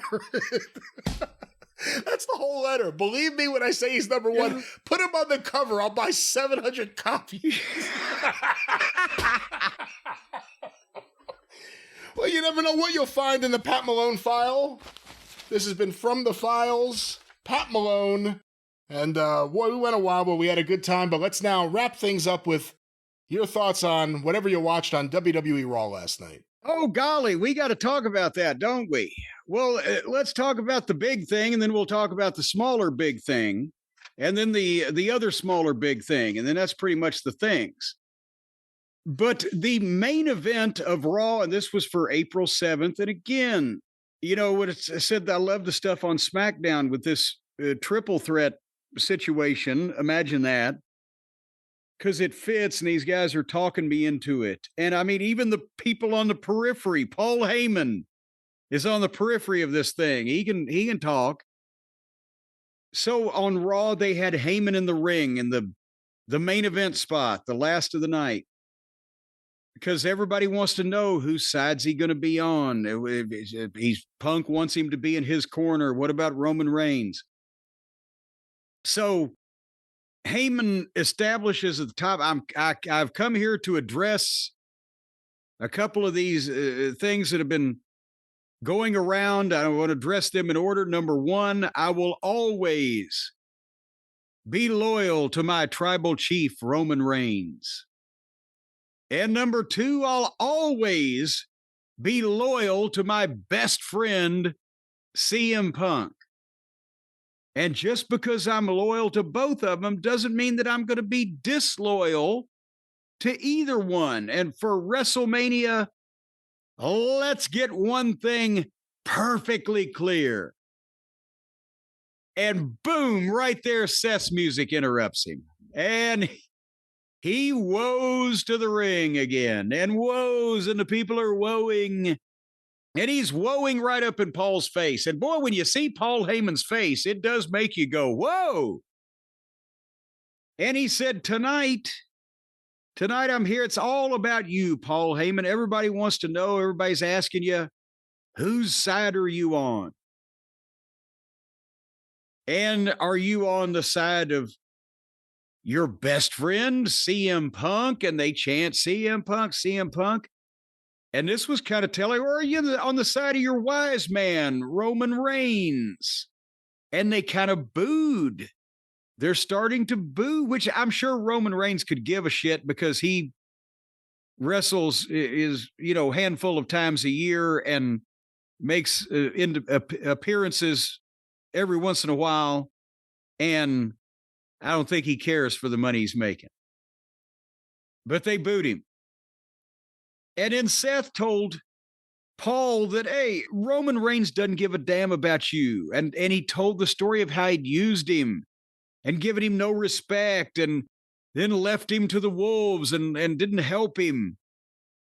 And then he did the same thing with Punk. And Seth Rollins did a great job here. This is kind of like, this was like the manager segment that I talked about earlier when we were going over SmackDown, where it's normally up to the manager to lay out the history and the nuts and bolts and the facts and figures and dates and places and things that may trip up the average wrestler. But Seth nailed this. He drew this, all of the stuff we've seen. He made both Punk and Roman seem like that is related to Paul Heyman, that they were some selfish, self-centered assholes that, you know, left him to fend for himself. So he made a good case, and Paul was selling it good with the facials and the whole 9 yards. He was, it just the introspection you see in those wide, pie-shaped, puddling eyes.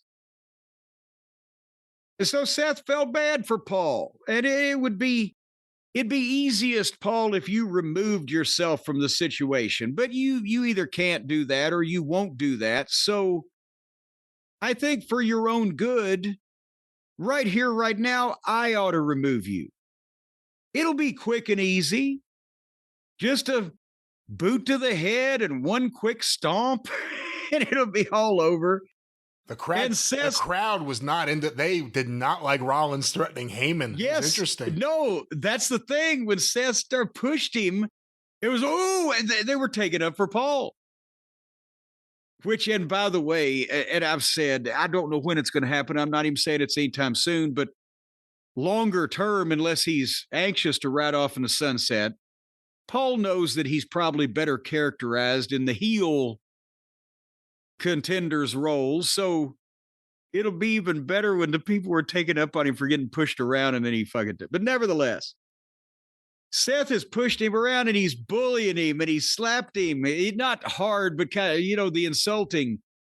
And Paul bows up for the first time and says, "Don't put your damn hands on me again." And he got a pop. Now we got Paul bowing up and Seth grabbed him by the face and pushed him into the corner like he was going to maul him. And suddenly, like Mussolini, to save Paulie, clobbering time is on the way. And here comes Punk. And he hits the ring and he leg dives Seth Rollins, probably somewhat like he upended Matty of the Buckaroos before he beat the shit out of him at all out. And they fought out on the floor, went over the desk, and they knocked over the Prime Station. Hit into the stairs, and Punk reared back and was going to try to stomp Seth on the steel stairs, but Seth rolled into the ring, and when Punk went after him, Seth stomped Punk.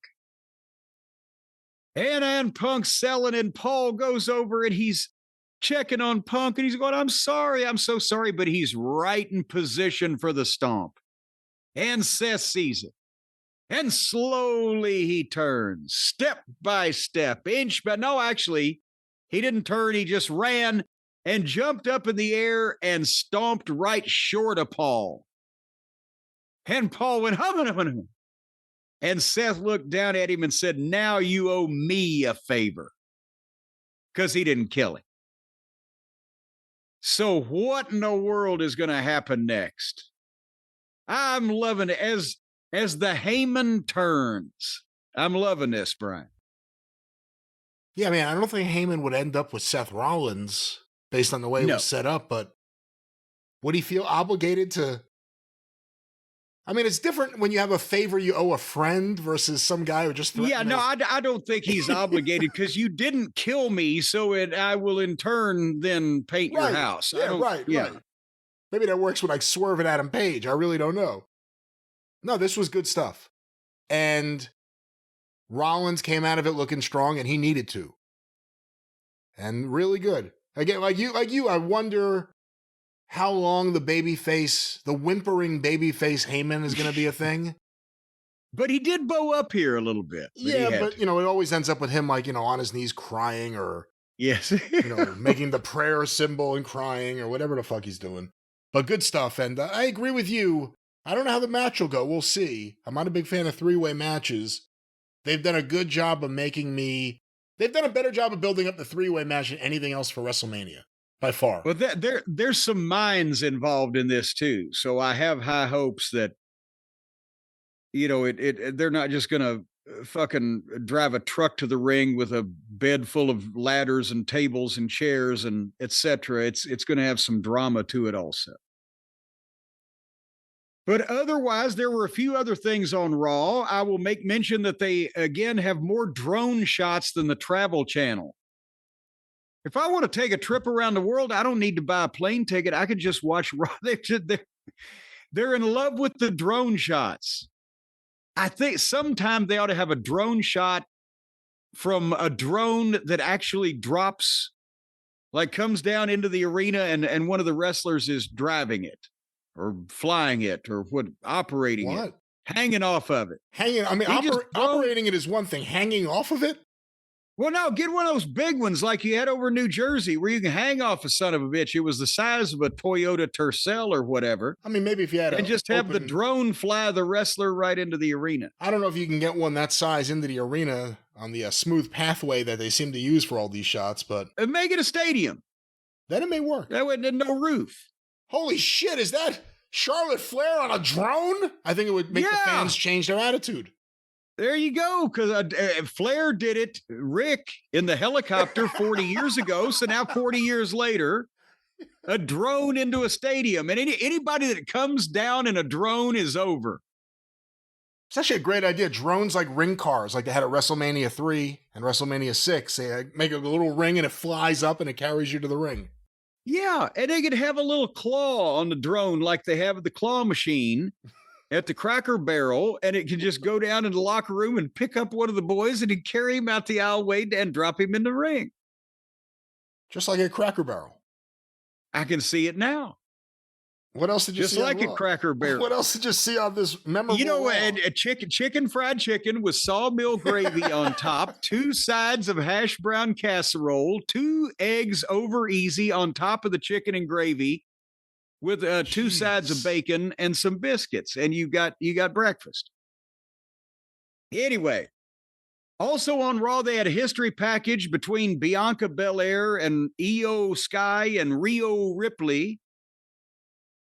And they had Adam Pearce in the ring so that he could do the obligatory announcement of the triple threat match. And we've got now every match except Cody and Cena is either a 3-way or a 4-way or whatever. But again, he brings all 3 of them out. And this is, we've talked about it. There wasn't anything wrong with this segment, but it's so similar to what they've been doing because they had to stretch out the build for almost 2 months before this thing. So Rhea and Bianca look like stars in there, all in the leather and the fucking pageantry. And Io Sky, expression on her face looks like she's at a dentist's office. She's very troubled. And Pierce makes the triple threat and wants the signatures on the contract. And Bianca didn't want Rhea around before, but now she does want her around because she wants to fight her and kick her ass. And the fans are chanting, Rhea, Rhea. They don't like Bianca fucking with Rhea. And I think they don't want to boo Io, but I don't know that they're taking her all that seriously.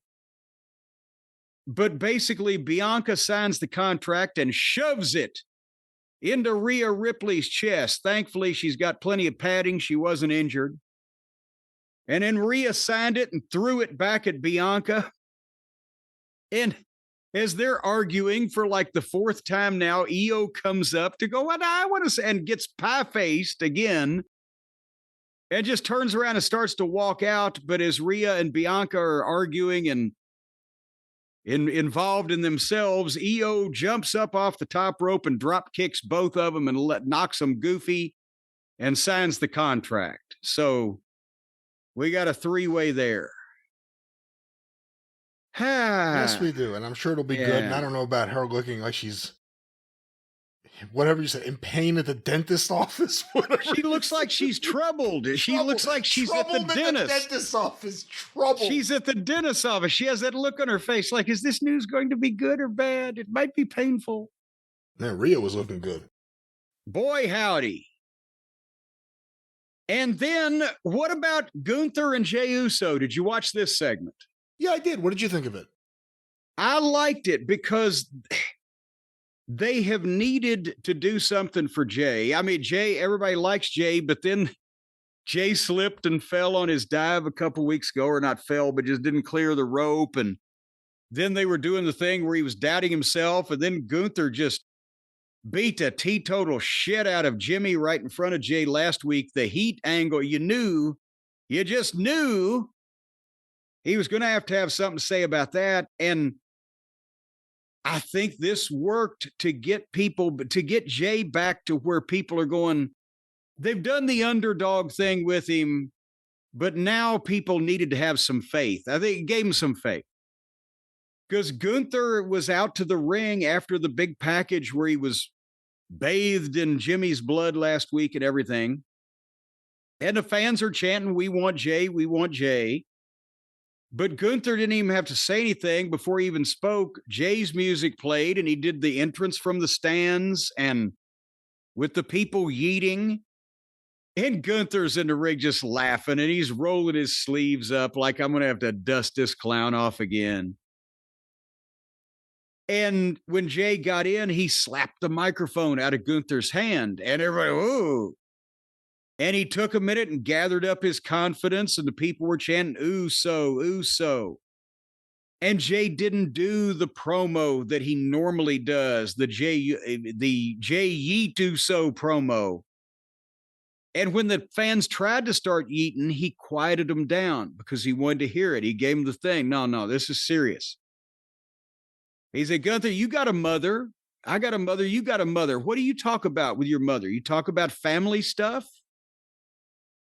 You talk about how's grandma doing or whatever? Well, I got a mother, and I had to tell my mother that her oldest son got 15 stitches in his head, and he's in the hospital. Then she asked me, why didn't you protect him? And I said it's because I was afraid of Gunther. I was afraid of you. You had me. But that wasn't enough. You had to bring my family into it. And then he starts firing up a little bit. But the light bulb went off. And I see this was a whole thing, but he's but he built up to, Gunther, I'm not afraid of you no more. And that got a big pop. And Gunther's standing there not knowing how to take it. The smile is gone. And and Jay said, before WrestleMania, give your family a hug and a kiss. Because I'm going to ask the Lord to forgive me for the man that I'm about to become. And the people are with him. And he fired up and he promised to win and be the world heavyweight champion, which he's going to. Mark my words in your little black book, wherever you keep it. And Jay walked off and left the Gunther standing there perplexed, and the fans were yeeting. And that's what he needed this close to this thing to get the people ready to see him win this. I thought he did a great job. He excels in moments of emotion. And this was a different promo than every promo he has done. And the crowd was with him, and he delivered everything really well. And Gunther's just perfect, standing there smugly while he's saying all this. I don't know how I'll like the match, but the build-up's been really good. Second best build-up to a Mania match after the three-way, just because the Cena-Cody stuff, there's so many holes in the story. I know, but I'm loving the promos anyway. And I almost think it's John Cena versus Cody Rhodes. It's the battle of the generations. It's the kind of thing they love to put on posters up there. And both guys are over and business is hot. And I think they could have easily done this without The Rock. And that's what's caused most of the holes and or the, the lackluster continuity. But I'm not that bothered by it because they're both such good promos. At least we're just getting some goddamn entertainment out of some of this shit. Anyway, and they did a really good package, speaking of Cody, on Cody Rhodes. Did you see that on Raw? Did you skip through, like most people do, all the spots and the commercials and the plugs and the sales pitches and the goddamn buy this now type of thing, and you may have missed it? I definitely missed it. But it was a good couple of minutes, a package on Cody with some modern music that I'm not familiar with, but network quality editing made him look like a superstar. And that's the kind of thing, again, they're excelling at here in this company. And the other thing that I will mention is Penta and Dominic Mysterio had a good match, but Penta won 1, 2, 3, and then Carlito came in and they were beating the shit out of Penta, and Braun Breaker came out. Sorry, Goldberg, and even my old friend Rhino, sorry, but the best spear that has ever been speared in the history of wrestling. Did you see Braun Breaker spear Carlito in the aisleway? Well, that was the best one because you didn't see him coming. You didn't see him leave his feet. You just see him like a missile coming midair into Carlito. It was amazing. And flying further than that. And then he got in the ring and speared Dominic, and then he speared Penta. And then Finn Balor attacked him, but then he got back up and tried to spear Finn. But Braun Breaker, I'm just sorry to tell you this, will be the biggest star in professional wrestling at some point in his career. I'm not putting a time frame on it, but I'm saying at some point before he's done, he will be the number one guy in the business. There's no way around it.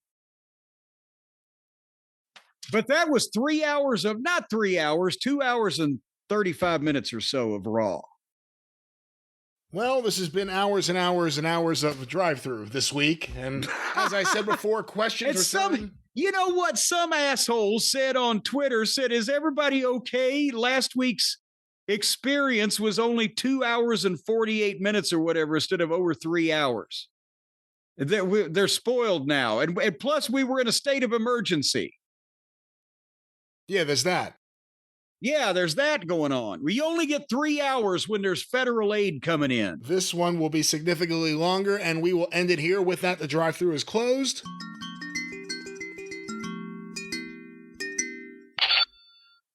All right, and that cut out. It's cutting out on you again. And we're cutting out on everyone else here. Of course, the drive-thru brought to you by the law office of Stephen P. New, 877-50-STEVE. Get even with Stephen at newlawoffice.com. More about him next week. Cornette's Collectibles at JimCornette.com. That sounds ominous. More about him. Well, we'll have a full spot, a full fun segment. Yes, we'll have a full update on what he's been up to and try to get these people out of jail in West Virginia. He's just having them free all the criminals because they can't treat them right. What about Cornette's Collectibles? Hey, Saturday, May the 3rd at noon Eastern time for the big Mayhem sale, and details over the next few weeks here on the program. At JimCornette.com. Of course, the drive-thru is brought to you. I already did that. Fuck. Mentally, that's where I go next. We'll be back on the experience in a few days. Next week, back here on the drive-thru. Go through the archive, patreon.com/Cornette. $5 a month. Get you access to the archive going back to 2013. The official Jim Cornette YouTube channel. Full episodes, clips of the episodes, omnibus collections with the Travis Heckel artwork, with the guest artwork from George, and so much more. The official Jim Cornette YouTube channel. On every video, there's a link for a t-shirt. You can get that from ArcadianVanguard.com or look for Jim Cornette in the shop app from our friends at Shopify, and you can get one of our shirts. Support the show. Let everyone know. Support the show. And support the show. Let everyone know. I think that's about it. Whoa. That wasn't the sound I was expecting. No organ outro today. For Jim Cornette, I'm the great Brian Last. We'll see you in a few days. Tally-ho!